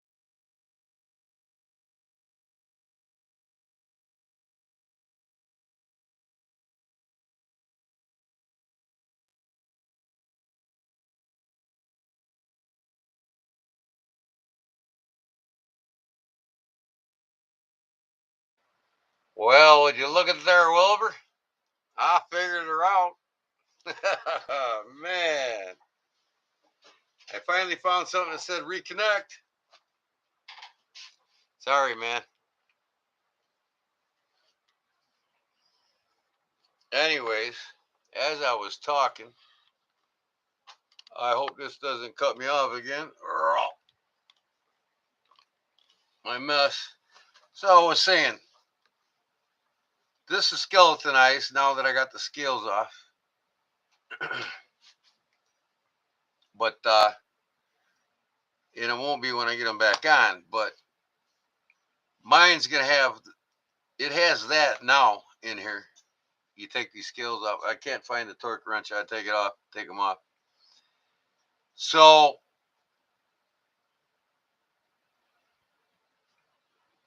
I'm gonna make progressive holes. This being the smallest hole, that being the smallest hole. That'll progressively get bigger, the biggest one in the center. Then progressively get smaller to the smallest one in front, same size. See what I'm saying? This helps for the balance and the weight of the knife. You know what I mean? Makes the knife lighter by about 2 ounces. Taking metal out, and it balances it at the center point better. So I'm going to have a skeletonized with the series of holes, so it'll look more pleasing. People can buy this as is skeletonized with the basic sheath and a lanyard on it for $125. Now, if you want the scales, they're going to, if you buy it with your first set of scales on it, it'll cost you $170. Buying the scales individually, I look at the market when they're pushing for them, but probably $45 a set of scales. So what I'm trying to say is, lead to is, you get basic kydex, a lanyard, and a skeletal for $125, and then you can build up from there as you get more money, or you want to get different scales. You want to get the brown micarta. You want to get the black carbon fiber. The more expensive the material is, the basic scales will start out at 45, and it'll go up from there. If you want, a set of mammoth tooth, it'll be like 125 just for the scales. But that'll be an option on my website. All of them you'll click what you want to pay for. Skeletonized, basic. You can also have an option to where I could file the tang work, you know what I mean, in an option on my website, in my YouTube channel. You can just build up on this knife. Have yourself 3-4 different sets of scales. You'll have an option of getting a Cerakote finished blade to match the scales, or An ODE green skeletonized, that'll be 150 for a basic setup. You know what I mean? Lots of options. But I got to make this happen once I get these next two customers out, and I'm going to make them happen. Next couple weeks, I'll have these all over my website. Not these, but my redefined blade. This one here, same size, same length. But like I said, the choil and the jimping for doing caping.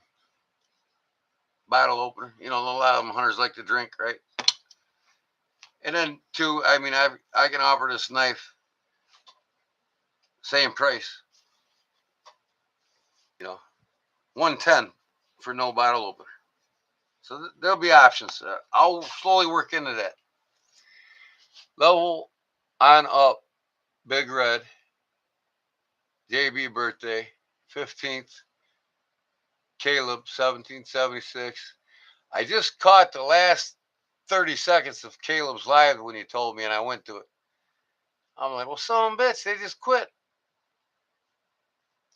That's a very cool idea. I like the fact that you can buy it blank and build it up as you go. Awesome idea. Yeah, you know what I mean? Because most of the companies sell skeletonized knives with a lanyard in a basic sheath for 125.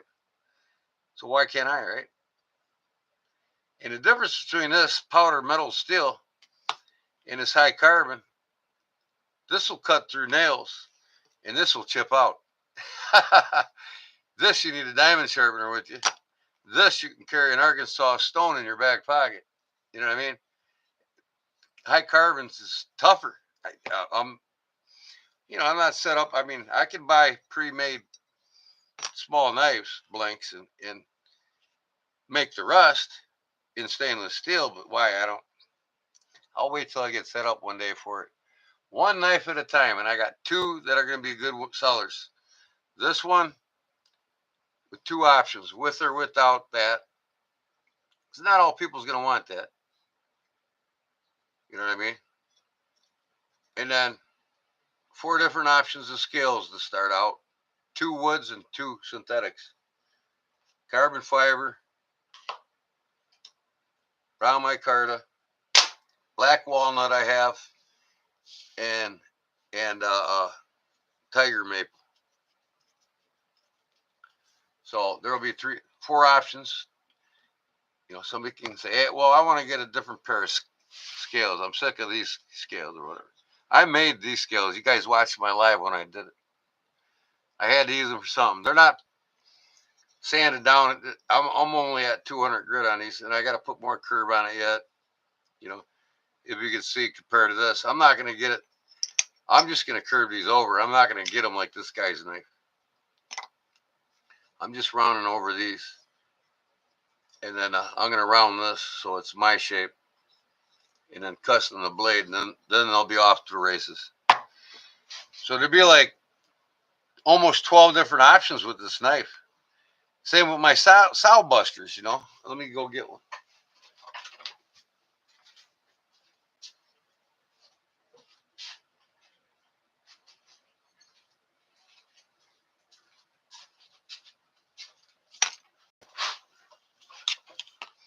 You know, I'm going to make the same thing here on this when I do them. But I'm going to make the same size holes I got for these screws. And the handles will be the same thickness as these. You know, these and these. Oh my God, why are you calling me? You scared the shit out of me, man. Yo!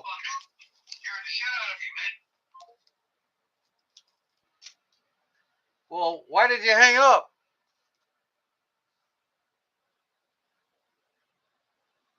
Why is that echoing back? Hold on.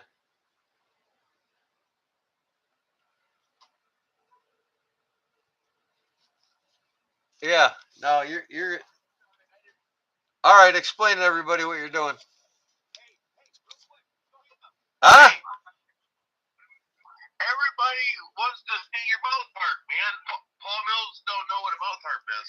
A mouth harp? Oh, if I could find it, let me think about where I put it. I might have it here somewhere. Hold on. Oh, you don't know what it is? Well, I got a music box over here. I just gotta make sure it's in it. Paul Mills wants How's to. everybody doing? I'll take over the live stream. How's everybody doing on the live stream? Derek's talking to y'all. Go ahead and talk, Derek. There's a 3-second lag. There is for me. Oh, Weird. I say something and it takes a couple seconds before it comes across my TV. yeah. I'm trying to remember where I put that mouth harp at now. I don't think I can. So yeah, it's about 2.5, 3 seconds. Huh?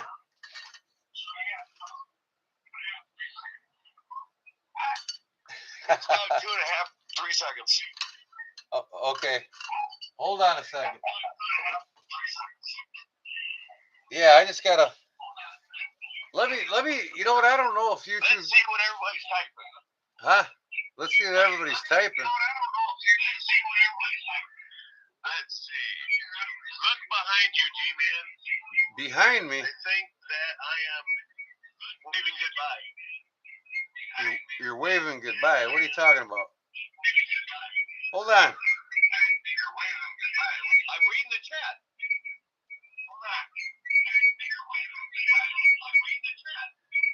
I'm harping on it. Yeah. Hey, I gotta hang up, man. This is Feedback. This is driving me nuts. Yeah, I gotta hang up. All right. That's feedback and everything else from the live stream. It's driving me nuts. So, anyways, same thing. I'm gonna do a this here. I'm just gonna do. I'll leave the center them right where I'm only coming. Which will be here. Progressive holes getting bigger towards the middle. So I reconfigure that, but the shape's all gonna stay the same. And you'll have your lanyard here instead of there, obviously. And then because of the shape of the knife. And then you can build up on this one just like that one. Or not this one, mine. You know what I mean? And that's what I want to do. I want people to be able to custom their knives to make them their own. And if you got a drill press and you know how to shape with a sander, you can make your own scales. You know what I mean? Because these screws come on and off constantly. I need to get my wrench for it.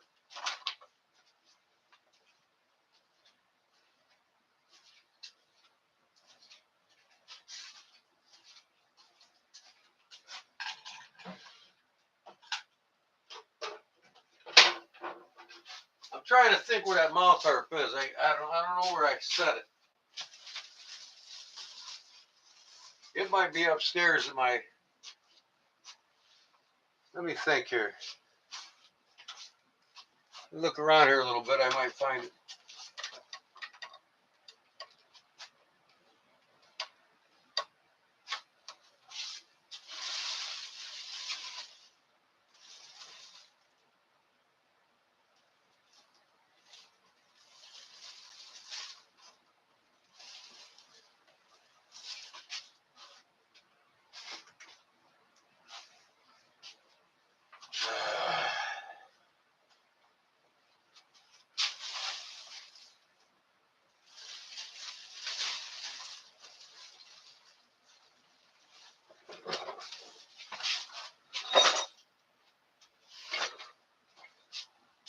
Well, I come across it. I'll show you.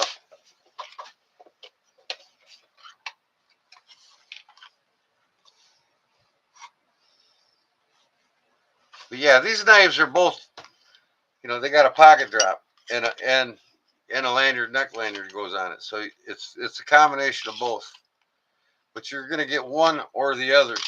Either the lanyard, which would be the cheapest package, because these things are $15 a piece. You know what I mean? So, but you can buy that yourself, or you can buy it from me. Same cost of what it cost you anywhere else. On the knife when you get it. So let me look for this right size bit here. I think I had it and dropped it on the floor somewhere. That's too big. Maybe this next one will do it. I doubt it. It's under, yeah, there it is. It was underneath the floor. I got 2 bits. Good luck. But this is how easy it is to change your scale, see.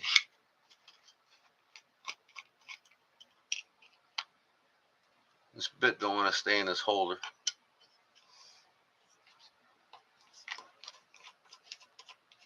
That's it. Just loosen up one side. And then I just stick the bit inside of it. It doesn't hurt the threads. Nah, it's not long enough. But yeah, they come off. You can use another pocket knife or a razor blade. It don't matter. Once you get it started, they come right off. See that? I usually just use a razor blade. I don't want to use that. That's all I need to do is mar up his knife, right?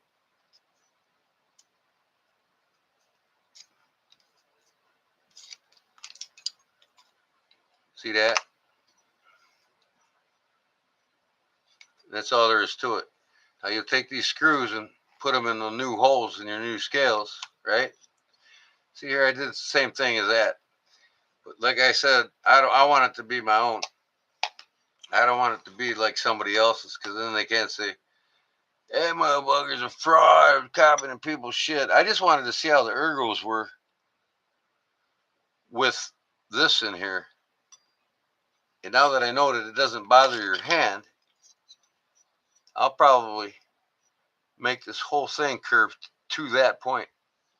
You know what I mean? And then I'll cut this to be straight from here down. Put that choil here, right about there, right about here. And then it'll go straight down from there. Because I do like the straight down look. So it'll be my own. Your phone died. Rebob. Level on up. Rebob. It's okay you can't find a mouth harp. You draw a picture of it. Well, I'll just bring one up. Hold on, man. You ever heard hillbillies playing them mouth harps? That's a mouth harp, man. Hold on. Pictures of mouth harps. And I'll forge one and give it away. How's that sound? I've got this one. They come in different keys. This one's probably the key of G. Them silver ones were G. I got this black one here. That's the key of A. You know, and they come in different keys. But see here, what you do is you put it right up. And if you want to know about it, here's YouTube, right? What the hell is that video there for?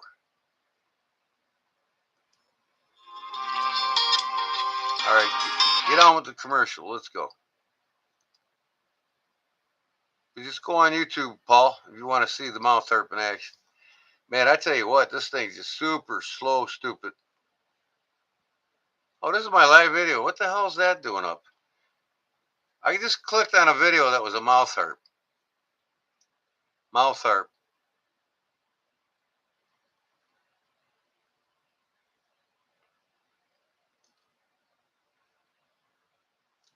Man, his phone's doing what it wants. YouTube's like crazy on his phone. I don't like my phone at all. Now look it ain't even. I'm taking this phone back. I'm going to shove it in that salesman's ass. He's going to say, well, sir, you got too much pictures on your phone. You got to clear that out in your memory cache and all this. You do it. I'm going to go get a external hard drive and load everything on it.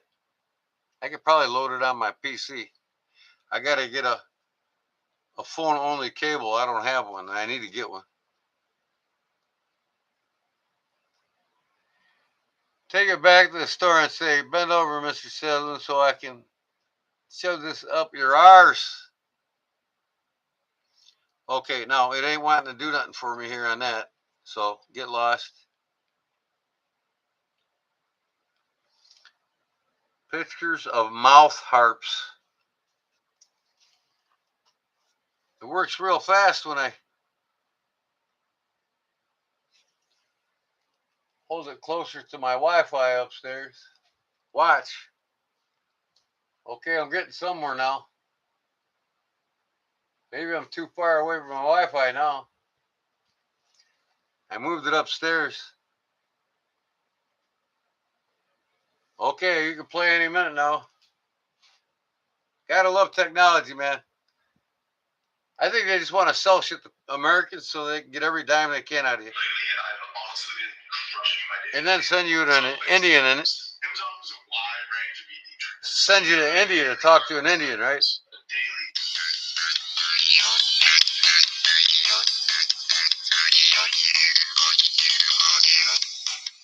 My teeth hurt. So, other than being the gnarliest skateboarder ever, you also play mouth harp, which I see in your Instagram. Yes, this is a mouth harp, also called a gambardi, jaw harp. It's got a bunch of names, and it's one of the oldest instruments in the world. Really? Supposedly, yeah. They used to make it like out of like bamboo and do it like that. So I'm going to teach you how to play this today. Are you right-handed or left-handed? I'm right-handed. Okay, so you want to hold it with your left hand. Like this? Yeah, like that. You want to strum straight. Don't... that will happen. If you strum down or like up, it'll hit the frame. The top part right here, you want to place the bottom of your top teeth right on here. So it's like resting like that. And then you rest this on your bottom lip. So it's like you that. pull the spring back, and that's Okay. you blow out. It gives teeth different your blows tooth. of your mouth. Make sure Gives that a your different teeth are tone. out of the way, but you need it to have some sort of resistance. So let's jump to the gun here.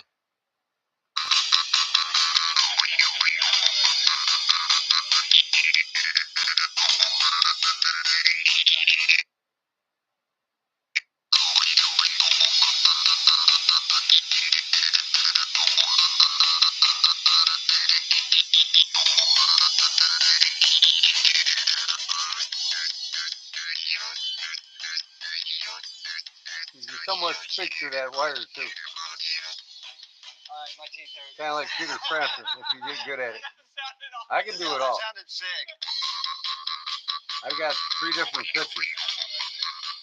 Or keys. I got the key of G, key of A, and I believe I got B.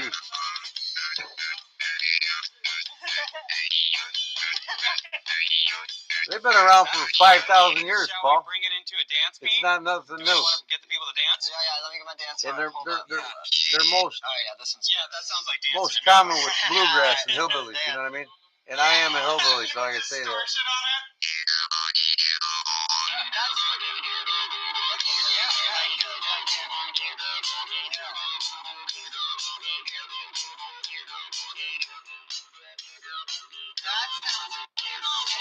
Who, me? I'm getting a bad signal. Oh, we gotta do a breakdown. Yeah, you put that with some reverb, man, when you're recording, it's crazy. You just gotta get a good drummer to play along with it. But let me see if I can find the bluegrass with the mouth harp. Bluegrass mouth harp. Okay, the bluegrass jaw harp unboxing on YouTube. See, these are all on YouTube, guys. Hillbilly jaw harp. They got all kinds of names for it. Let me see here. Come on.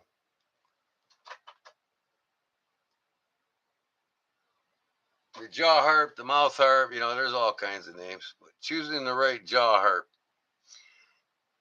My top 5 favorite jaw harps for beginners. Just do a search on Google or YouTube, you'll find it. Hillbilly Groove right here. Here's the Hillbilly Groove. I play this. I find it, I'll play it for y'all. I used to go to bluegrass jam sessions, and I played this all the time. As soon as it comes through. 小鱼呀吼吼吼吼，嘻嘻，小鱼呀吼吼吼吼，嘻嘻，小鱼呀吼吼吼吼。 That's what you blow into the mouth hurt.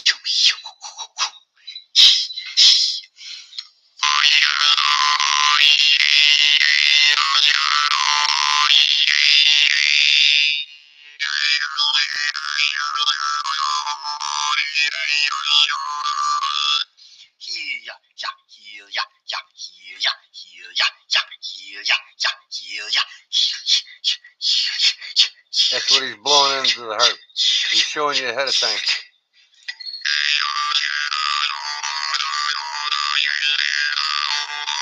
Isn't that cool?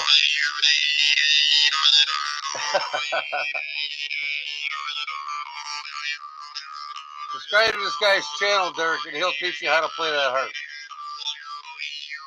That's all you got to do. All right. Now you know a little bit more about the jaw harp or the mouth harp. It's got several different names depending on what genre of music you play it in. You know, the rock guys like to call it the jaw harp. The hillbillies like to call it the mouth harp. You know what I mean? It's just different names. But yeah, see now you want to put this knife back together. See this here? These are little collars. And the screws screw into them on both sides. So you just put them in on one side like this. It won't go into this one because them holes are smaller. I got bigger screws. So mine's got a little more torque on them than these. You just line it up. You got to get them both started like at the same time. So I lay this down like this. Try to get both sides to start. I beveled these holes so it was easy for it to go down. If you don't bevel the holes, you'd be struggling, you know, because they're perfect. Right? Oh, look at me, like an idiot. I put it on backwards. That's how good my holes are. My holes are perfect, folks. Put that one on there. Put this one on here.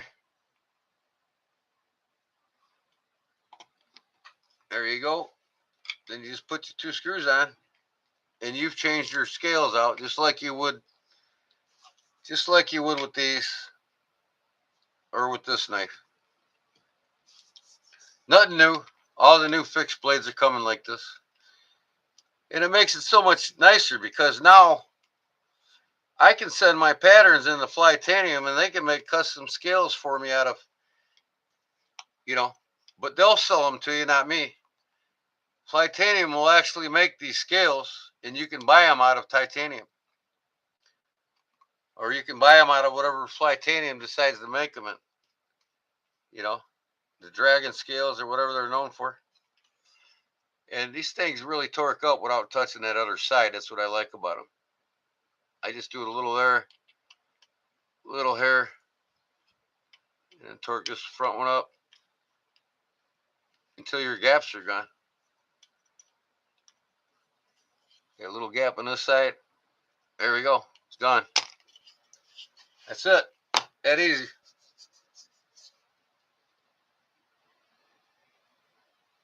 You'll be moving in. You talking to me or Derek? I've always been an innovator. I've always liked to take something and make it better. You know, this is okay. This knife's okay. You know, I just don't like the ergonomics of it. See, I rounded mine off. They got theirs almost a 90 degree, and I don't like that. But it is just a guard, you know, it's to keep your hand from sliding onto the blade. But I like a nice soft curve instead of a 90 degree any day. And really, they put this jimping like, you know, they could put it up a little further or put more of it on. I mean, unless you just want to have a straighter thumb into your cuts. But theoretically, why wouldn't you put it all the way down the knife? Because what if you want to cape an animal, right? Your fingers sliding around. it gets blood all over it, and you're like, oh, hold on, I better do it this way. So yeah, I want to do this with the choil, so your thumb will fit right in there. I mean, you're right down on it, and then I'm gonna have this jimping here. Yeah, think of the hunter when you build these knives. These people think about all the modern guys that want to buy everything. They don't really understand, or half of them haven't hunted a day in their life. They just want to have 100 modern knives. Vivian and Paul in. Got 2 empty rooms. Mick, can you drive a car? We need a driver. Derek, speaking of that, listen to this story about my hometown. And you know what, guys? I'm going to get out of here real short. I mean, I got to go quarter after. I'm not lying this time. Jim passed out on us again. But yeah, in my hometown, you got them people that are mentally ill in every big town and in a lot of small rural, rural towns too, that like walk the streets and stuff, and their families give up on them. You know, God bless their souls. So they end up on the streets, and nobody really cares for them anymore. Or their parents die, and then they're just on their own. Well, with my Wi-Fi, hold on a second, Mick. Yeah, that'll be good. That'll be good. But uh, we got 2 guys that were, you know, one was born with no legs, and the other was born blind, right? So the blind guy was, his name was uh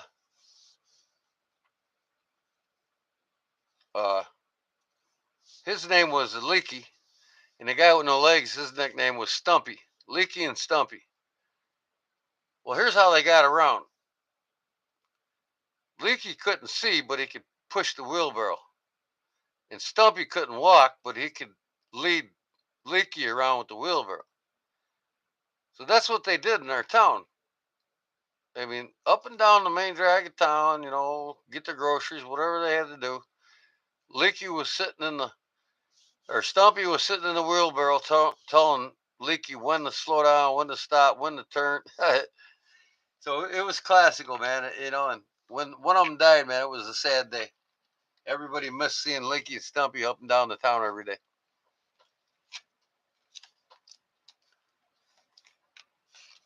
That's the truth, Cliff. I'm not shitting you, man. Leaky and Stumpy in the wheelbarrow. Stumpy had no legs. And that's why they call him Stumpy. But they weren't all mentally there, but they knew how to improvise. They knew how to get around. They became best friends. They lived by each other. They probably grew up next to each other. You know what I mean? They probably. I mean, they were much older than me. They were, hell, if they were alive today, they'd be in their 90s. So I caught the ass end of them wheeling each other, carting each other around town. So I got this damn poison ivy. It's drying up, but man, barely. Talking to the guys. Oh, okay. I'm sorry, Cliff. I didn't know. No, it's not a beginning of a joke. It's for real, Cody. And we had this other guy called Downtown Donnie, right? He was mentally out there, mentally challenged. And he'd sit on we had 2 bridges coming into town, a small bridge in the mill race where my brother's bar is, and then the Kankakee River Bridge that comes in on Route 66 when you come into town. Well, Downtown Donnie walked around town all day, up and down the streets. He'd walk and get his groceries, come home, and he lived in downtown, up on one of the businesses in one of the rental properties above it. And our town was built in the mid 1700s. It's a western town in the beginning. They literally drove horses through my town in the beginning and tied them to the local posts at the businesses. So downtown Donnie would walk up in downtown, and he would lean on the buildings in the corner, and then he'd go under the bridge, and he would lean on the bridge, right? So you didn't know when he was going to have a seizure. Downtown Donnie, without so much, he literally had a seizure in public every day. So it got to the point where you can time him when you knew he was going to have another seizure. Hey, Ma, it's time to go watch Downtown Donnie. Hey, we joked about it more when we were kids. We wanted to watch this shit, you know? And now we feel sorry for him and pray for him, right? So, anyways, yeah, Downtown Donnie did some seizures. Well, he had a girlfriend that was not all there really either, but she was pretty much normal. She could hold a conversation. Donnie couldn't. And, and she ended up being a bartender in the end after Donnie died. And he literally died by drowning in his bathtub at home. It is girlfriend Nellie that only married him because of state aid. You know, she had to work and get free money, and she worked in the bar to get more money. And I don't even think they did it. But man, she was ugly. I mean, she was so ugly. Her face looks like a jack-o'-lantern sideways. I ain't kidding you. She was ugly. She was ugly. I guess, and downtown Downey wasn't a bad looking dude. He was just mentally retarded. So he literally drowned in his bathtub having a seizure. And I was drunk one night at the bar she worked in, and this is when I was a bad me, when I was drunk and high all the time. And I've been clean for 27 years. This tells you how long ago this was. So, hey, if I'm going to talk to you, I might as well look at you, right? Oh, camera shut off on me. Says me. So, anyways, downtown Donnie had a seizure in the bathtub. And I was drunk in the bar one night. I was probably coked up a little bit. This is, like I said, almost 30 years ago. I haven't touched drugs in 27 years. So I looked at Nellie. I says, "You didn't happen to throw a load of laundry in that tub, did you?" God help me, please, Lord. Oh, back then I thought it was funny as hell, and I kind of laugh about it now, but it's not really funny. But she just took him along for the ride. That's why I joked with her about it. Mouth harp, what? Paul, you want to get a mouth harp?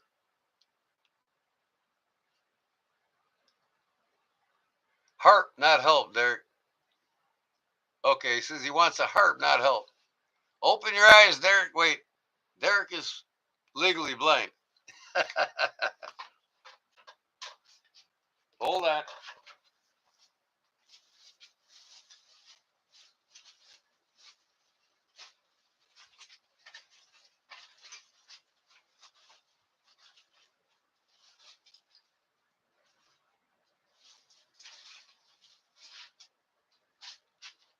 Here's my old glasses, and I'm thinking about getting a pair just a little bit wider than these, but I hate these big honkers, man. This is what I used to wear.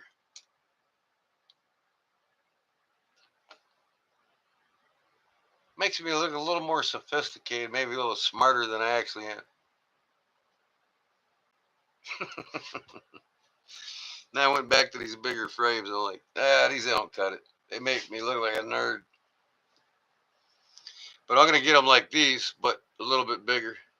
Not much, but maybe a half inch total wider. I made an eye appointment today when I took the mother-in-law's sister in for her appointment.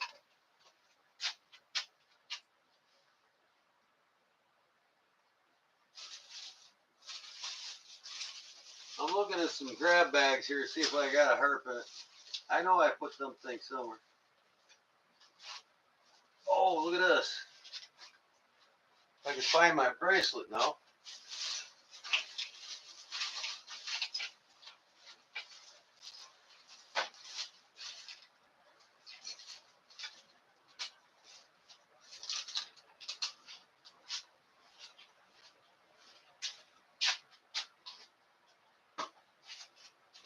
Well, I never have it down here when I wanted it down here. But I took it back upstairs, left it somewhere. Here's that other ginger snap. This one ain't broke. It's Chicago Bears, but you could tell I wore the hell out of it. Remember that? Oh, it's over here. Hold on.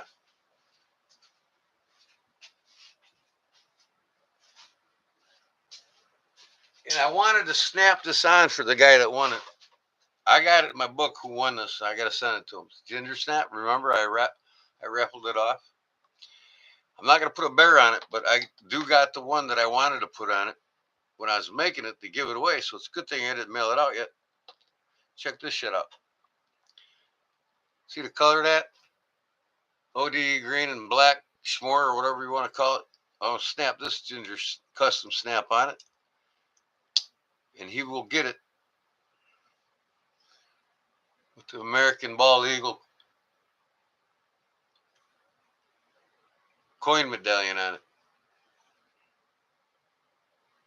You see that?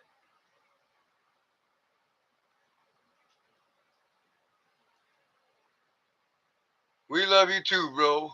I love you, man. Derek's getting a little nipply. I love you guys. I love you, man. Just kidding, Derek. But yeah, look at that. Isn't that cool? That's a ginger snap. That's the American Bald Eagle that's on the coin. Probably see it better if it was on my wrist. I just put it in my hand. It's 3D, see, so it's a little wider. Yep, I'm going to send that off to him with at least one ginger snap on it, and he can change it out by all, you can get all different kinds. You know, why wouldn't Case and Buck and all of them make ginger snaps for this jewelry? You know, I mean, this is cool, man.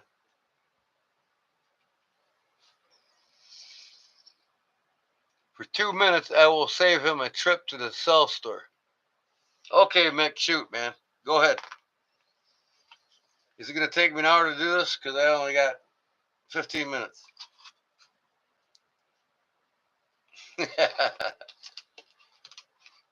Hold that thought, though. Type what you want to type, and I'll read it in a sec. I'm out of cigarette. What I say is, shit happens.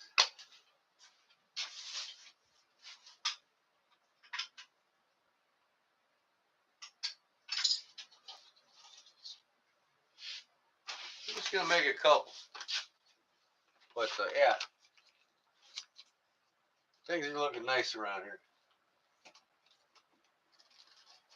Single 6 Ruger. First one I ever shot my whole childhood. First knife I ever shot in my life.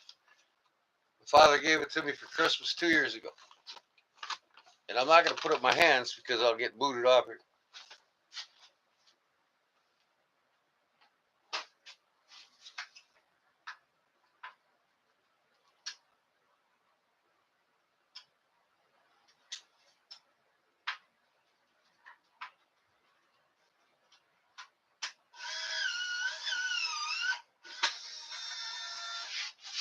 Ruger doesn't even make the single 6 anymore. You can't even buy that gun anymore.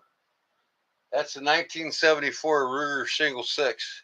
You pull the hammer back, it clicks 3 times. Click, click, click. Now they just have the double action 2 click. Click, click. That's a single 6 with 3 clicks. So it goes back a little easier. So when you want to shoot Western style, you hold the gun. You know what I mean?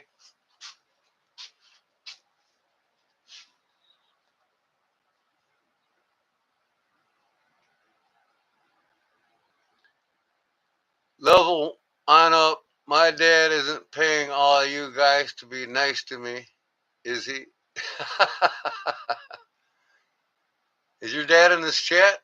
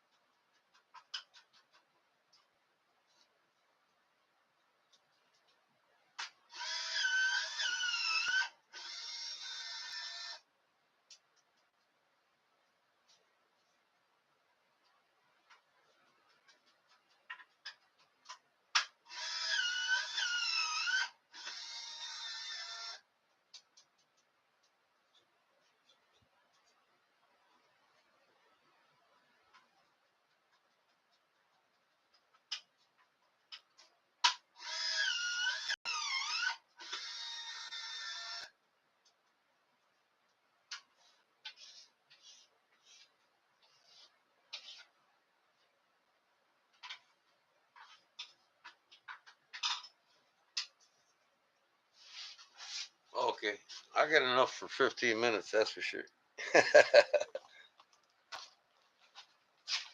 All right, I'm gonna start clearing this table. I gotta get this over with the rest of them. And that's ready to go. This over there.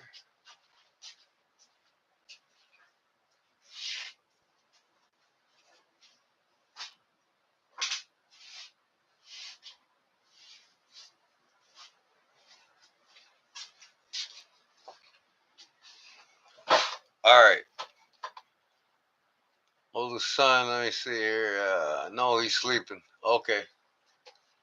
Wow, the treasures you have are amazing. Who, me? My treasures? Shit, you gotta see my gun shelf filled with AR-15s and M16s. I got a collection for them too. I got a Fort Knox bolt in the other house. It's too heavy to bring it over here. It holds 65 rifles. I paid $9,000 for that safe, and it's full. I don't have enough either.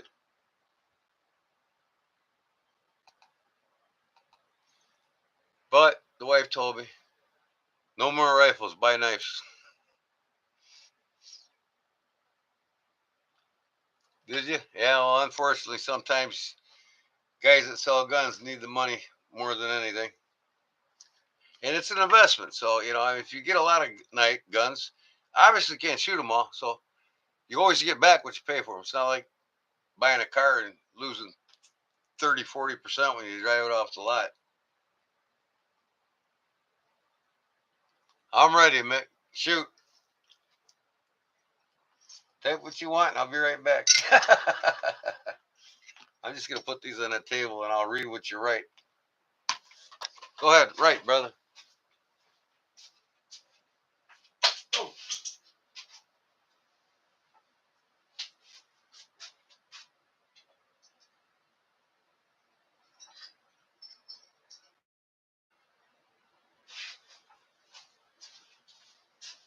I want to stay organized on his knife so I can get it done and the hell out of here. His second to last knife. Ooh, his sheaths. I didn't put a sheath over there. Okay, what you got, Mick? I'm ready. Let's go.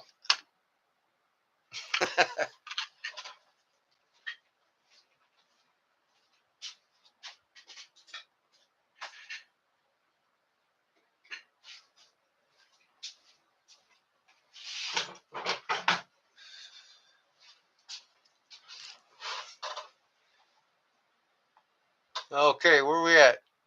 And how do I do it with my Wi-Fi? Did you fall asleep, Mick, or what? Or do I got a 50-second lag time?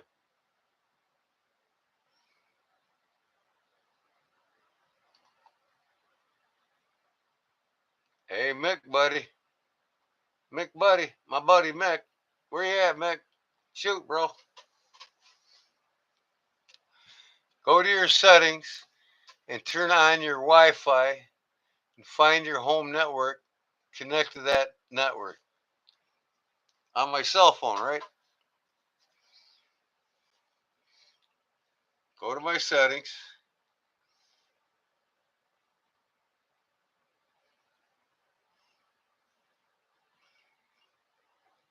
Find my Wi-Fi right here.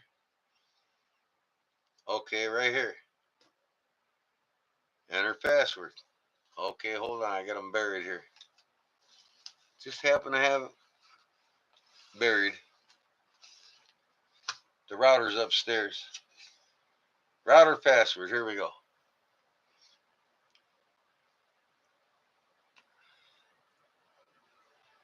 Right there.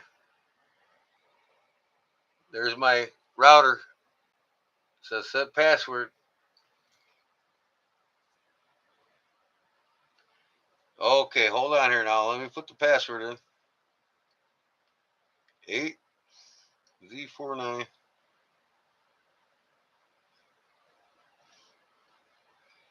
No, that's N. I gotta see this too. 8Z4N.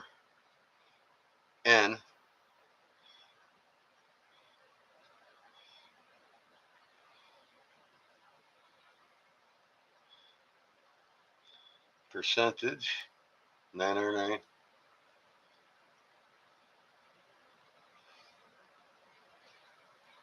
PNM6.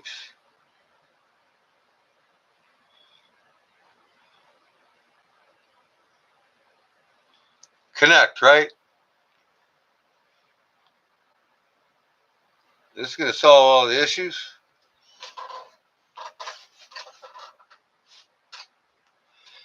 Password, incorrect password. My line answer is, let me check. 8Z4N percentage 9R9 PNM6. That's my password. What the hell? Maybe that's not my tower. Let me go back.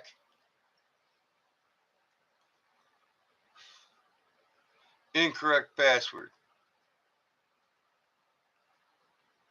Let me try this next tower. I just got this thing, so bear with me here. 8Z4N.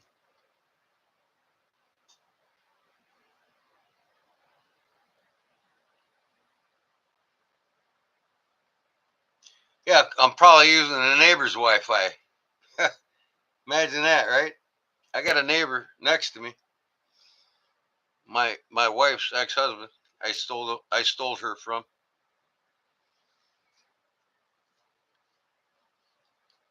All right, hold on. 8Z4N. 8Z4N.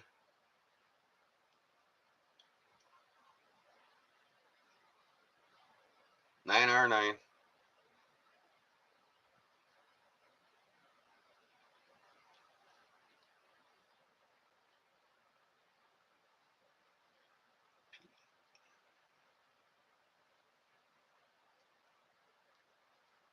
Connect.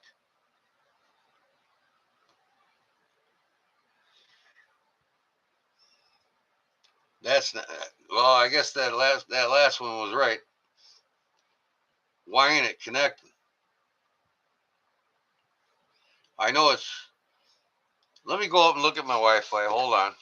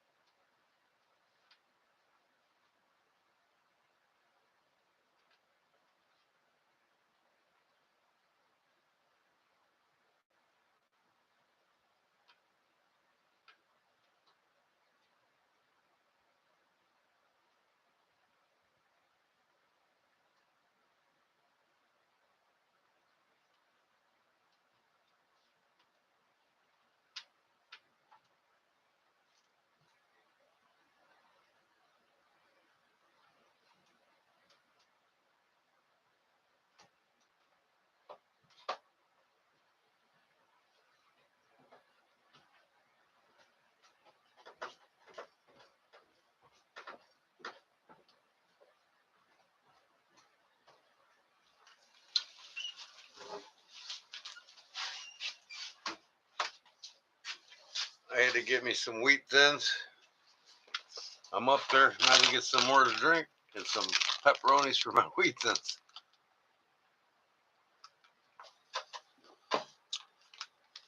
All right. I looked at my Wi-Fi, and that's it. It said I put the incorrect password in. Why is that? I'm going to put this password in again. All right. Watch. Maybe my password is wrong here on the paper.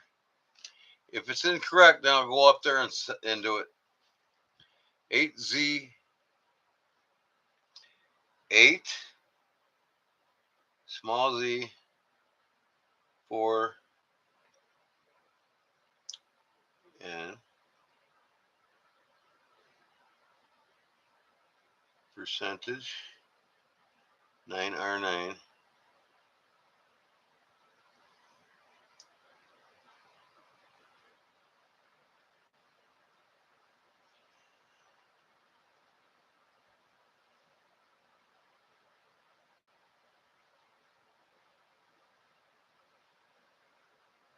connect. Oh, would you look at that? Wait, not yet. Set frequently used Wi-Fi network so you can turn on Wi-Fi automatically when you're near them. What I do now, Mick, you need to get the password from the original router. I did. I'm in. So it says this: set frequently used Wi-Fi network so you can turn on Wi-Fi automatically when you're near them.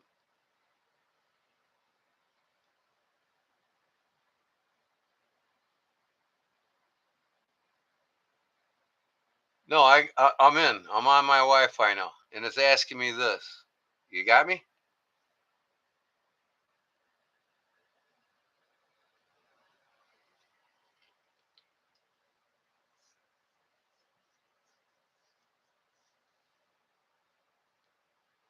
Okay. It says on, but it's like scrolling there. What's going on there? All right, now it's not doing anything. Oh, it's still scrolling. What's that mean? Yep, you got it. So that scrolling means that I'm actually hooked up to my Wi-Fi. Just hit yes. Oh, I just hit somewhere on the screen and that black thing, that black note went away.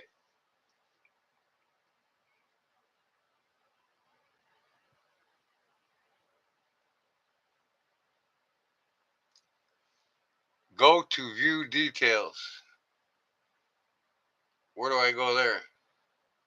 Contact us, advanced settings, intelligent Wi-Fi, Wi-Fi direct.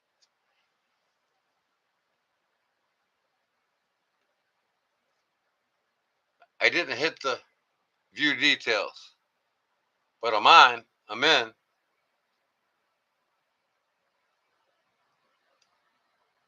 I'm on my home network. Okay.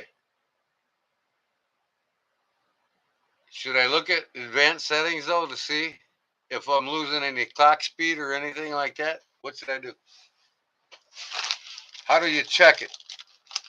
Can you do a test like you can on a PC? Signal test? You know what I mean?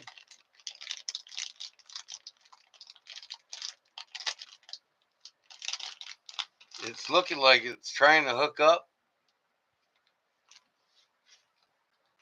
Well, it says on. It's got to be on. But that scrolling probably means it's trying to rehook every time, right? And that's what I'm having with my live streams on here. Try again. Try again.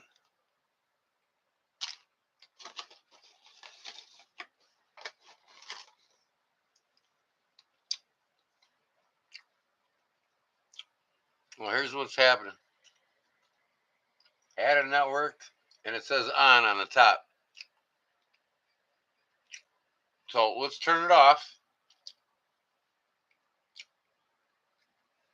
Turn on Wi-Fi again. Add network.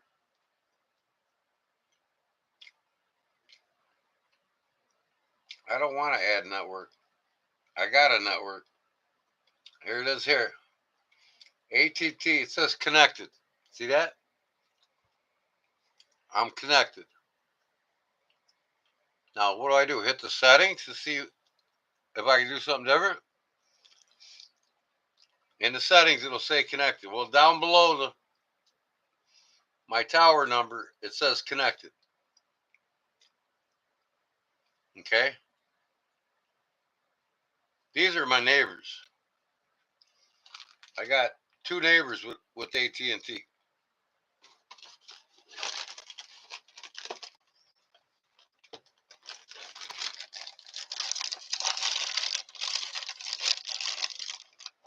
Yeah, it's connected. No, I got an Android. It's orange. It says on, but it keeps scrolling. But here's the one that I'm on right here that says connected. The one right there.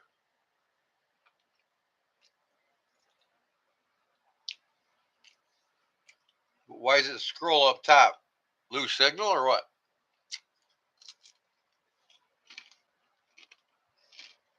No. I'm going to look at settings on that. View more. We got IP settings, proxy, none. Master network, detect automatically. MAC address type, recognize MAC. I don't touch this then, right?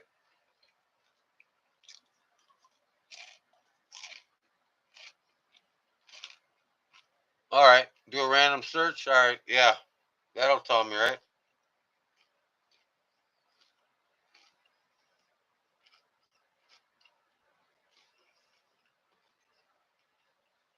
Mouth harps. Man, it was instant, bro. It was this instant. Before I was wanting to go like this, remember? Watch. Pictures of banjos. Boom! Oh my God, I think you solved it, brother. So why, when I turn the Wi-Fi button on my Android, why doesn't it hook up with it automatically in the first place anyway?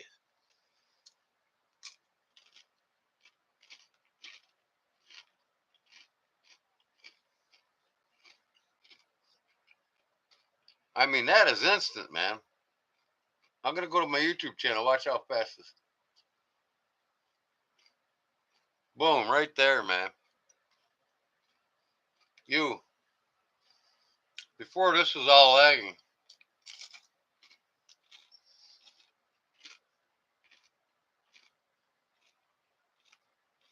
You can't do a G-man's fuck. Well, I never continue my education on electronics. I just try to learn as I go.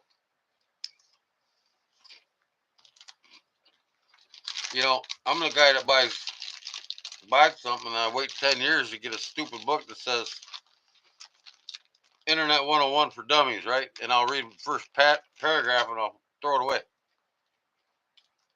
because it bores me.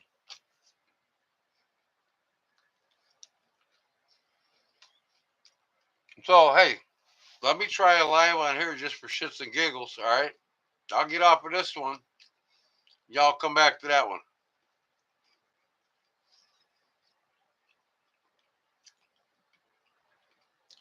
All right?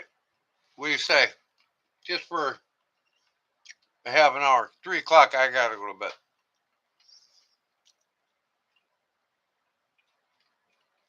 When you leave your house, just turn the Wi-Fi off. That way I don't lose my connection or what?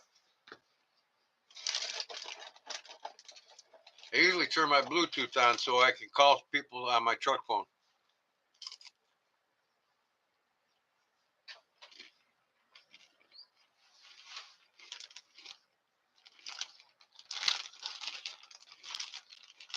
I wish I could find that mouth hook. Check this out, guys.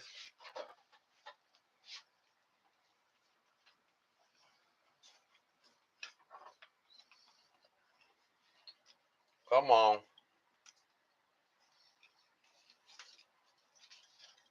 This has got so much dust on it. Let's see if I can wipe it off. No, fuck.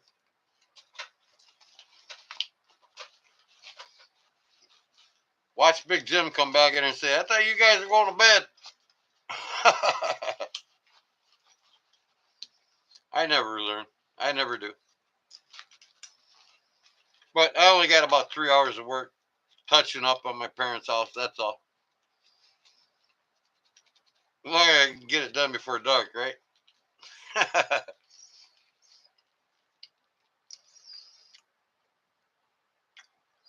No, because you can't use your home network outside your house. So it makes sense.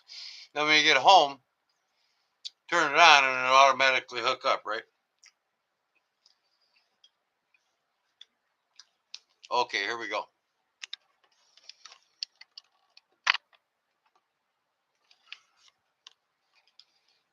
Check this out. It's got a wrist strap right here and then a neck lanyard. So I put my phone in this. So when it's raining out, it don't get wet. This is waterproof. Seals right up.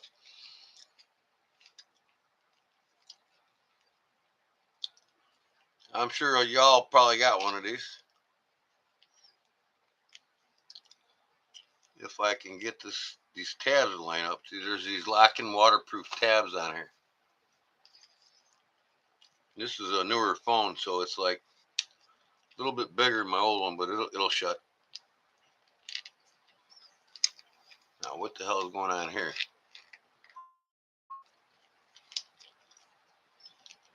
I guess I gotta just push it on. Let me see here. And I'm gonna tell you why I use this and why I bought it. Come on.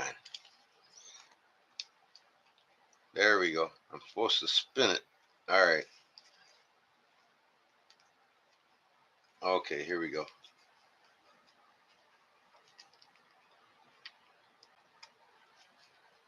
Spin. Spin.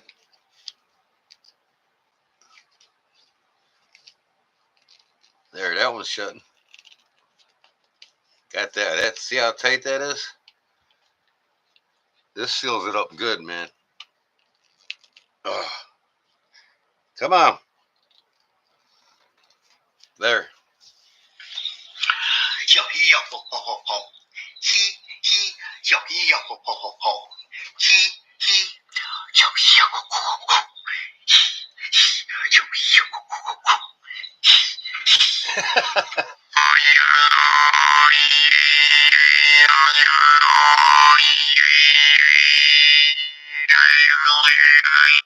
Okay.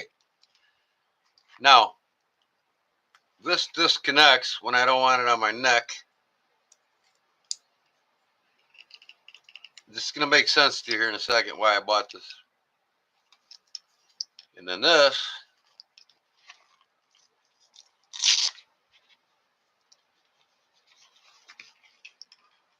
goes on your wrist, see? I put it like right about there. And I'm going to show you why.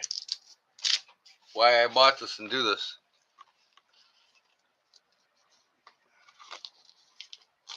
Okay. So I got that on my wrist now, right? And I'll use the horizontal screen when I'm doing what I'm going to show you.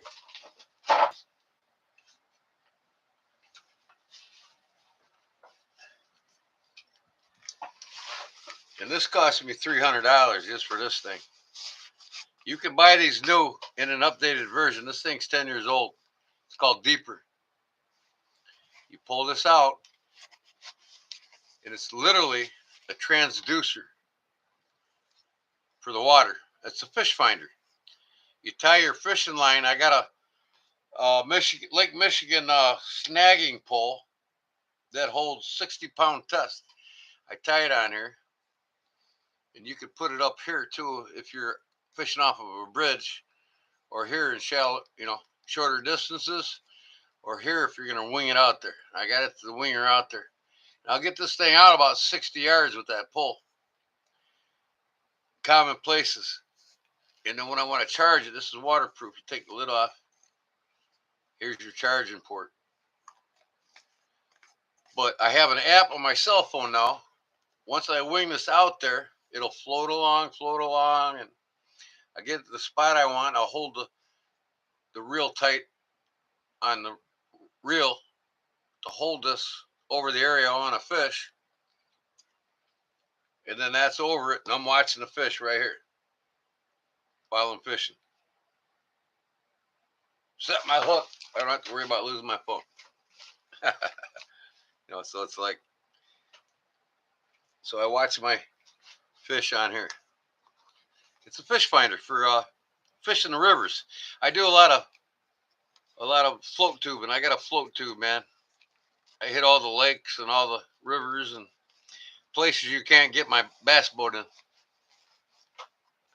So if you want to check them out, they got a YouTube channel and they got a website. Deeper Fish Finder. DEEPER. Deeper Fish Finder. If you want to spend $5,000 for electronics, or the one I got on my boat was $2,300. These things are like $300. They might be cheaper now. Who knows? But yeah, you bring two poles and you hook the poles on your back if you're waiting, while this is out in front of you, and you cast to where it's at. You know what I mean? You're on the shoreline, you'll cast and let it float into the target, right? And then you can hold it if you're upstream of it in the water. But if you just let it float till you find fish, and then you just eyeball where they're at, and then you start fishing. Works really great. I mean, this really picks up the fish, and you can tell the fish from the rocks and everything. Okay, Mick says, yep, I got it. Mick says, I always use my home network. I get crappy cell service in my house too. Yeah, I was always using my Wi-Fi on this, but I didn't know. Obviously, I wasn't passed into it.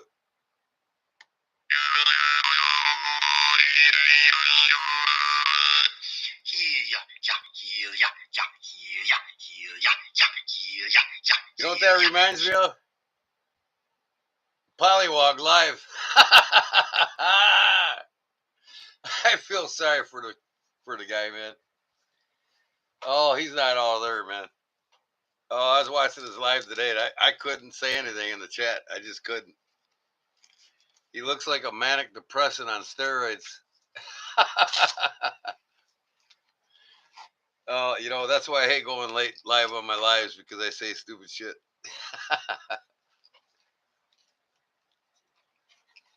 I don't know if he's all watched his lives. I told him my mind when he pissed me off that one day. I said, dude, do yourself a favor. Quit going live. He's not all there, man. He's living with his dad, and I guess his dad won't let him free because he knows.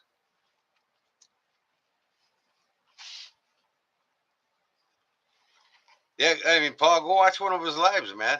I mean, you'll be like, what? Huh? What?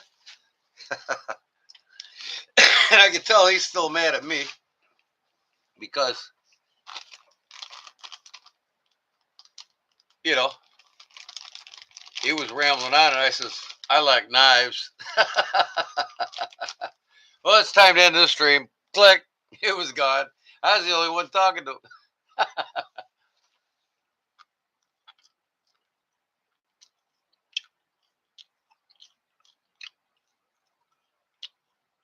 I can trade your horn. You can trade your horn in for a Maltarp. What? What the what? Yeah, this thing's still like new, man. I mean, I kept it out of the elements.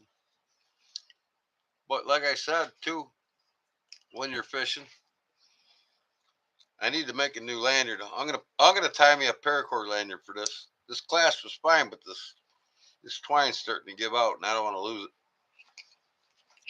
It's got a compass on it. Check that out. You're out fishing. Let me see if it's right.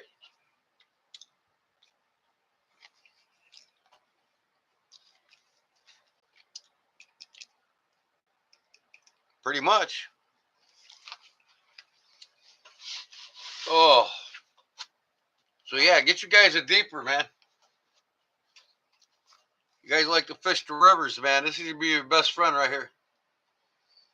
Just go watch their videos on how it works, man. In the newer models, they're fascinating what you see on that screen.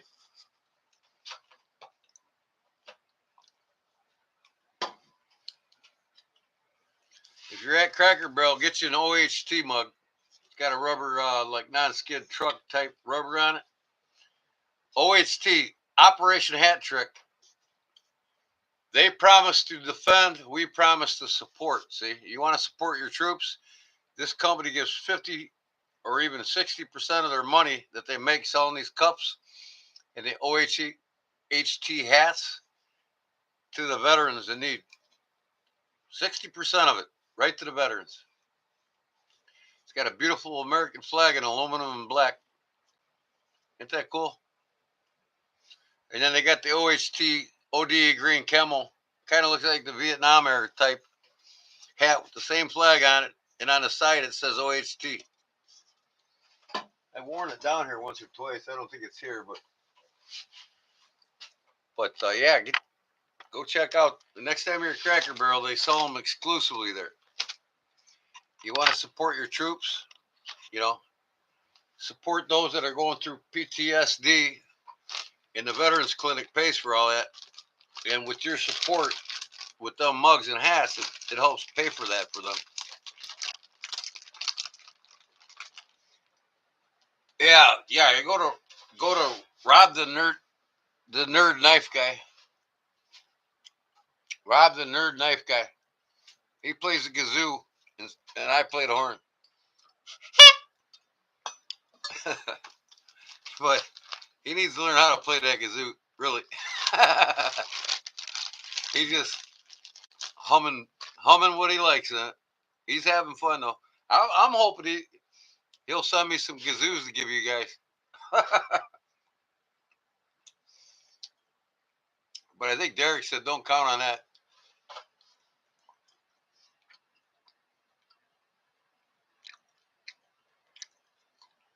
You're a barrel full of crazy crackers.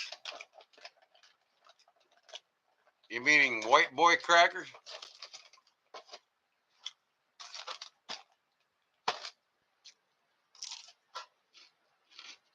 You can call yourself a cracker. That in itself, in a way, is being racist. Because cracker basically came from the crack of the whip. That's why they call us crackers. And it's essentially a racist term. It goes both ways with both races.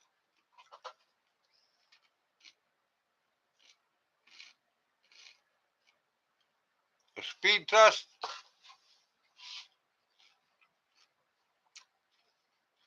I did a speed test when I first set up my OBS, and I'm kicking ass on that. My PC is a gaming PC, and I even touched the surface on the quad dual processors. Quad processors I got in here, the Ryzen's.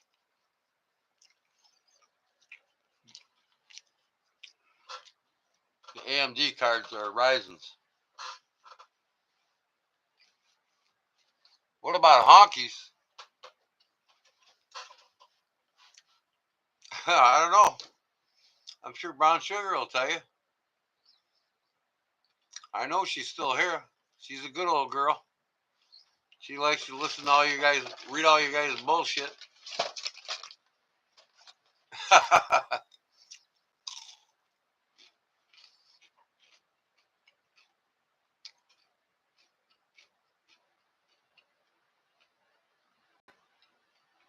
I do know the slaves used to call the white folk crackers because of the sound of the whip. And that's where it actually came from. So I wouldn't call anybody a cracker because it can be offensive. And I pretty much think it's racist to say it.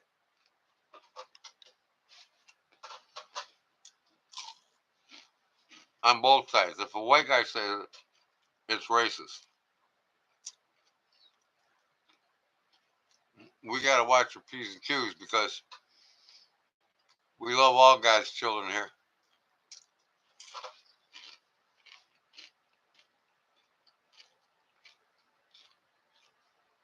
Read the chats. Yeah. What am I missing there?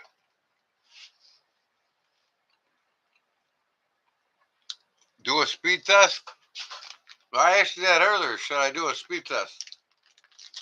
Do it on my cell phone. I know. I can tell right now. Why don't I get off of this PC live and start another live? You know, before I go to bed here in 10 minutes, just to see if it cuts out on me like it did. Because I couldn't stay live at all. I mean, 20 seconds, try again. 20 seconds, try again. Did you guys notice that when I first came on?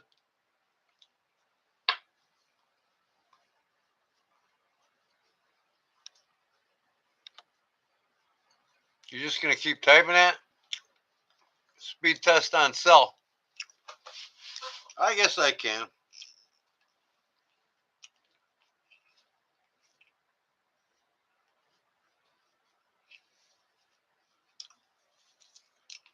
All right, how do I get to one? I've never done it on my cell phone. I just type in speed test in the search.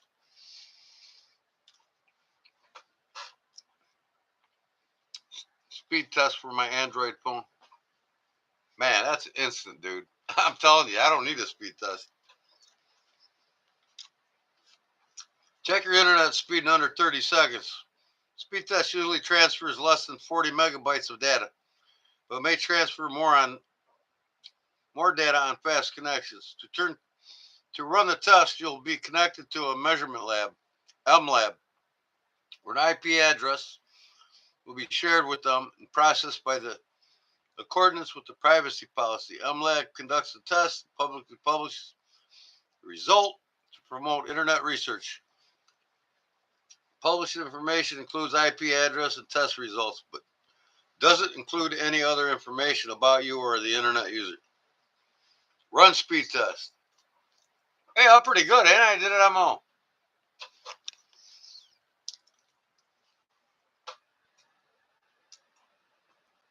It's getting up there. Megabytes per second. Oh, it's in a good range. It's above 7.5. Between 8.3 and 9.2. See? That's good. You want over 7, right? 8.37. Mbps download is 117.6, and that's quick. Let us see 39 ms server, Chicago. Your internet connection is very fast. Your internet connection should be able to handle multiple devices. Man, see how easy that was? Mick to the rescue. All right, Mick. Thanks a lot, buddy. I always thought on my own, logged into my own, you know. But here I am not logging in, and I'm probably bouncing back and forth from mine to my two neighbors, right?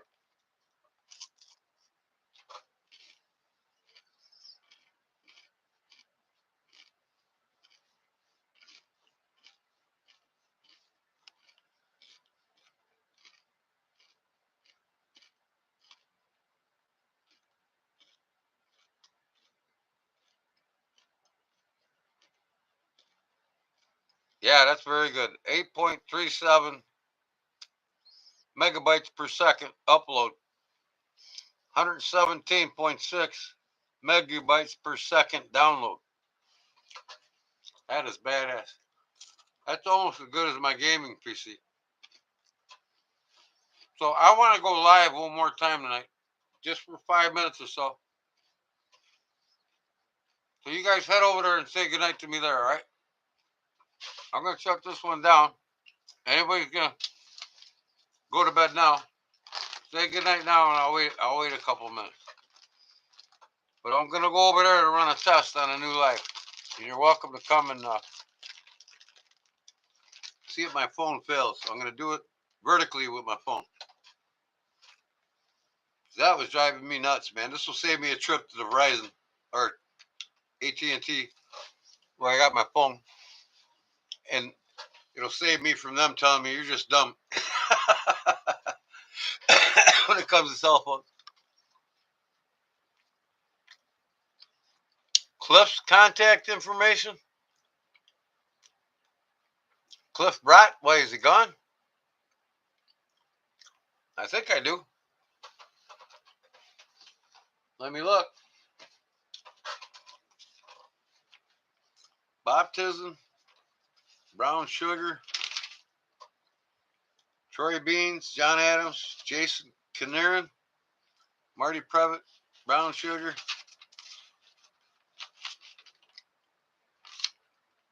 Mike Guerrero, Jim Fields, Jerry Phillips, Sean Fields, Don and Chris.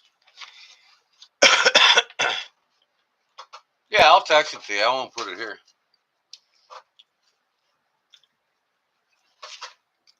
Chad, Paul, Dwayne, Purnell, Justin Wood. I can get rid of his, and I can get rid of Arizona EDC, unless he comes back and apologizes to me. But he's gonna have to text me on the phone to apologize to me. I won't bring anybody back unless they apologize first. You know.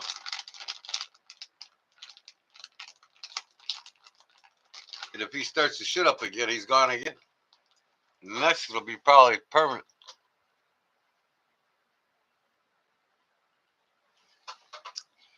What's that? If you hardwire it, it will be at least 5 times faster. I'd have to bring the tower back down here then.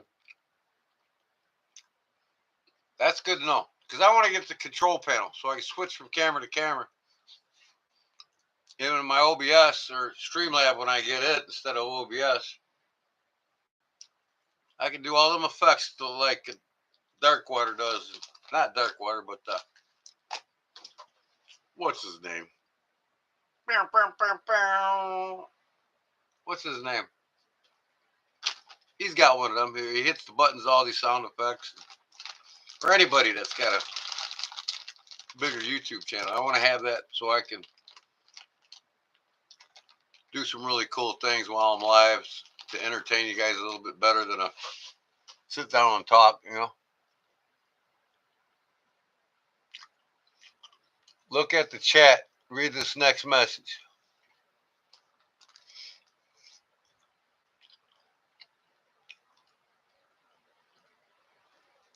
You want to send Cliff a carrot package? Oh yeah, no, I don't. He's in Alaska, but I don't think I have. Yeah, I don't have his address. I don't think he's won anything off me. I just got the ones that's won shit off me. Unless he is. No, this is baptism. His name's Robert Austin. And then Barbara Howell is in Mississippi. And Sharon Vaughn is brown sugar.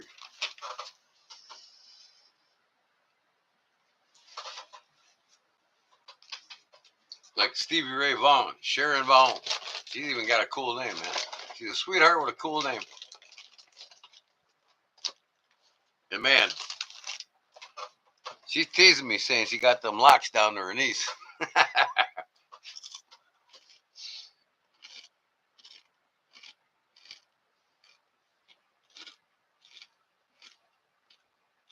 Hey y'all, YouTube's back. Hey, YouTube thought I was getting off at midnight, didn't you? I thought I was too. But yeah, check out that Deeper, guys. You're gonna love it, man. At least watch the videos on YouTube or their website. They'll get you hooked. Now, McRanger. I want these for second and third camera when I'm live. I probably got to update the software on them because this is a Hero 4 and it's Hero 3. That's like 10 years old. But I can use them just for cameras. You know, I don't have to store no memory on them. And they're Bluetooth, so I could. These probably be my best cameras to set up for the over there and in the back area shop. What do you think? They eat batteries, so I got to plug them into the plugs. I got an actual mobile power pack for these I plug into when I'm filming with them.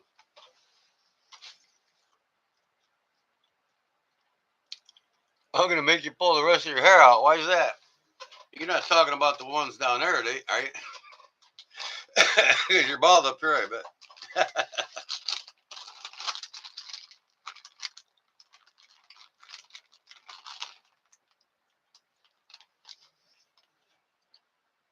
Did you ask something again? G-Man, stay focused, bro. You need to write this down. Okay. Are you ready? I am ready, brother. Let me get my right notebook. This is for everything I do on YouTube and being live and everything else on my computer. YouTube member perks activity records. Go ahead. I'm all ears. I'm all eyeballs. I'm sorry. First, let's get you connected. Right. Write this down. No, I would just get 2 cheap wired cams. Well, I got a cheap wired cam.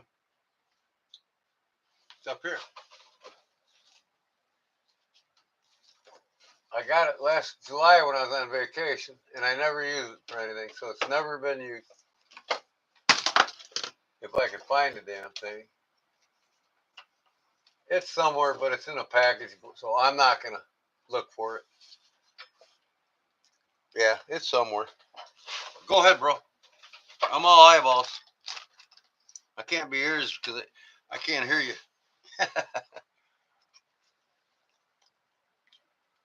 Yeah, I got one cheap wired cam, and it works good. It's got HD.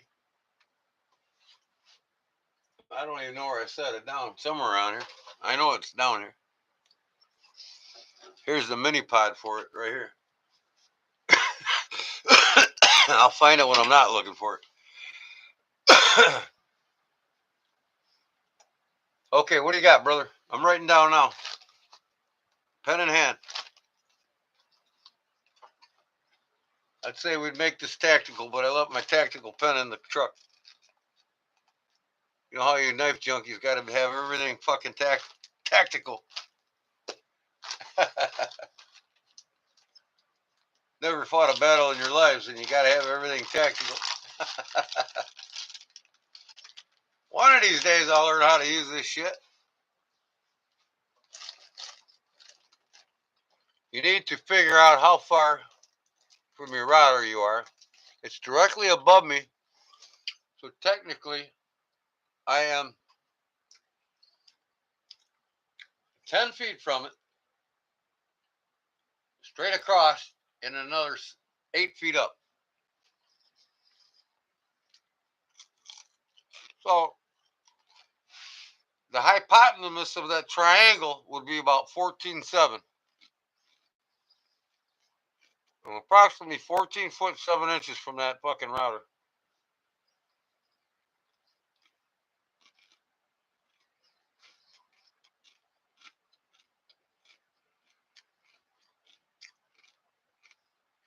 Okay, you need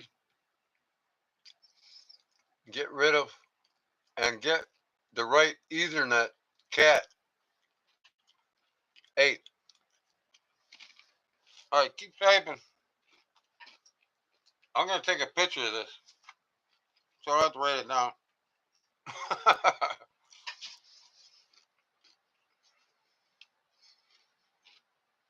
If I can open this fucking thing now, it gets tight. Ethernet, so that is very important. Okay. I got an Ethernet connection in the back of it. In fact, I gotta go.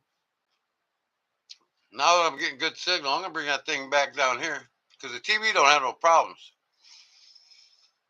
And I got my security camera here that's facing my mailbox in the front of my driveway, which is 100 yards long, 120 yards long. The mail lady was ripping my mail off.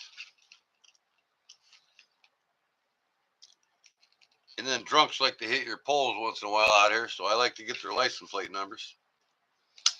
But yeah, I'm gonna take a picture of all this so I can read it again tomorrow. Go get what I need. So just keep writing. Don't worry about me paying attention. I'm gonna take a picture of it here now. 100 feet away. If you're 100 feet away, get 100 foot of Cat 8. No, I'm only like 14 max. But I'm going to bring it back down here and I'll only be 3 feet from it. So I'll get a regular Ethernet cable. A Cat 8 wire, right? Yeah, a Cat 8 wire Ethernet cable.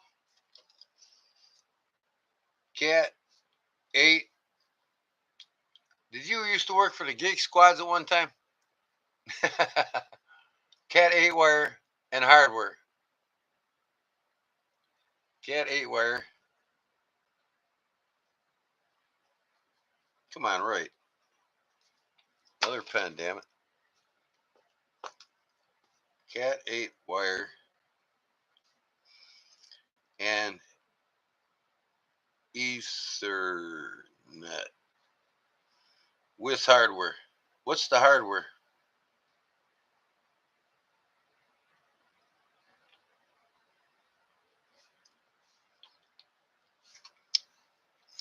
You awaken your signal by putting the router in the basement. I don't have a basement. This is my garage below my house. It's upstairs right now.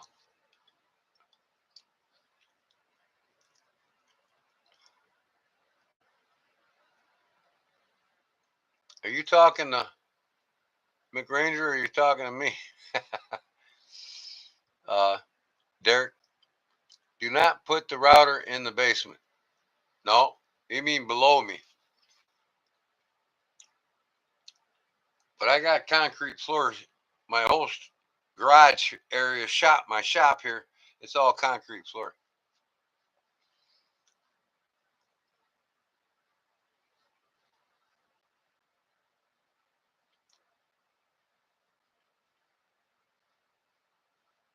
The wire is all you need. Yeah, I mean I can run wire from here upstairs if I wanted to. Just get a long enough Ethernet cable, right? Cody has 2. Yeah, I can get another one if I want, but nah. And I might for my security camera because I want to put more than one camera out. I got a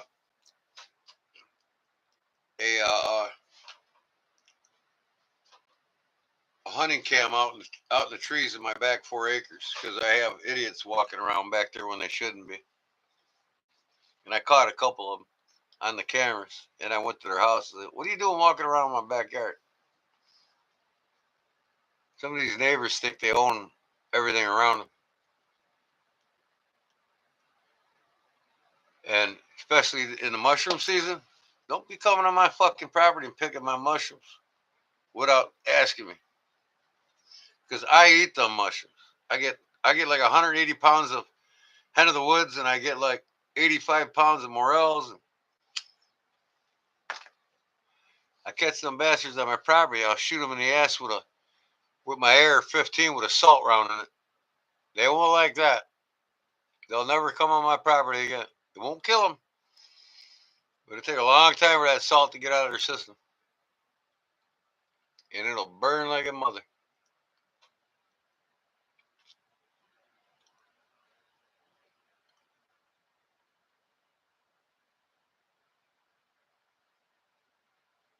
Come on down, Derek.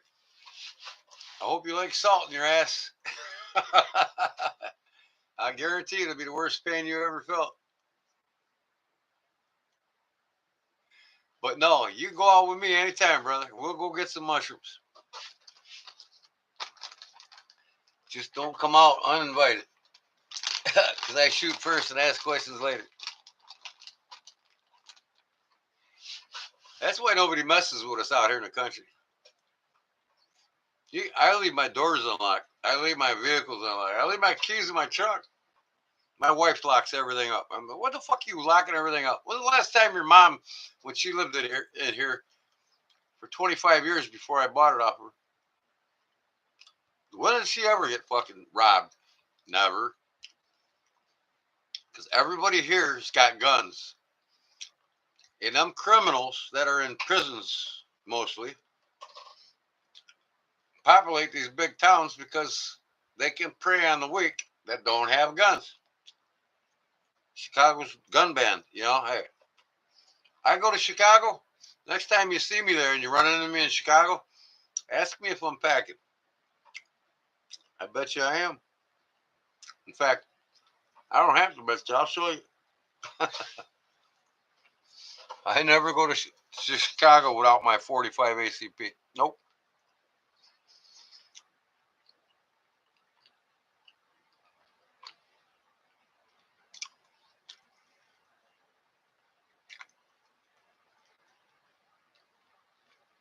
Yeah, if you're hardwired, you don't need an extender. Yep. And you don't lose no speed when you're hardwired at long distances. It's kind of like fiber optics.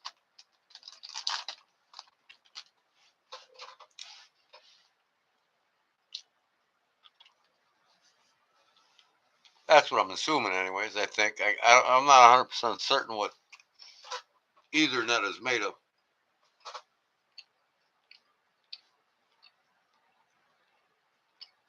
I never did a search on what it's made of. Anybody want a wheat then? They're good with blueberries on it and cheese.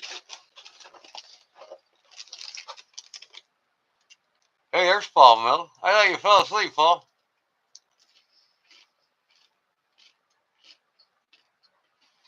I should be sleeping right now, but you know, like I said,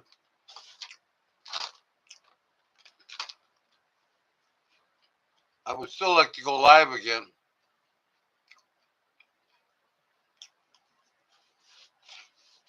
On my cell phone, see how she's kicking now.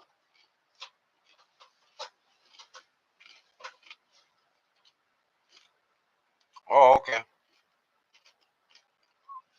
Did you hear the cracker comment earlier? I think they were talking about my crackers.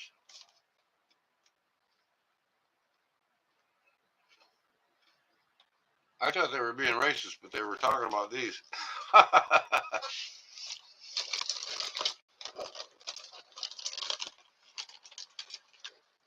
I used to have fiber optics with AT&T, and then I got that Verizon shit, and now they don't run the fiber optics out here anymore because I'm like 4.5 miles from town, down the old rural route, country road. That's as close as I'm going to get to any city. All my neighbors are more than 1,000 feet from me, except for the dickhead next door, which is my wife's ex-husband. See, because they built that house together before she divorced from him.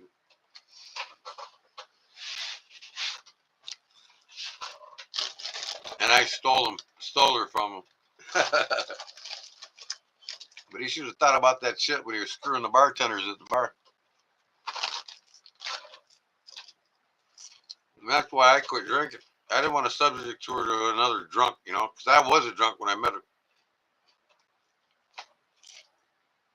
I knew what I had there, and I didn't take advantage of it.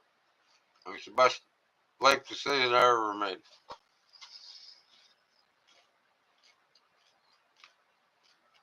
You had to fight to get fiber in your house? Yeah. I could probably fight it too and get it. They still got the old fiber lines here. I think you're right. You got to fight with the phone companies to get their ass out here to do it. They don't care about you. They just want all your money. And they make more money off of cell phone service than they do off them damn landlines. I want the phone back where it's got the dial. I don't want the push button. I want the dial.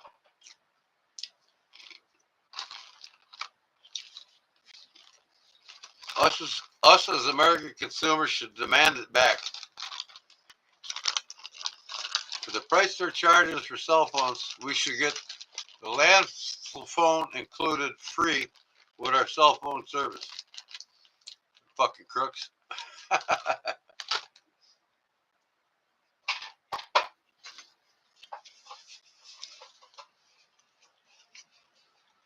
Cause shit, they see how pretty your wife is.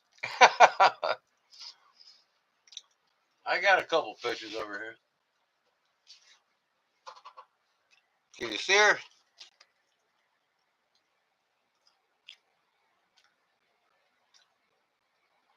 She's got beautiful golden hair and beautiful brownish golden eyes.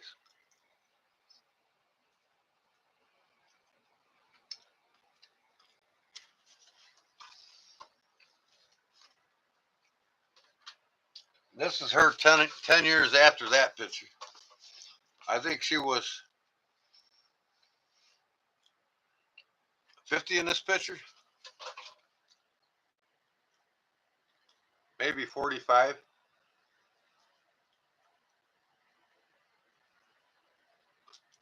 And that's the real color of her hair. That ain't dyed. It's like a golden brown. Yep.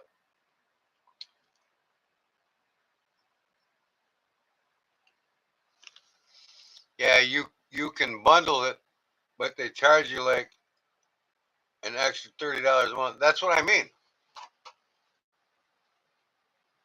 You know, we used to have the bundle. We never had any problems with our service.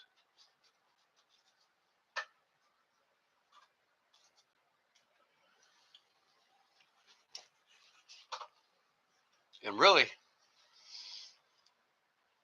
I would leave my cell phone in the shop when I'm on, just doing my research and doing my YouTube thing.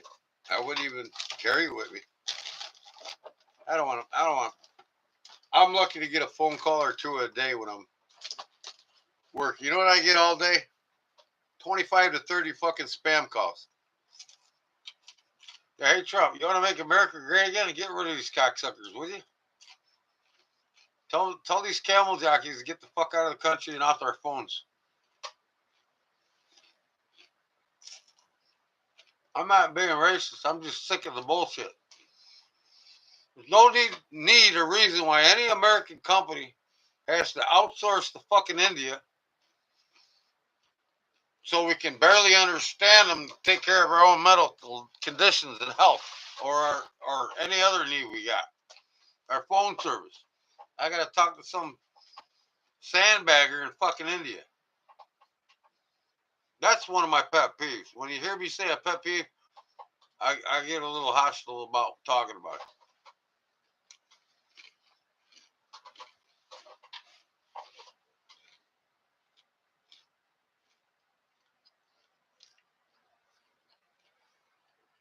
All right, I'm setting now. 10 minutes. Actually, in 5 minutes, I'm out of here on this one. And I'm going to do a test of my cell phone for a new live. I'm going to call it Shooting the Shit Past Hours. Wouldn't everybody like that? I wonder what the algorithm will do with me if I put that in as a title or a thumbnail. I think the algorithm will completely lose me. They won't lose my channel. I'm too far into the algorithm now. One thing that screws up the algorithm on your whole channel is putting too many hashtags. The more hashtags you put on your channel, the more the algorithm's trying to figure out where you want to be. And it loses you. It literally loses you. You can get lost in the algorithm using way too many hashtags. They say Google allows you to have up to 65 hashtags, but they can also kick you off for having too many. I don't know how that works, but they said idealistically you don't want to go over 5 hashtags on any videos because you're just screwing yourself with the algorithm, and it's all about the algorithm.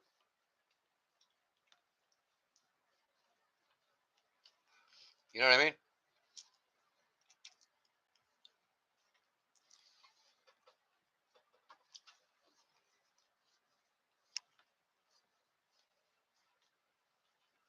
Called the G spot. What are you talking about? After hours with the G, called the G spot? Yeah, okay. I'm not touching your G spot.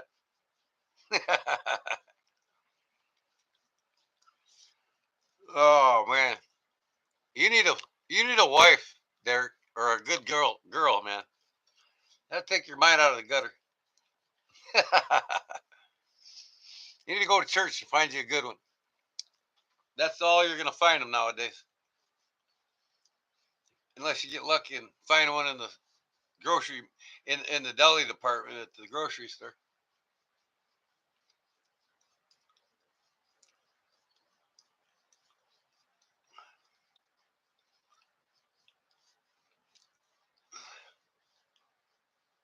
With the pretty goat right now. Oh, come on now! Don't be talking like that. You're one of them 40% of farmers that actually encounter sex with an animal at least once in their life. What do they call it? Necrophiliac? Are you a necrophiliac, Derek?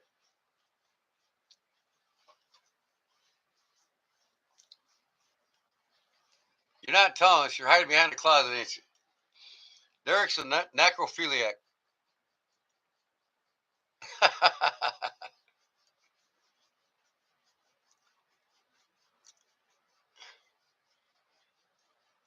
Okay, I'll give you a call later. Who you talking to, Mick? You can call me anytime you want, brother. I also get bust with my mother because she lives with us. I try to take care of her needs throughout the day. Oh, that's yeah. Hey, you were talking about that before in one of my lives, man. That's a lot of work, man. In fact, like I said, my wife moved in next door with her ex-husband. You know, they put up a new modular house, and then she moved into my little barn. But to take care of her dad, my father-in-law was brain dead the last 12 years of his life. He had dementia, plaque buildup. You know, he was gone. We had to put a cowbell on him because he wandered out in the back 5 acres all the time, and all we had to do was listen for the cowbell. We knew where Bob was, but no. So she moved next door. They put the house up for that, and then after he passed, 10 years later, the mother-in-law started getting bad, heavily medicated on clinical drugs, and it just toxicity in the body took its toll. And she made it to 85, and she passed away on Christmas a couple years ago. So we moved from the town next to us to move here so she could be closer to her mom and take care of her every day. And it's a lot of work, especially when she's got a washer and everything else.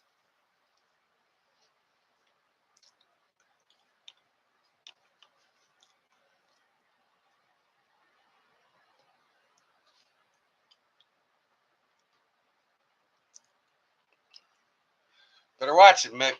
He's like me when it comes to being live. He'll talk to you for hours. No, only because I talk.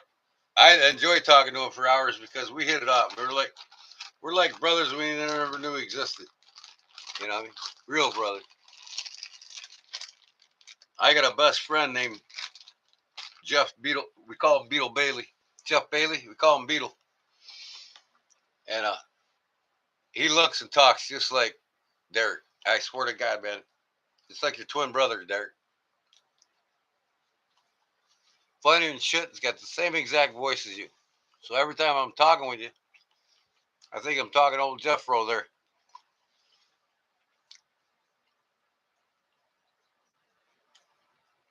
Chris and Don, Derek for Eel. Do you know who Christ was drawn to the most?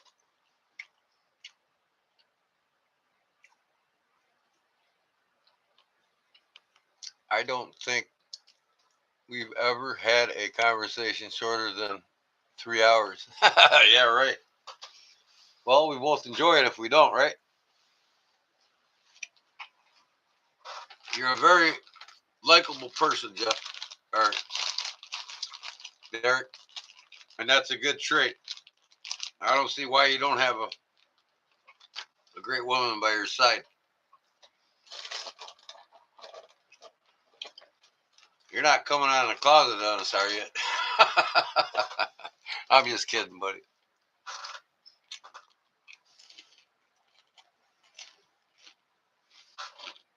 My wife can't stand it that I hate Kenny Chesney.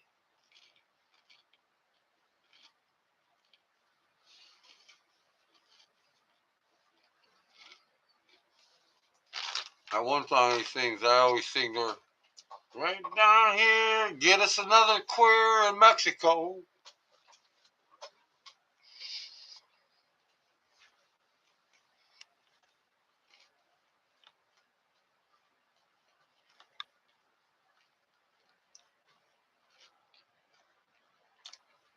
You who and what's that? A you who and a what's that one song he sings?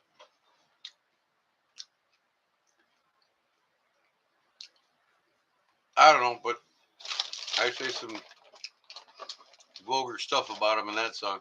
My wife can't stand it. She loves him. She literally gets mad when I call him queer boy.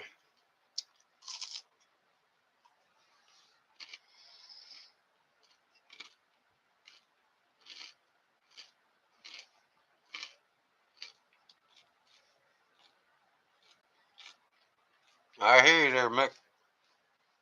Angels will sing. We need God to come back to earth and rid us of all this evil. And that would be the bankers. Money hungry bankers that are draining every country's wealth dry, including yours.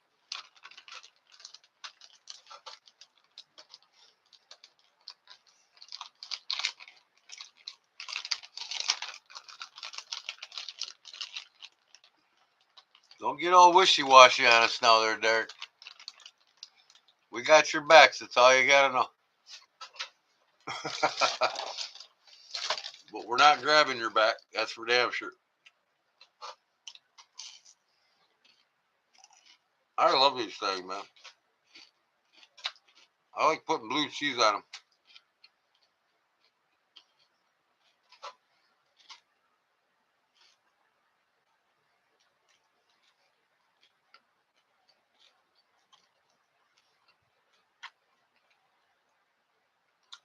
I always say, Mick, I'm very, very religious to myself and to my praying, and my Catholicism. But when it comes to reality in life, I always say, one of my favorite quotes is, Dear Lord, please save me from your followers. And that's pretty much the truth.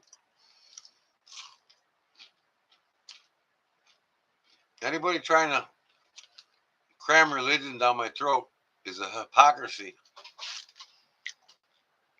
The words are supposed to be interpreted by the reader, the individual who's reading the scriptures, not read by somebody and told them tell you how to live the scriptures or tell you that you should pray and you should always have Jesus in your heart and skull you. Shh, I know this. I'm glad you do, but I know all this. My relationship with the Lord is with me, not with the whole world.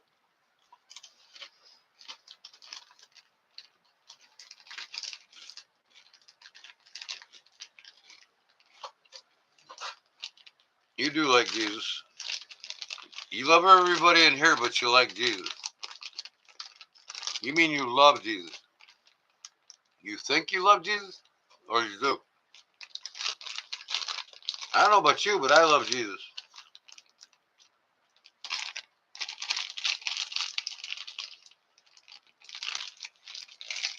He had a better plan for me in my life when I was getting down and out and really bad with drugs. And he brought his hand down and gave me the greatest woman of my whole first 43 years of dating women. He wanted me. He had better plans for me.